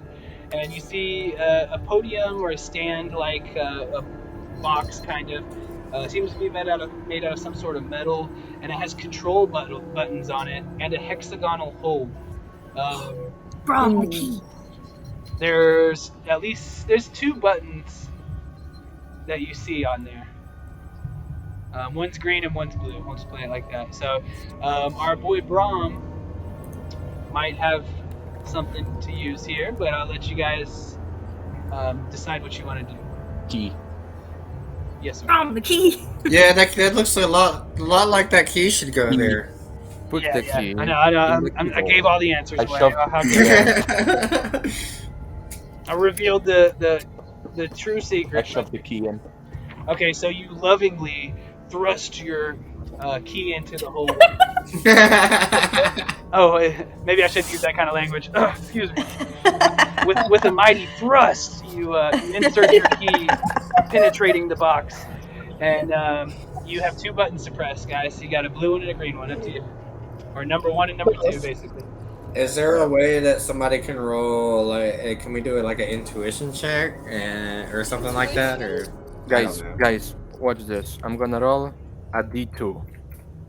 So if you Which color do y'all like more? If you want to do insight or investigation, I shall roll investigation. And Atlas, what do you were the one who mentioned it, so what do you think, Atlas? Yeah, roll an insight. See, my investigation is crap, so my insight's worse, so I'll go investigation. Okay. I am assisting him. Alright, you got assistance from Krim, and then if you fail, Mia can roll. Okay. I got a 10. Roll again, maybe we'll get higher. Yeah, you got advantage. You can roll one more time. Okay.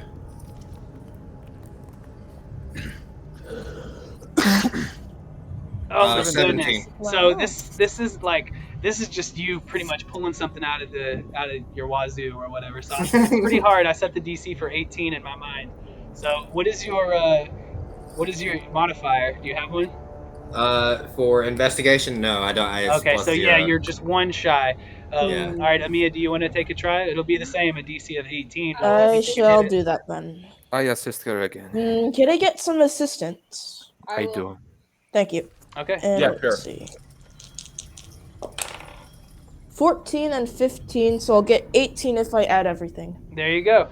Okay, Nice. so as you look at it, you can kind of trace perhaps maybe like a cord embedded in the stone of sorts to the wall. And as you're kind of looking at it, and everything's still just careening around you wildly with the wall spinning and everything, you can immediately tell which button would stop the walls. And you can also see another button that would open the outer door for you to escape the vaults. So I'll stop the both. spinning first and then open up the vault. Okay, so you mash down on both of the buttons, and pew, pew, everything around you finally and kind of slowly, and you realize how actually dizzy you were getting from this. It's incredible. Your vision still seems to spin around a little bit for minutes afterwards until you're finally readjusted. And as before, you open up the door.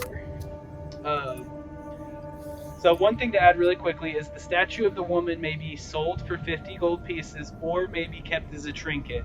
So this is, if anybody really likes it and is attached to it, you can keep it as a trinket and you write it on your character sheet. It's something you'll put on your hero's mantle in your house or whatever.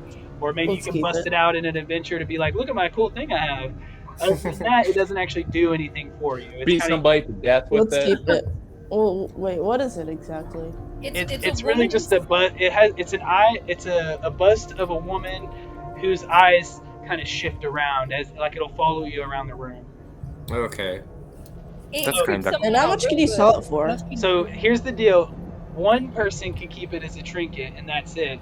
Or you can take the 50 gold at the end and distribute it amongst all of you. So it's going to have to be an agreement of the group on what you want to do with it. Okay, does anyone really want it?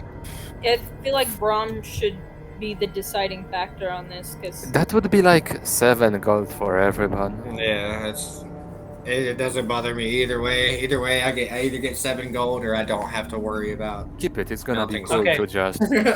Do you want to keep it, Brom?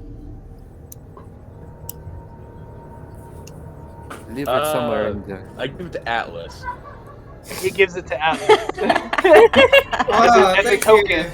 So Atlas, what I would recommend doing is somewhere on your character sheet, if you have it on paper, or maybe just somewhere on your adventurer's log, something like that. Just make a little table and put trinkets, and you can write them underneath there. You'll get them in adventures. You will, and they're pretty useless items, but they can be cool. Sometimes it's clothes you can wear. Sometimes it's items that you can use. I mean, like if you were in a city and you were like, look at this cool head, you could do that. I mean, and that could be today's adventure, or that could be, 3 weeks from now. You could be like, hey, look at my head. It moves a thumb. So, okay. Oh, it's a head, not a woman's bosom. Yeah, so a bust. Yeah, it has the top of her bosom, I guess. Maybe it would have her chest too. Yeah. So a bust is usually like a sculpture from shoulders up. Okay. Dang it. Well, it can have some bosoms if you want. Yeah, sure. Throw on a pair in there. It's probably, he definitely want to put that up in his house then. Yeah. Okay, so now that we've got the important thing out of the way with the trinket, the least important is what happens when you open the door. So, you guys are entering the final part of the adventure, and which looks like we'll be a little bit past time, but doing pretty good. So, the door opens and a slight mist fog starts to roll out towards you, creeping ever so. It's very light, and you see a wall on the inner part there. I'm just going to go ahead and reveal the whole map, which I don't think will hurt any. No, actually, I can't do that, actually. But I'm going to reveal most of the map. Oh no, that's a bad sign. Maybe not as bad as I think, but yeah, maybe. I'm just going to reveal the inner part so you can see that. The places you haven't explored, you don't get to see. That's natural. So, inside you see that there's 2 corridors that kind of, interweave on each other, and then you get the sense that there's something in the middle there. You'll kind of have to creep your way around, but if you want to approach, you sure can. And let me give you a little bit more description of the area. The floor, it's clear of debris. It may not be obvious, though, as the thick fog covers the floor. The fog is about 2 feet deep, so almost completely covering up Nettie if she decided to drop down to the floor. The ceiling here, where before it was around 30 to 40 feet tall throughout the whole complex, and here it reaches up insanely high, all the way up to about 80 feet. So very high up on the floor. The outer rings where you're at right now are unlit. However, you can see a dim light kind of spreading from the center ring. Not sure what it's from yet, but you also, your ears start to ring. Like you've had this loud grating sound of this walls churning around you for so long that once you go in here and it's so quiet, it almost hurts, the ringing in your ears you feel. And the last thing I could, I always like to go over the 6 senses, as it were. And the last sense, I suppose, would be the smell. The smell of rotting flesh kind of intensifies as you get a little closer. Fog flows low about you as you enter the central chamber whenever you guys decide to do so. And if you do, let's go ahead and move you all in the middle and kind of take a position wherever you want to be whenever all hell breaks loose, if it does. So our doors, gang. I shall take some cover. Our doors aren't rotating anymore. The doors are no longer rotating. Yay! The bane of Atlas has been removed. Hey, Atlas, you still want a piggyback ride? No, we're Atlas, good now. you still want a piggyback ride? Yeah, dude. Since you went ahead, We can stay and fight the enemies. I wanted to be funny, but you guys ruined it.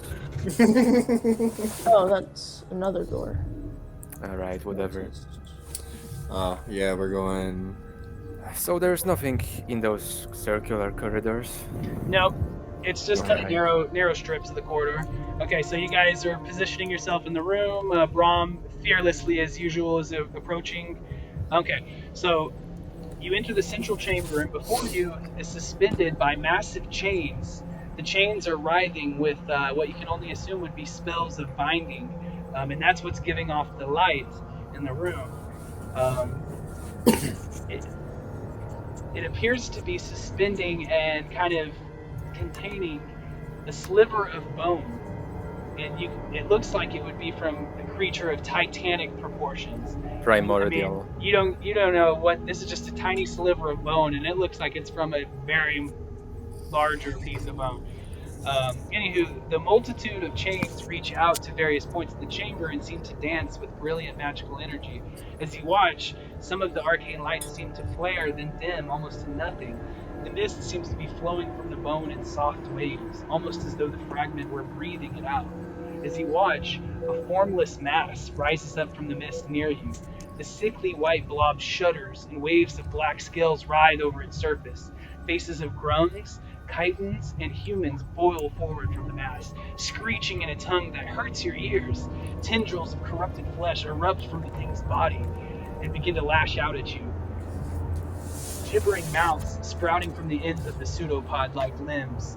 This is called a squamous gibberer, which is kind of a play off of another actual creature that you could look up. Please don't look it up now, of course. That would be cheating. But in case you're curious, let me make sure I have that. Gotta get all my stat blocks together.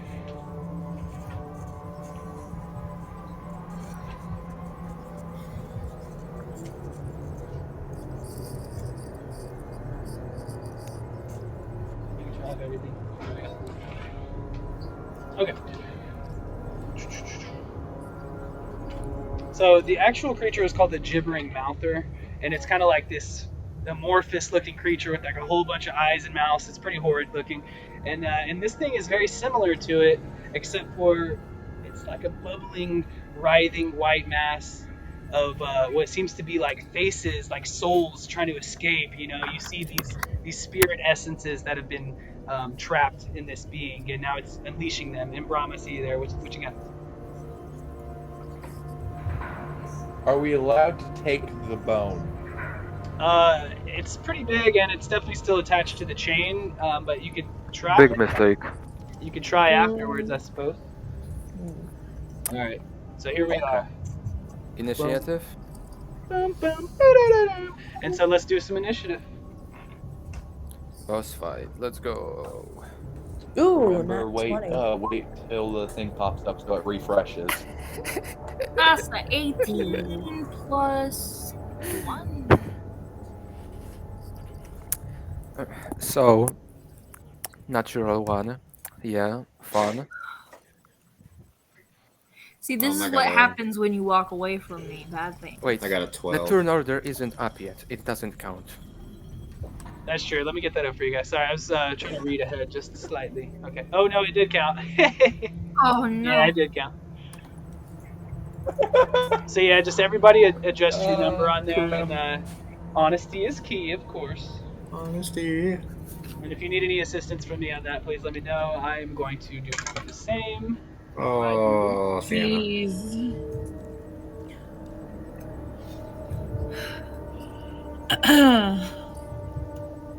I'm waiting for mine to pop up. I'm not sure if it will. Yep, there it goes. There it is. Oh, there it goes. Bro, moment. We did not do well on this one. I did. I did. Okay, so everybody Cool. got their new number on there, right? Yes. Yep. I'm gonna go So to it is the going to washroom. be Amia first. It's okay, twin. Is it possible to trap it in one of the rooms? And then we could all just leave? What's the fun One of more that? time to trap it in the room and leave. So this the thing is that the doorways are open. There are no actual doors there because they would use that kind of sliding mechanism, which has now been deactivated. So they're all kind of just stuck open at this point. Is it possible? So if I turn on the button to make them rotating, could it get out? Okay, so 1 second. I have to do something to. But one more. What was your question? I'm sorry. So if I activated the rotating mechanism again, would the monster be able to get out? I don't think the key and the buttons that we pushed stopped the rotating. I think that just opened up the doors. It did. There was a button that stopped the rotation. And, Oh, okay. And yeah, I mean, you could potentially try it if you wanted, but I will warn you that each square is 10 feet, and you're going to have to make it all the way around one circle to get out the doorway, then all Can the way Mage back Hand around go that past circle. walls? No, you can't go past walls. Okay. Probably not then. Since I have cover.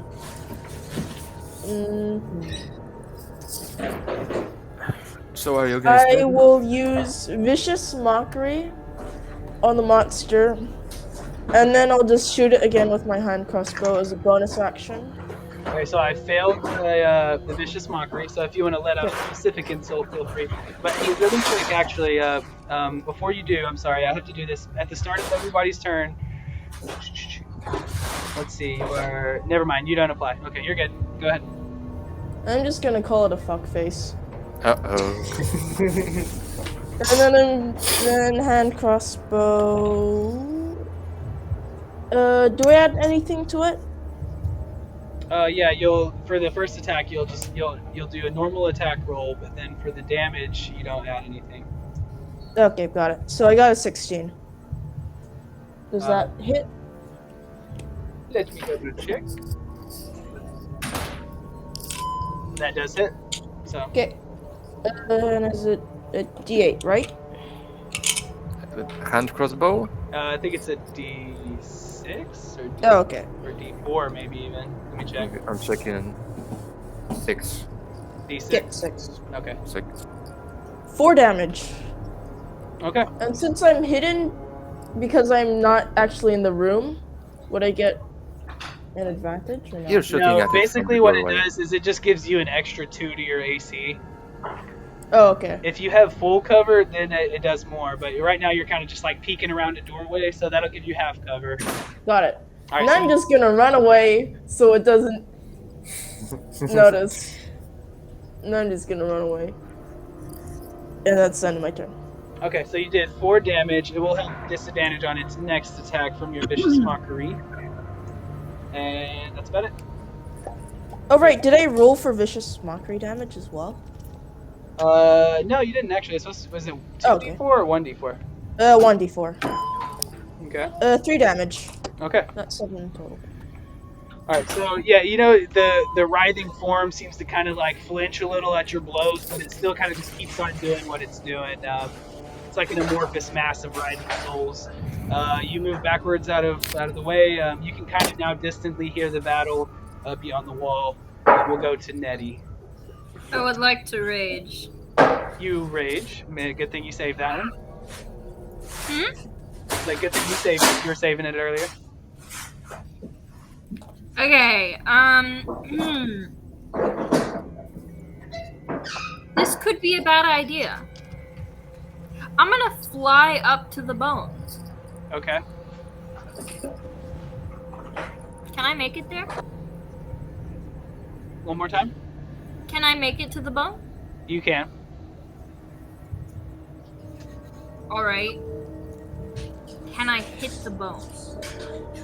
You can hit the bone. You can try. I'm gonna hit the bone. I don't think this is gonna accomplish anything, but I'm gonna do it anyway.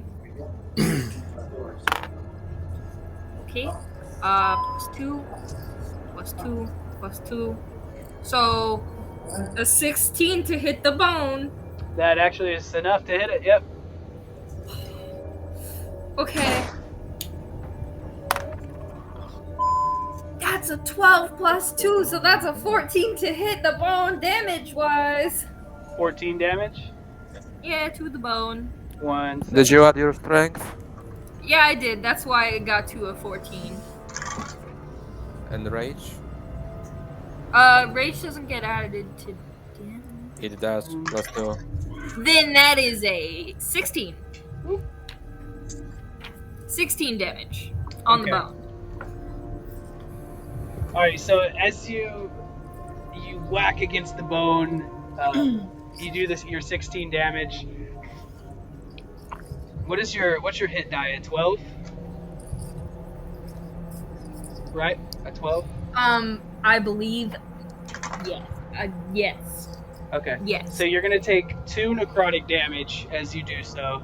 So not too much. Okay. But as you do, you slam up against the bone and you see a crack kind of split off from it and form into the bone itself. And that's it for now. You hear like a scream of rage from the creature in like 1,000 different voices. Good luck! I'm gonna stay up here! Okay. Then we'll go to Atlas. I'm going to cast Thunderous Smite on myself, which deals an extra 2d6 thunder damage if I can hit the target. So that's is that a bonus action to cast? It is. Cool. And then I am going to come over here and try to hit this guy with my axe. All right. So yeah, let's see if we can get there. 20. Come on. Come on. Come on. Oh no! So that's gonna be 2 plus 4. It's a 6. A 6 to hit. Yeah. So yeah, its body's kind of writhing and manipulating itself to where, like, in one moment you would have sank deep into its flesh, but instead it just like seems to warp and morph around you to the point where it just ends up being the air. And then you can do anything else, or we'll move to Braun. No, I think that locks me down. Okay. Would I be able to move over here? Yes. Yeah. Awesome. Yes. I would like to move over here, and I'm not sure if I got any rages left. Pretty sure I don't. How many did you use? We had a short rest. You regained them. Huh. You don't? From what I looked, yeah, that's why I looked up. Apparently, you gain them on long rests. And you've used You have 3, one right? left. Okay, I would like to rage then hit it with my great axe. Yeah, I So I'm counted, good. because I was like, you're using all of your rages. Do you not have I'm too friendly angry anymore? to die. Exactly! That's it! We're too angry to die. And 2 hits, Okay. apparently. Plus 4. Just no. It doesn't hit. Do I come on. add my proficiency as well? Wait, do I Yeah. add my proficiency as well? You proficiency Okay, strength then. is Does a great. 12 hit? Doesn't That's a Does a 10. 12 That's a hit? 10. That's a 10. So let's see, you got Relic is 4 plus plus your 4 with my proficiency is strength, 6. plus 2 for proficiency, and then I need to do my rage. So that's, Rage only adds to damage, not accuracy. Pretty sure it's to both, but okay. well, we can definitely look it up real quick. Yeah, it's not a problem. Yeah, that's what Nettie's over there doing. It is it is to damage, but we also have resistance to bludgeoning, piercing, and slashing. Yep. So that's a 10. Okay, Just- since that's I my think it's first like a attack, plus- since it's my first attack, can I make it a reckless attack? Yeah. Or am I too late to do that? Okay, So you. so I can try again.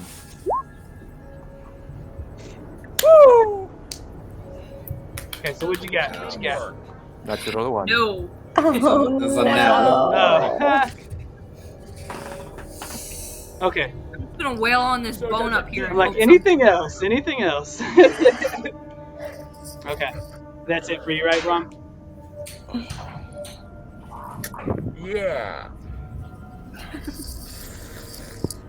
Okay, so here we go. There was another creature here in the mix, but you couldn't see it. Of course. Let me double check real quick. Also, I'm gonna toss that up for the DM. Alright, so out of the mist, you realize there is a creature there that it kind of blends in, you realize you weren't quite alone this whole time. And off to the side, you know what, I'm going to have it protect its master too, because that kind of is what makes sense. And so it drifts up. These, I mean, you're the only ones that can fly, really. But it'll drift up towards to Nettie. And What? Yep, and it's called a vampiric mist. And let's see what we want to do with that. I'm in danger? Yes. When did this happen? Just double checking really quick what I could or should do. All right, so it envelops the same space as you. In one moment, you kind of see this writhing mist from below, and out of it, it seems some of the mist is just rising up higher towards you. And before it's it's just too late. Before you realize that it seems to actually be sentient, and it envelops your body. And as it does so, I'm going to need you to make a Constitution save.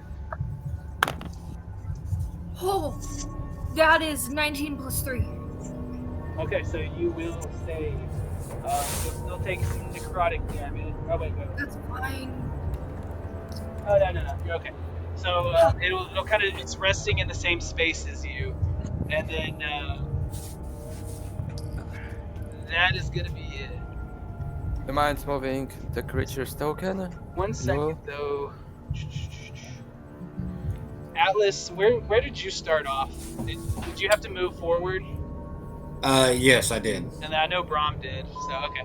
All right. He was like. Okay, so now we're gonna go to the gibbering mouther. Okay, I'll be right back. Oh, actually, okay. So Brahm, you were up here, right? You were next to him, and then Atlas, you were right here. Right? I was close, basically close. right here.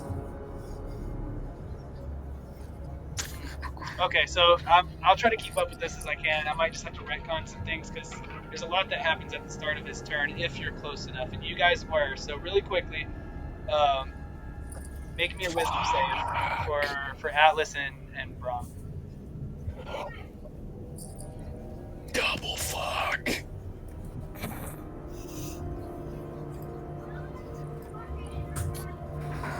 That's probably fine. So I'll take a 15 plus 1, so 16.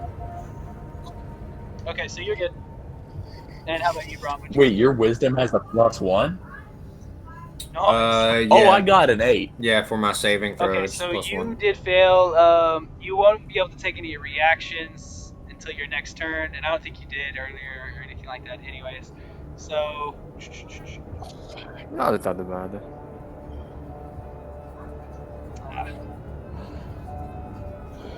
Okay. This won't quite make sense, but I'll just try to keep that in mind for later. But okay, so basically you feel like the presence kind of dictate your actions in a way, but you're still able to do what you did. But you fear that if you fall under its presence like that again, it may make you do things. So that's just a small warning to you. And then now, so first off, it's going to do... It's going to, like one of the pseudopods, one of its limbs of sorts, kind of opens up and shoots out this glob of bright material, and it actually will affect anybody within 15 feet of where it hits, and actually it's 5 feet of where it hits, and it can be within 15 feet. So I'm going to actually do it on right here. So all 4 of you guys are going to be affected. Amia, you're beyond the wall, so you won't be. And all it is I need a dexterity saving throw, or you're going to be blinded. So it's not damage or anything. But so from Liliana, That's fun. Kenna, Brahm, and Atlas, I need a dexterity save. 13 plus So 1. you I say got a we're allowed to 14. use athletics? Dexterity Oh saving wait, you said, yeah, fuck. And God you're good. I got a 7. I'll take a 14. I have a plus 1. What you got, Brahm? And Kenna? A 5. Oh, I got a 5. How about you, Kenna? I got a 13. Okay, so it looks like just Brahm and Liliana are going to be blinded. It's essentially like a glob of like flashbang material that he throws down and it shatters brightly. You know, a couple of you are able to shield your eyes in time, but the other two aren't. And I'm looking at my DM screen. A blinded creature can't see, automatically fails any ability check that requires sight. Also, attack rolls against you have advantage, and your attack rolls will have disadvantage. Oh, that's For how This is long? going to be until the gibberer's next turn. So, all right. That being said, he is also now another one of his like pseudopod-like limbs kind of reaches out, and it's the face of a grung kind of opens up, except for it has like fangs inside of it, and it tries to let's see, it'll try to get Brahm.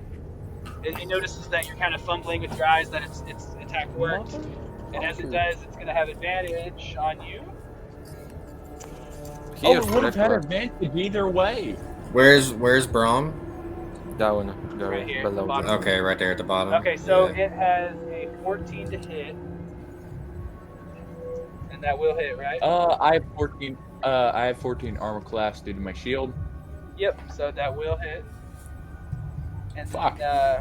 Meets it, beats it. Yeah, Can I use keep in my mind, reaction if again? if you're wielding that shield, you're not gonna be able to do two-handed attacks and stuff. But is No, your that's- weapon a Okay, great? then. Okay, I did not know that's how it worked. So 12 actually then. I can use my reaction to do protection again and give you a disadvantage on the attack roll. Okay. You might not want to do that because because my reckless attack they would have had advantage, and then because I'm So, blinded they would have had advantage. Even so- I rolled for advantage, and either one of them would have hit. So even if I take Oh, okay. the higher I one, got the you. lower would still hit. So in this case, Yeah. it'll still hit. So give me a strength save while I do the damage for you. You'll need a strength save for Who, me? Braum. Yeah. Awesome. That's something I'm proficient in. Ooh. Braum is looking fine. So what did you get? Oh, a 20, and if I got advantage, 26. Okay, so you are not knocked prone Dirty as this thing kind of not smashes into you, but you do take 18 piercing damage. Ooh. Although you're raging, so it's going to be halved to 9. So 9 piercing damage for Braum. Make sure you mark your token on that for me, please. Nice. It was lucky you were raging there. And that's going to be it for this guy. Let's go to Duel. Liliana. Wouldn't that attack just straight up one-shot kill, like Liliana? Yeah, it could. This is a boss fight. Wait, who has this? Who has like the magical weapon? This is turn. What magical weapon? Yes. The Cittern, probably anybody who's bigger than me. I would say Amia No. or Liliana, whichever you want to take. Liliana then. I don't want to use it. Okay, you don't have to use it necessarily right now, and I don't. So, It takes looking- attunement by a bard, and attunement takes time. I think it takes a short. If we rest. throw it at the thing. Wait, no, never mind. That's not how It'd it just be an works. improvised weapon. So, Liliana, what would you like to do? Okay, so since I'm blinded, can I at least kind of hear where the creature is? For sure. Oh, and just really quick, since you are within 20 feet, go ahead and make me a wisdom saving throw. Wisdom. 19. All right. So, since you are within, basically the way it's described is the many different mouths of this creature are just babbling consistently in all these different languages, and you can't really understand much or any of it. And it's just so disconcerting, and it envelops you and it confuses you. Anyway, when it does that, it makes it this time around. If you fail the wisdom save, which in this case you did, right? What was your I got wisdom? 19. Oh, okay, no, so you succeed. All right, you're good to go. Okay, nothing happens. You're able to resist the call. Okay. So can I move? Can I move towards it, like over here, or would that give me or would I get an attack of opportunity if I went close to it, You can go to it without an opportunity attack. like over here or something? Yep. Okay. So then I will poison spray it, which is a Constitution saving throw. All right. Looks like I got 15. That beats it. Yeah, that beats it. I've got 13. That might be one of its stronger points, honestly. It's, I think that's its highest skill, actually, is its Constitution. Okay.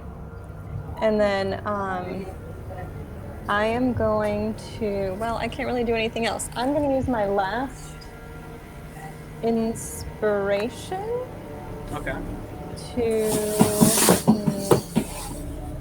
Let me inspire, I'll inspire Atlas again. Okay. Of course. And I'm gonna sing the Little Mermaid. Can I sing a Little Mermaid style song? Of course. So he's got gadgets and gizmos aplenty. He's got bosoms and what's it galore. You want thingamabobs? He's got 20. That was beautiful. Thank you for bringing some culture to our stream. All right, Kenna. Okay. Here we go, Kenna. Let's go. So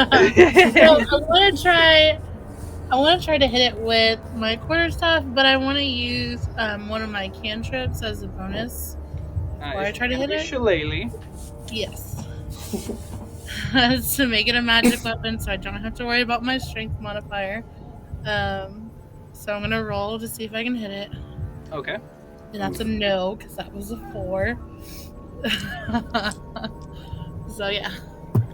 It does happen sometimes, and sometimes the lower lows make the highs higher. Okay. So one thing I'll need you to do for me at the start is make a Constitution save, or no, a Wisdom save. I'm sorry. I need Wisdom. Basically, if you're within 20 feet of it, it's gonna need a Wisdom save, and I'll try to catch it, but. Okay, I'm sorry. So I rolled 16 plus 2. Okay. You're good. All right, no worries at all. All right, so with that, we'll go to our boy Krim. Finally. Okay, so this bastard. It's an enemy, right? It's up in the air with Nettie, yes. So you can reach it for a physical attack, but perhaps a ranged attack you could do. So. But you might hit me. That's also what I was worried about. Would I hit Nettie? I'm enveloped. It's like the thing with Braum, I'm pretty sure. I would say it doesn't specify, so not necessarily. And it's outside of my melee range, right? It is outside of your melee range, that's right. Meh. Do you guys think that if I destroy the bone completely, it will go away? The monster definitely didn't seem to like it. Yeah, that was my thought process. So I mean, it may not get completely rid of it, but it may make it easier to deal with. I'm gonna take. So if I move closer here, I'm still technically. Well, it's not gonna smack me, is it? No, because it's on me. Okay, so time to crack some bones. There we go. Yeah, the team is at it. I'm assuming. I should mention that the bone is suspended in the air by the chains, so the bone is out of melee range as well. I guess I will use my crossbow. Okay. And that's a bra moment right there. Can I throw my dagger as a bonus action? Wait, no. Crossbow is two-handed, so no. Okay. Okay, yeah, right, because you got to reload that and stuff too. Okay, yes. Well, that was a disappointment. Okay, it's fine, I got it. Alright, yeah, again, I'm not always looking at the chat, so you just let me know the number when you do it. 7. Okay. Okay, and you can move it more if you like, or we'll go to Amiya. Actually, wait. Yes. Yeah, I'm not gonna stand close to this thing. Okay, good idea. Alright, Amiya, yep. Can I cast invisibility on myself, or does it have to be another person? I think it's if it says a willing creature, then that can include yourself. Yeah, as long as you're willing. Let's see. I have to touch something though. Does that mean I could just touch myself and that Please Oh do. yeah. work? Oh Please yeah. do. Yes, that's exactly what it means, though. Perfect. You have to touch I'll yourself. I shall make myself invisible, Okay. and I shall just dash over here. Just dash over here and prepare for another attack. Okay, so she goes invisible. I'll give you the little ghost icon. Alright. Spooky. And that's going to be it for your turn. You use the visibility, and then you're ready for next turn, right? Yep. Okay. Alright, Nettie. Hey! I might hit the bone again. Okay. Okay, that's 13 plus 2 plus 2. It hits. 17. Yeah, that will hit. Nice. Okay, how much should... Okay, so that's 3 plus my strength, which is plus 2, plus the rage, so 7 damage. Okay. Let me see my dice. Okay, so you swing again heavy, and this time, of course, you connect again, and a dark, foul energy washes over you as you split the bone into 2 pieces. It's now dangling from separate chains, and as you do, a blast of necrotic energy comes back at you, dealing 9 damage. So that's like a total of 12 or 13 for you total, I think. Done. I'm enraged. That doesn't matter. It's necrotic damage.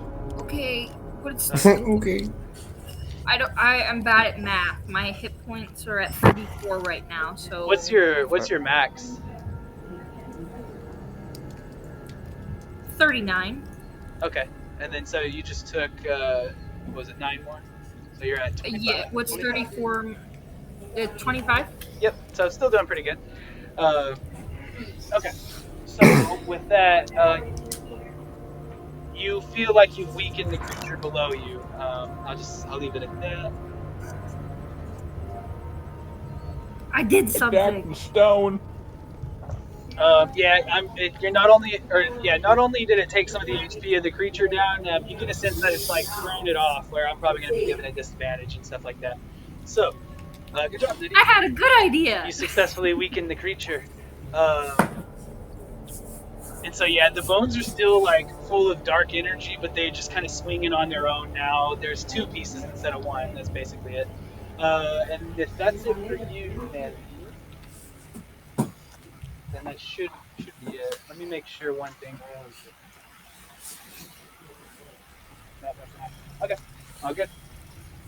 All right, so if you can move if you so choose. Although you are kind of like in the same range of a creature, so up to you. This mist creature has not hurt me yet. No, that's true. So I'm just gonna stay put. Okay. All right, so we'll go to Atlas. You do have an inspiration from Bardic Inspiration. How long has it been since my last move? I have to ask. Each round takes 6 seconds.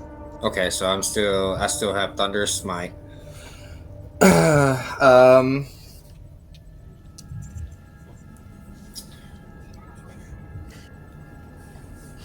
Just 1 second, I have to read it. Just get up on this. Oh, you're all good, man.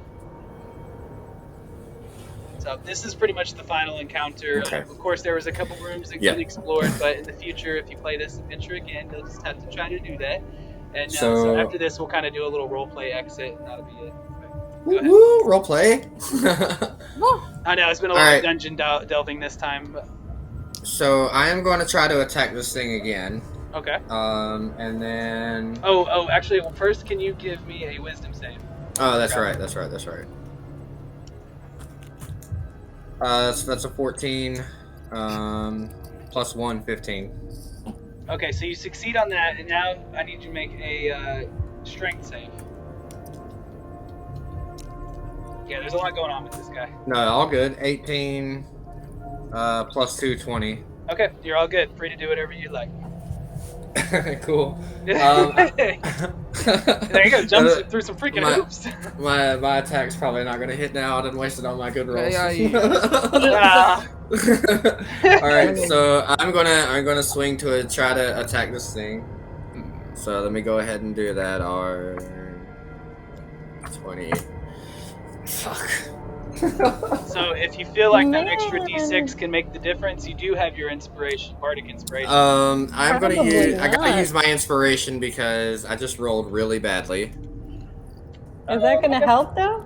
I don't think it will help. Oh, does it not? I would say crap. save it.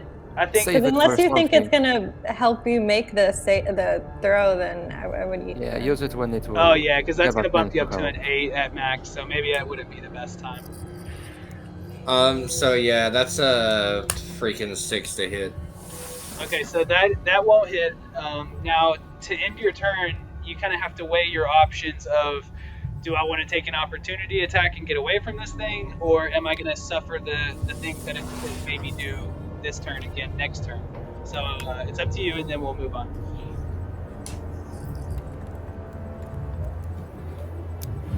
Sucks so bad, dude. I'm gonna try to run away. Okay, so you still you'll take an have your opportunity bonus attack, action? which is not going to hit, so you're good. Yay. Do you still have your bonus action, Wait. Atlas? Maybe it's best not to run towards the door since since he'll just get attracted towards it, and then my cover might get blown. Okay. So Hey, Noel. Brahm, yes sir, go ahead. My brother wants to know how long's this boss gonna be? Just until y'all kill it, really. Probably not long. Like 10 minutes. Yeah, Junior, like 10, 20 minutes max. Yeah, that's fair. Yeah, I know it kills our Wi-Fi. Now, please go on. Okay. Well, I will adapt it. I'm just gonna go there then. Oh no. Well, that's gonna be a. Okay, so really quick, I'm so sorry, man, but I have to start the turn with a wisdom saving throw. Oh yeah. Oh fuck my wisdom. Oh, question: is that a spell or magic? I rolled a 0. It's just like an aura of, so to speak, that's around him. There's a Is one it that a casts for magic 20. aura? No. Okay. No. Because I realized I have advantage on saving throws against spells and magic. So. That might apply, actually. I think that would apply. For that it would. Okay, so I'll just put it this way: if you're right up close to him, there's a thing that's gonna happen, and if you're like a space away from him, pretty much, there's something that's gonna happen too. So 10 feet or 20 feet, and if you're right up next to him, you're gonna suffer both. Maybe if you fail the roll. So, anyways, if you'll take a wisdom save, how'd you do on that one, Brom? You Oh, I got a 0. Oh my god.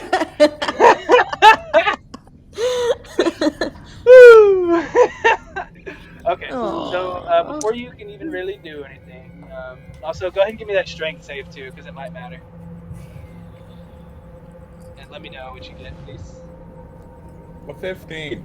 Okay, so the ground is kind of, as you're closer to him, you get a feeling that it's kind of warping the ground underneath your feet, which kind of has an effect if you fail to save, but you succeeded.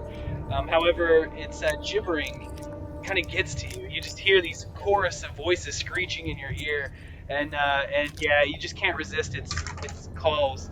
And you are unable to take any actions or bonus actions for this turn, and you have to use your movement to move in a random direction. And so for that, the direction is going to be directly to the right for your full move. Wow. So you're going to move to the right, which actually it just slams you into Liliana, really. So if anything, we'll just put you right there, and that's it. Yeah, sorry, man. Yeah, this is a boss fight. It's not always going to be fun. And that being said, it's actually his turn now, too. So we'll go with the Vampiric Mist first. Hi, hello. Nettie, can you make me a Constitution saving throw, please? I can do that. Oh no. Hold on.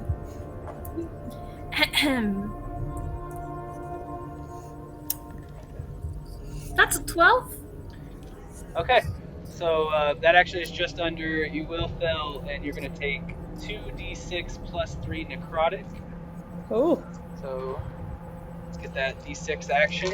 Alright, so you'll take 8 plus 3, so 11 necrotic damage, and your hit point maximum is reduced by 11. And the thing would also regain some HP, but it's not quite damaged yet. So what you're telling me is that I'm back to where I was when I was first level. So the way that it works is it's not a. It only lasts until a long rest. So whenever you take a long rest, you'll get your max HP back to where it's supposed to be for your level. But at least until you do that, I think you said earlier you had 39. Yep. So now you don't have that much. How much do I have? What was it? You'll have 28. Thank Okay, you. there I'm you go. very bad You at got it. math. And how much health do you have left? I have 14 now. Okay. And so whenever she goes to, if someone heals her or something, she wouldn't potentially be able to get back to 39. Instead, she's going to be stuck at 28. So definitely keep that in mind. It could be a problem. And then we'll move on to our Mouther, who will try to recharge his ability, and he will not be able to. So all he can do is a bite. And let's go ahead and, well, like you were saying, I could one-shot kill one of the level 1. So I'm sorry, Brom, but I'm just going to have to go for you to show mercy. Always show mercy to the level 1. Will not show mercy, shows mercy. So it's only a 9. Brom. It's only a 9 to hit you, though, Brom, so that is not going to hit. Oh, wait, it is advantage, though. Oh, wait, no, not anymore, because it's its next turn. So you're no longer blinded, everybody, and it is now Liliana's turn. Okay. I'm going to cast Healing Word on Nettie with my bonus action. Wait, could you cast spells on your bonus action? Some of Healing Word is a bonus. Yeah, Okay. so is Vicious Mockery and stuff like that. The only caveat is you can't cast 2 spells in one turn. So if you have a bonus action and an action spell, you can't do that. So I'm gonna sing, I can't cast this healing anymore. I've forgotten what we're down here fighting for. Okay. So it's a D4 plus my modifier, right? Yep. Or I think so. Ooh. So 9. There you go. Hey, and Eddie back up to what, 23? Not bad, not bad. Well, Vicious Mockery is a main action. Is it? Okay, I'm thinking of a different one then. My bad.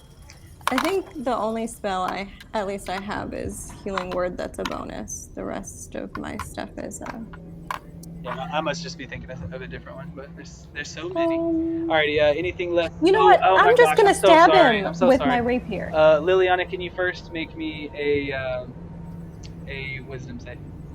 Okay. Do I get advantage because it's a spell or magic? Yes. Okay.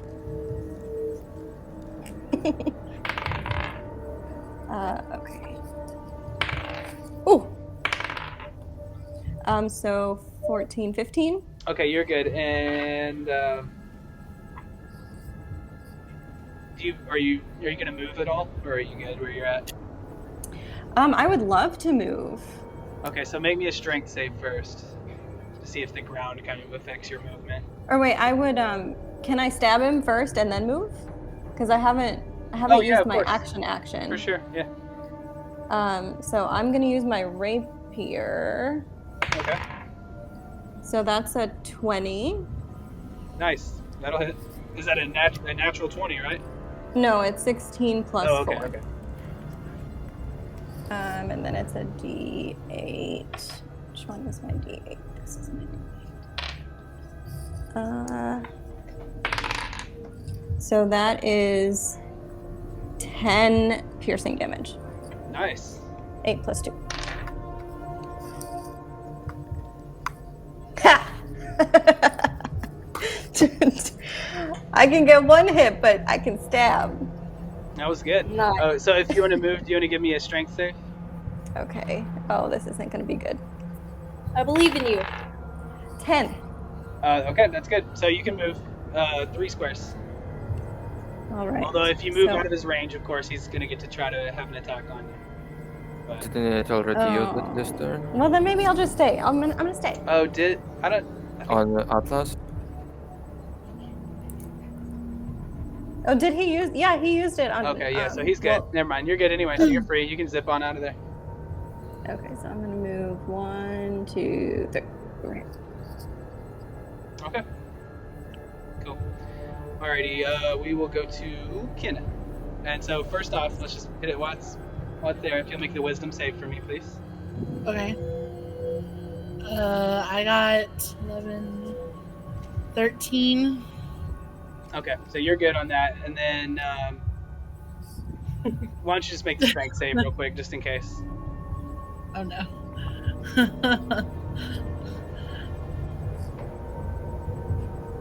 Oh. Nice. I got 17, so 16. Okay, so you're good. Nothing's going to hold you up, and you can be free to move out of his range and all that. And you're free to do whatever you want. Okay, so I'm going to try what I did last time. I'm going to try to hit him with my quarterstaff, but I was going to cast my cantrip on it, and then... So I need to roll. Which, okay, no, I'm not. Maybe I should just not use that cantrip anymore. Does it last for a while? It... I think probably. I think it's already on you, right, for a little bit? Yeah, it lasts for 1 minute, so that's technically 6 rounds. So you still have Shillelagh activated right now. Okay, well, I only rolled a 5, so it's not doing nothing. Okay, and then you can move any way that you would like to.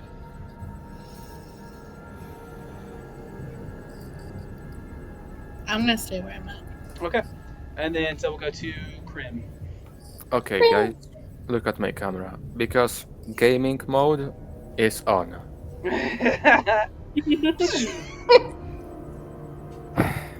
So, and 1. That's misses probably. 11. Just shy. Yep. And 2. 14. That hits. 6 damage. Okay. So you can get the sense that it is starting to get like pretty hurt. Definitely well under half from where it started. Cool, because now it's time to do this action surge. Okay, so he's going to use another attack. Brilliant. Come on, that's a natural one. Cool. Oh no! Got to burn it on it. It ended up being a 1. It is a natural one. Oh, that's tough. Bummer. Oh well. Hey, I mean, you still knocked him down. It would have been so cool. Did you want to?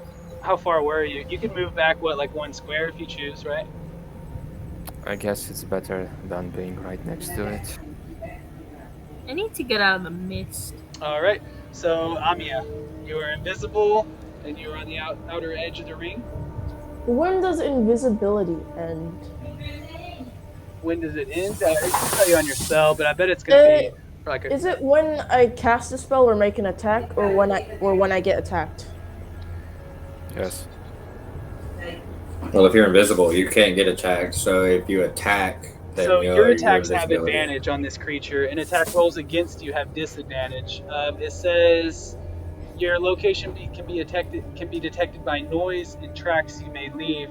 But I think the invisibility is probably a concentration thing on your part. Like you'll probably stay invisible until you lose concentration. So when will I lose? Are there? So if I just run up to here and be a support, for example, if I cast another spell while I'm invisible, does that take up concentration? Only if it's another concentration spell. Oh, okay. Got it. Let's check that.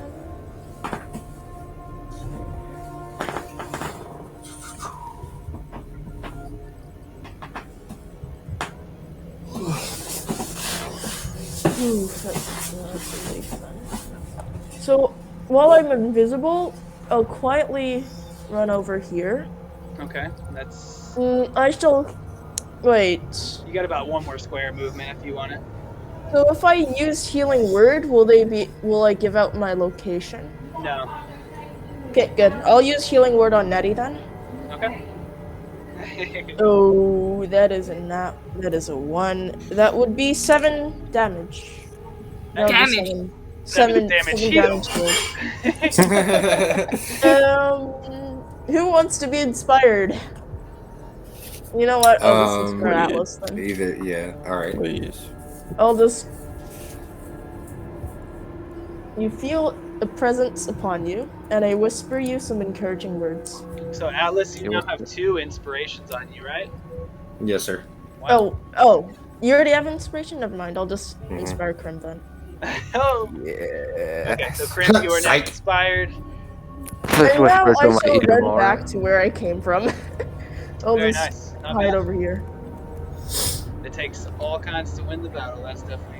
She whispered some dirty words into my ear. Okay. I can't get the image out of my mind. Okay, Nettie, you have successfully destroyed the bone as much as you can, and you have this vampiric mist sucking the life force from your bones. Would like to leave the mist. Okay, so you can. It's you not can a move, fun time here. You can move to the next square without taking the opportunity. So you're good. Then what would you like to do? Can I hit the mist? Yeah, of course. Is it enemy? I can fight it? So this is a vampiric mist. Yeah, it's kind of separated from the mist. It's a creature for sure. Also, I'm gonna hit it. Okay, let's get that.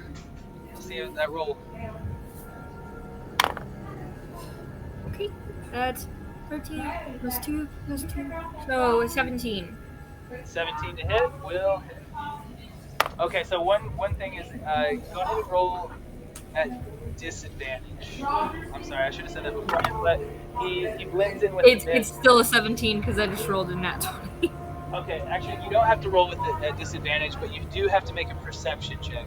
Sorry, there's a little note here. I almost skipped on that. It's the first time you've attacked it. So make me a perception check to see if you can discern the difference between it and the other mist in the area. Perception. Okay, that's just a straight 16. Okay, so you're good. You can see it, and then you would definitely attack it. You succeeded on that as well. Sorry. And I got a 12 plus 2 plus 2. Nice. So 16. 16 total.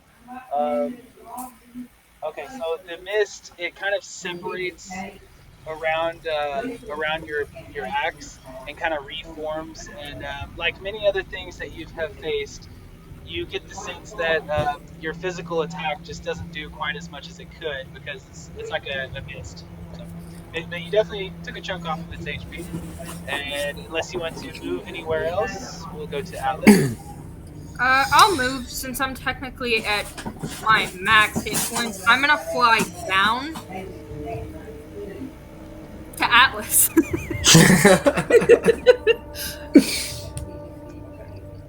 Just down, is that?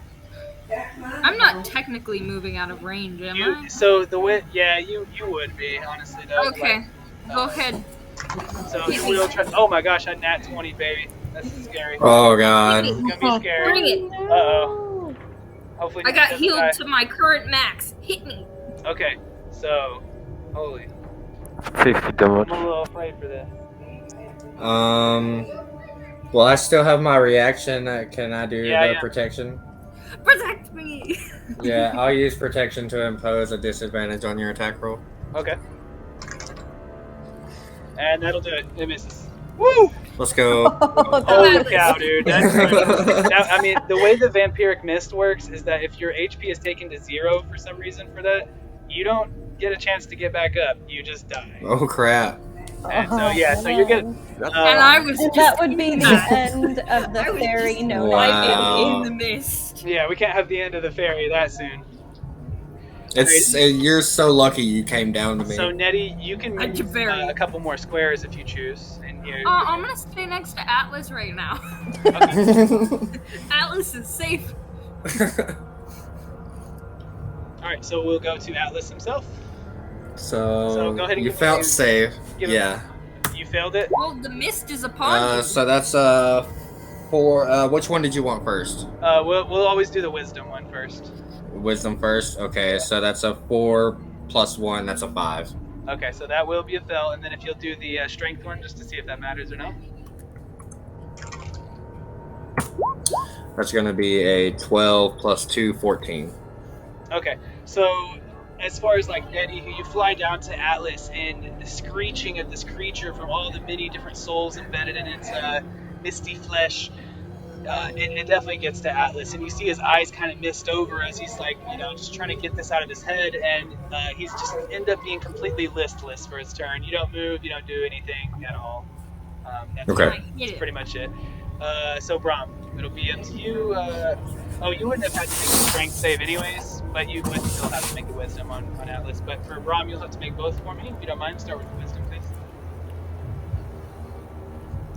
Let's go, Brahm. You can do it. Brahm? Let's see what you got. Wisdom. Yes, I am. Sorry. No worries. I know we're getting close to the end of time, so I'm trying to kind of keep it moving. God damn it. It's okay, Brahm. Don't you have your thing? So I tried to keep track of who has inspiration. I think it's Nettie, Amia, Krim, and Kenna have an inspiration. Oh, I thought Amia gave Brahm one. No, this last turn. Oh, you're talking about bardic inspiration. Okay, my bad. Yeah. So you just have a straight up regular old inspiration too, but it looks like Brahm, you've already used yours. That'd be just for a reroll or whatever. So keep in mind, if it matters for Nettie, Amia, Krim, or Kenna, you still have your inspiration. Bardic inspiration, that's a different thing. So does that just give me advantage because of bardic inspiration? No, the You bardic had a inspiration, it gives you an extra d6 on one of your rolls. So it's like, oh, I failed this save. If I roll a d6, do I think that's going to help me or not? So right now, I think that's the decision that Atlas needs to make. Would I even be able to pass? Or I'm sorry, not Atlas, but Brahm. I'm sorry, Brahm. What was that last question? Would I be able to pass? Would I be able to pass with a D6? What did you roll there? A 6, right? You'd have to. Oh, a 6, yeah. So you'd have to be. I can't give you all the answers. So it's up for you to take the risk or not. Don't take the risk. If it's a 6-sided die and you only roll a 6, the only thing you can do is roll worse. I'll give you this. If you add the d6 onto what you've already rolled, then you have a potential to pass. I'll just tell you that. So it's up to you. You will probably need to get a 12 at the very least to hit it, I think. This is just to see if I am very good with improbable statistics. I am not good with improbable. That's so bad. Oh, you know what? My bad. I was looking at Krim anyways. You didn't have the bardic inspiration to begin with. It was Krim and Atlas. That was just insulting. We went through all that suspense for nothing, but still worth it. Still worth it. All right, so let me roll a d8 to see what happens to you as you are afflicted by this screeching in your ears. It looks like there's 3 different options, and I rolled to see. And it looks like for you, it's going to be the same as Atlas. Nothing happens. You kind of just stand there with like a dumb look on your face. Trust me, my character's been standing there with the dumb look on his face. Yeah, it's not your fault. Brahm's just been sitting It's not your there. fault. Okay, so the vampiric mist is going to fly down, and it's just going to keep pursuing Nettie because you're there, and it's already tasted your blood, and it likes it. So it actually just flies into Technically, space. not my blood. I was not cut. It's sweet. True. It's just some kind of weird Just sucked energy. my life force. Go ahead and make me a Constitution save, please. Ooh, that's a natural 19. Okay, so you're good to go. It is Plus 3. The mist is enveloping you, although it's not able to latch on. However, for our gibberer, he will see if he can recharge, and he does not recharge his flash grenade bomb thing. And instead, he'll just go for a little bite.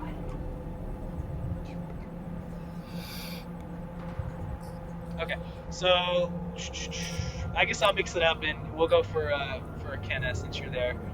Hopefully this doesn't be terrible, but does a 14 hit you, Kenna?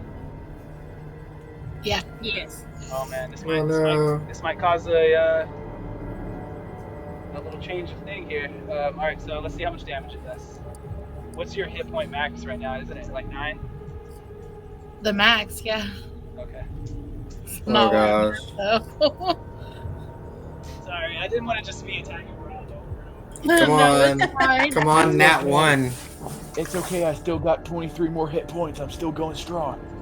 You go Yeah, for it. barbarians. So you're definitely going to be down. Uh-oh. Oh no. Oh, Wait. Just I can fly unconscious, over there and give you a health potion. I just gotta get out of the mist. Because you have 2 on your person. Yeah, I have 2 health potions. Or potions of healing.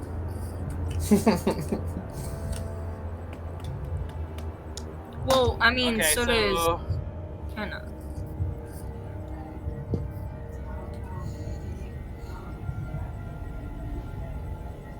You're taking a long time to think about that.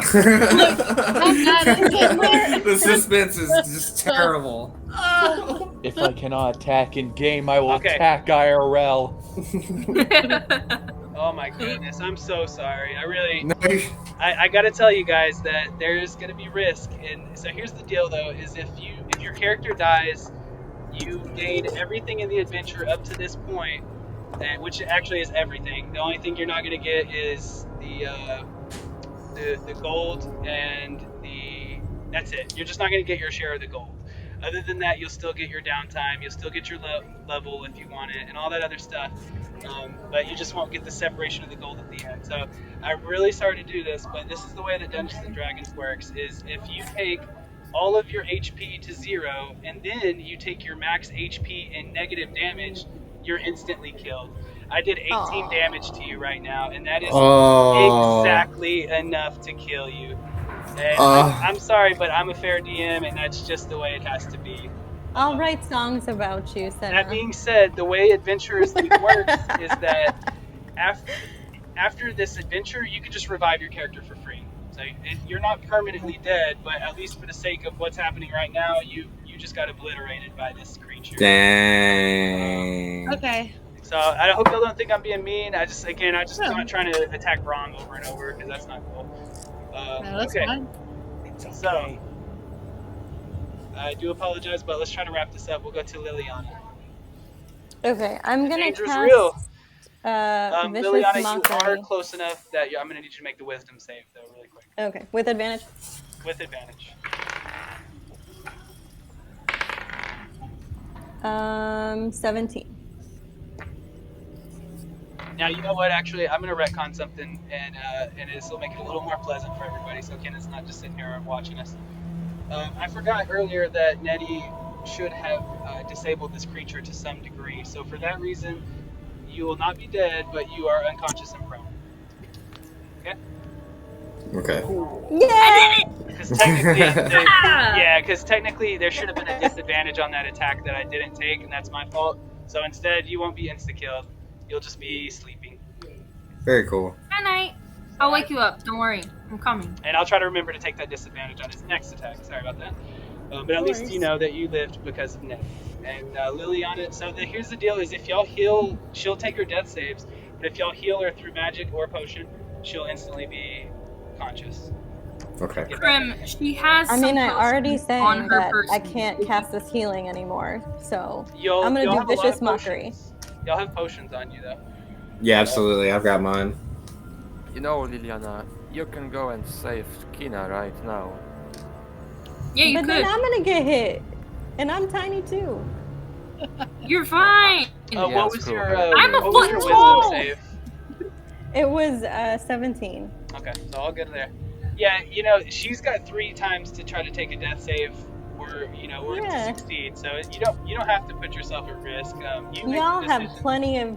plenty of heals. Brahm's right there. You can just like throw it at her. My character hasn't been able to do anything. Trust me, I won't be able to help her. This is your moment. I'm gonna cast Vicious Mockery on it. Okay. So we will do the. It's a Wisdom saving throw. Alright, I got an 11. No, wait. Just a 10. Yay, it's 13. Nice. Okay. So it'll take some damage, and then also it's already having disadvantage on its attacks, but we'll definitely make sure to do that. Well, it takes 1 psychic damage. Oh, it hurts! One particular face stands out from the others as it screams. And it will have disadvantage, and you can move a little further back or not, up to you. Yeah, I'm gonna move back a little bit. I'm gonna move right here. And then we'll go to Kryn. Con save. Kryn. And yep, you're close enough that you'll just need to make the wisdom save. That's a 20. Let's go. You're good to go, unaffected by the screeching. Okay.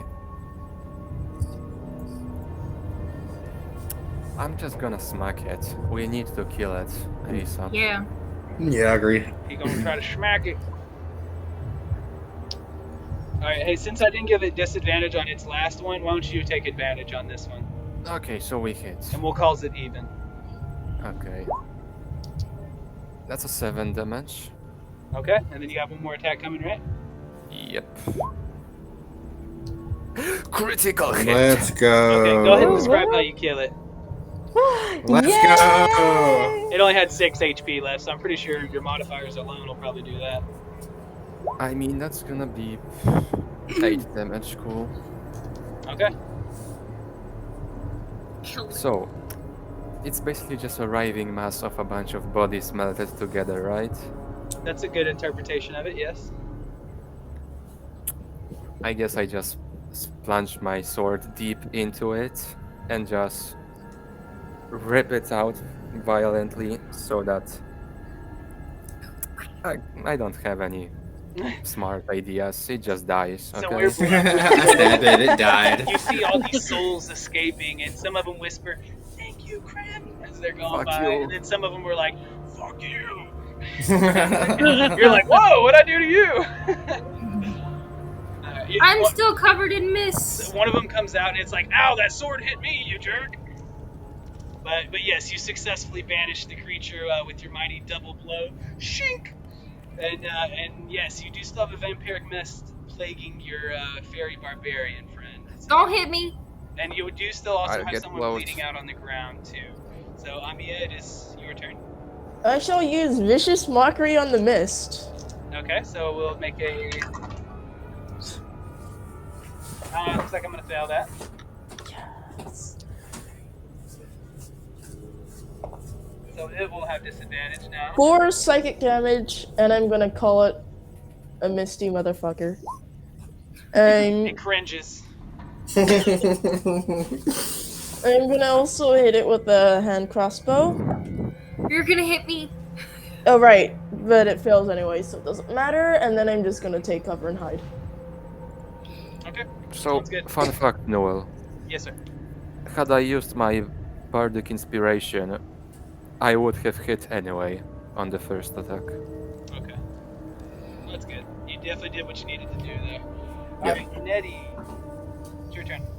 I'm gonna hit the mist. Alright, so you're just. That's like you're swatting around yourself. Alright, go ahead. Oh my gosh, I forgot I'm a weapon. Hold on, let me turn the light on.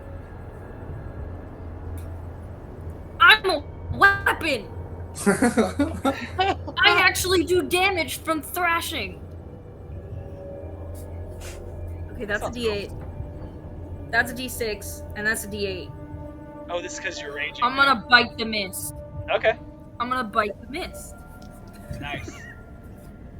It's not as much as my axe, but I haven't gotten to use this yet, so I'm going to bite the mist. So, all And you that's guys, an 8 on a D8. so you can roughly see her as she, as her body starts to kind of like smash around, and you hear the clacking of jaws, and you're thinking, "What is happening to Nettie in there?"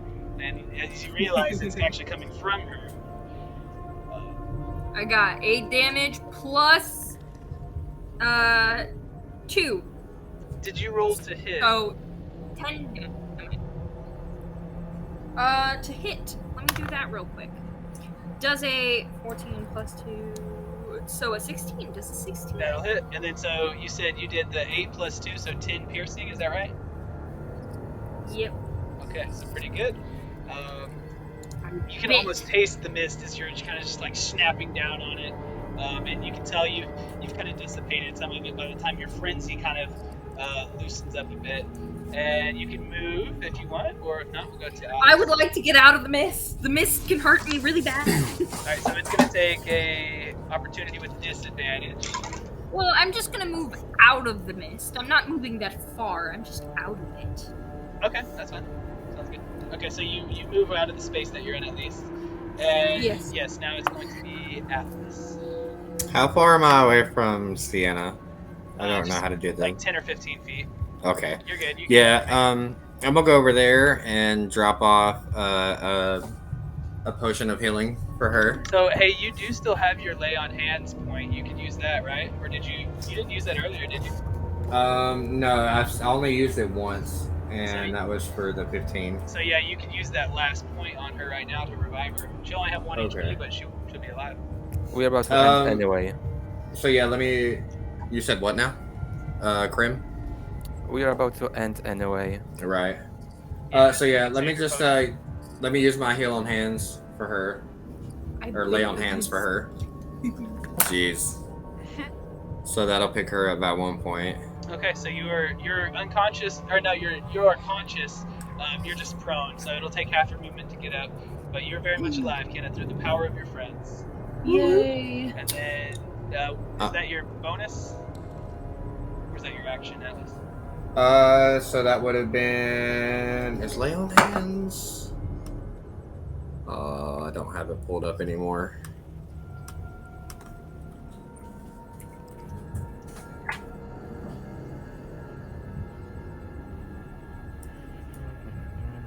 Almost got it pulled up. Yeah, I'm almost there too. As an action. Yep. Okay, so you took your action to save your friend. How very noble of you. Do you take any more movement? Action. Can I move and make a bonus action to attack? Depending on what you can do, your offhand attack. You just won't take your modifiers with it. Okay. So yeah, I'm gonna come up here, and I'm going to attack with my battle axe. Okay. I believe in you. Me too. Haha. So So 11 plus 4 with the Bardic Inspiration. Do I reroll with Bardic Inspiration? Wait, 11 plus 4?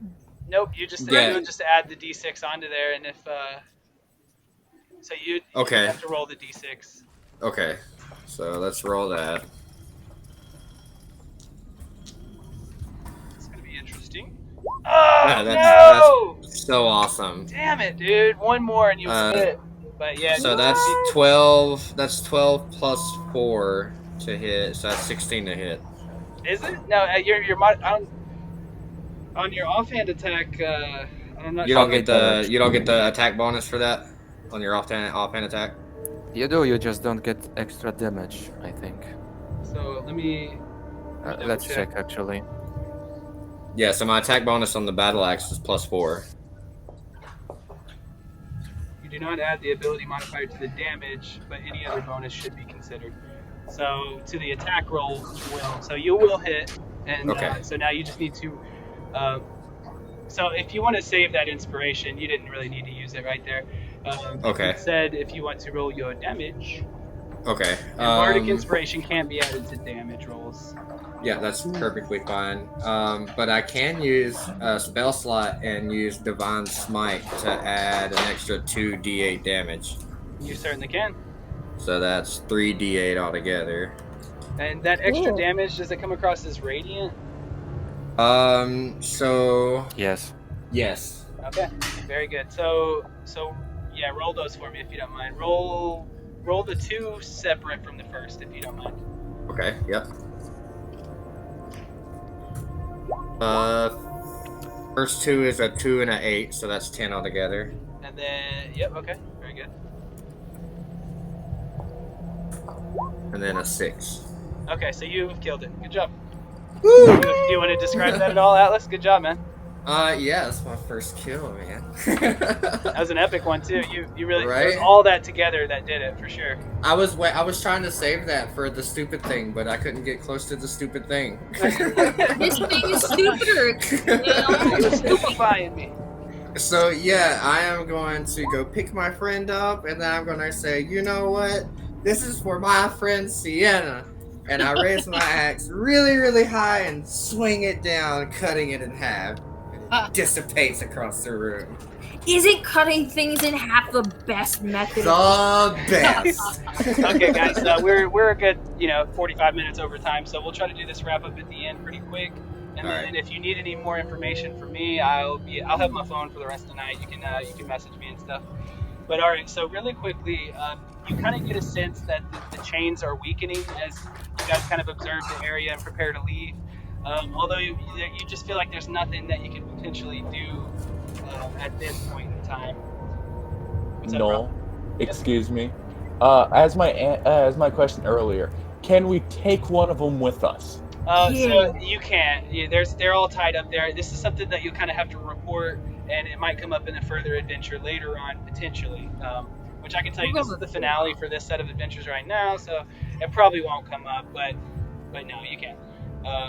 So one thing though is that as you're investigating the walls of the chamber, the lines upon lines of magical incantations all seem to contain the word Oculos. And you get the sense that the primordial that they were containing here as a prison was named Oculos once upon a time. He used to walk the face of the world long before mortals. Nothing else really seems obvious, so it's time for you guys to return, which you will do.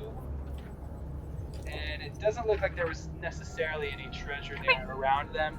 But as you guys return to the tower with Bayou Ashvin, you report your deeds and what you had found and stuff.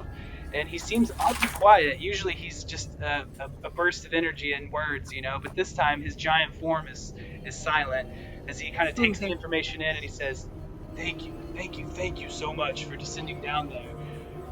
It seems like there's much more that may need to be checked out about this place. And we'll try to get that done over time. Now I must ask though, was there anything you were able to find? Any sort of information or scrolls of any sort, maybe? Do I still have that mummy? Yeah, you do. So, you do, in fact, have a mummy. And you guys same also with did, little dark man. y'all did also have that Darkling, and you would have returned it to Thessaly, who was the tribe leader of the Darklings. And, he would have been more than grateful, of course. And, if we had more time, we could roleplay a whole scenario where he would thank you profusely. And, the guy's name is Radik, and he's an actual person. He's an NPC, so y'all saved him, and so that was pretty cool. Cool. Yay! Also, the ghost girl. Normally, what that does is it would give you extra experience for doing that, but we're not playing. We're doing, you gain at a level regardless. So, if I can give you a little more gold after the division, I'll do that for y'all doing that. That being said, so he kind of he's a little disappointed to know that all those scrolls got disintegrated to dust, but he's still. I didn't say they got disintegrated. I said the room collapsed. He's still more than grateful for the time you guys have donated towards this, and he definitely gives. Everybody has 50 gold from him. And so yeah, let's go ahead and wrap up the end, of course. So on your adventurer's log sheet, the adventure name is the Dreaming Relic, and the code is CCCTHENT01-03. You said Dreaming Relic? Yep, that's right, the Dreaming Relic. So, as usual for playing this adventure, you will gain 10 downtime. You will gain 100 gold each. I'm just going to give you all the maximum because y'all deserve it. So the maximum you can gain at tier 1 from an adventure is 100 gold apiece. So everyone takes 100 gold, 10 downtime days. You get the magic item that you discovered earlier. There's a copy of it here on the Roll20, and it's in the Dungeon Master's Guide and whatever. You can look it up online pretty easily. Okay, so you got the gold, you got the item, you got the downtime. Am I forgetting? Gone. Do we get the level as well? Oh, so you are available to take one level from this adventure. You may decline it if you want to keep your character at tier 1 for longer and still take all the other rewards, including the 10 downtime days that you could cash in for a level anyways. So, Okay, I won't take the level. So yeah, you can just forego the Question. level. Yes. Question. So the level, the tier 2 that's happening next week. So next weekend is a tier 1 adventure still. That's why I'm declining my Tier 2. What about after that, though? I figured I would run one more tier 1, so our newer players can have a chance to get to tier 2 if they're not, and then after that we could run a tier 2. Got it. Hey, So no. we've got 2 more tier. So the tier next 2 2? weekends will be tier 1, and then the third weekend from now we'll do tier 2. Nice. Wait, no, I didn't know I can decline levels. Does that mean when we hit tier 2, since it's 5 to 10, I can just immediately upgrade my character to level 9 and sit there gaining downtime? So if you have the downtime to cash in for the levels to jump you up, you can most certainly do that. That's crazy. Awesome. And you'll see some And then I can just sit there and some gain pros more. and cons to either way. It's like if you level your character up too fast, you're going to get less magic items along the way, and you're also not going to be able to play them in all the adventures. But you also get to be strong. So, yeah, it's up for you to decide, and that's why I have recommended making more than one character too. So that kind of sums it up. But if you have any questions on that, I can stick around for just a few more minutes. I appreciate you guys all for hanging in there. Oh man, what a night. Sienna, we almost lost you. What? One thing really quickly, guys, is for participating on a streamed game, you earn hours that go towards your service rewards. The PDF for that is linked on the Discord, like everything else. It's called Forgotten Realms Season 11 Season Rewards. And basically, for every hour that you log, you can... For the first tier, you can exchange 5 per reward. The second tier is 10 hours per reward, and it kind of tiers up, and you accumulate the hours over time. If anybody... You broke up really bad right there. Yeah. How many downtime? I mean, how many service hours was the stream?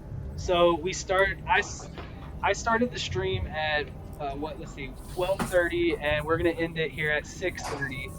So we have 6 hours on stream today, technically. So I know. And that's how many it was the first session too.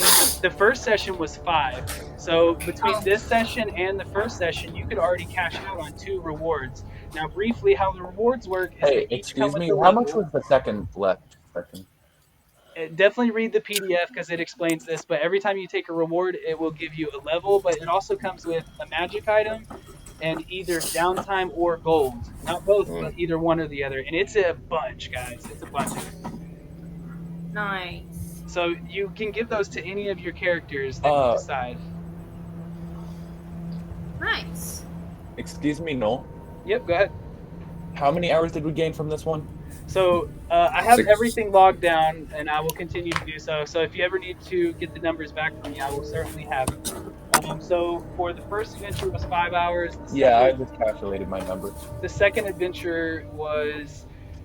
Where is it? Yeah, we weren't on that one long. I think it was a 4 hour. That is not bad. Pretty sure it was a 3 hour. Oh, I was looking at the wrong one. Because after it was 3.5 my hours were at 8. Okay. So we've had 5 hours, then 3.5 hours, and then this one was 6 hours. So if you've been here for all of them, you would have 14.5 hours total. And then if you weren't, you can kind of figure that out for yourself. Yep. So I got mine logged, guys. So is that all? That's pretty much it, guys. And if you need any review of that, I know especially for the newer players, that's kind of like dumping a lot of information on you really quickly. We can work with each other over the week to get you ready for the next game. You can level up your character at any time through this or on your phone or however. So yeah, I'll stay on for another 10 minutes if anybody needs anything. Oh, Awesome. and the next one's gonna be in the You know what? Feywild, right? I'll level. Okay. That is right. So our next adventure is going to be a little bit of a separation from what we've been doing. It is going to be tier 1. It's going to be 2 hours long instead of like this one was 4 hours. And yeah, you're suddenly and miraculously going to find yourself in the Feywild. I'm from the Feywild. Hey. Yeah, it's. I'll give you all guys a little heads up. Have a It's good like day, you're everyone. walking into Candyland or something. I'm from the Feywild. It's really weird. The way the setting for this adventure is going to be kind of strange, but it should be fun and kind of different. And I think it's going to That's be a awesome. little more role play heavy. So for those of you that are a little more on the role play rather than the dungeon diving and the combat and stuff, next week. Does that mean I can dye Crim's hair finally? Only if he allows it. Or you. Oh my god. Maybe you could dye mine so I can fit through doors a little easier. I don't know. Oh my god. What color? That's so What tough, color? dude. I know. I'm actually wondering whether or not. But alright, should I- guys, y'all have a great night. Alright, thank Yeah. you guys for Bye. playing. I really appreciate it. I shall take my leave Bye. now. Hey, if Bye. you want to get on the Bye. next one, make sure you go on Discord and show interest. It's LN1. It's in the events. Okay. Alright, bye. See ya. Bye. See you guys. Thank you so much. And anyone watching the stream, we run through Discord and Roll20 if you want to join as a player, or I really need some DMs if you want to join as a DM. We can certainly talk that out. Shoot me a message for the links. That's about all I got. Alright. Bye-bye. See ya. Yeah. I'm actually thinking whether I should keep Krim at level 4 and create a second character. Or, I mean, one of those. And that's kind of the good thing with those DM rewards is like if you have 2 that you could assign right now, so you could create a new character and have them at level 3 with 2 cool magic items right now. Yeah. That's what I've been doing. Okay, I'll think about it. Again, thanks for the game. It's Of been course, amazing. man. Yeah. I think it was a little rougher this time around, but if we can get just a few less people on the table, it'll go so much better. But yeah, Yeah, okay. See ya. heck yeah. See you, man. Bye. All right, with that, Talis is signing off.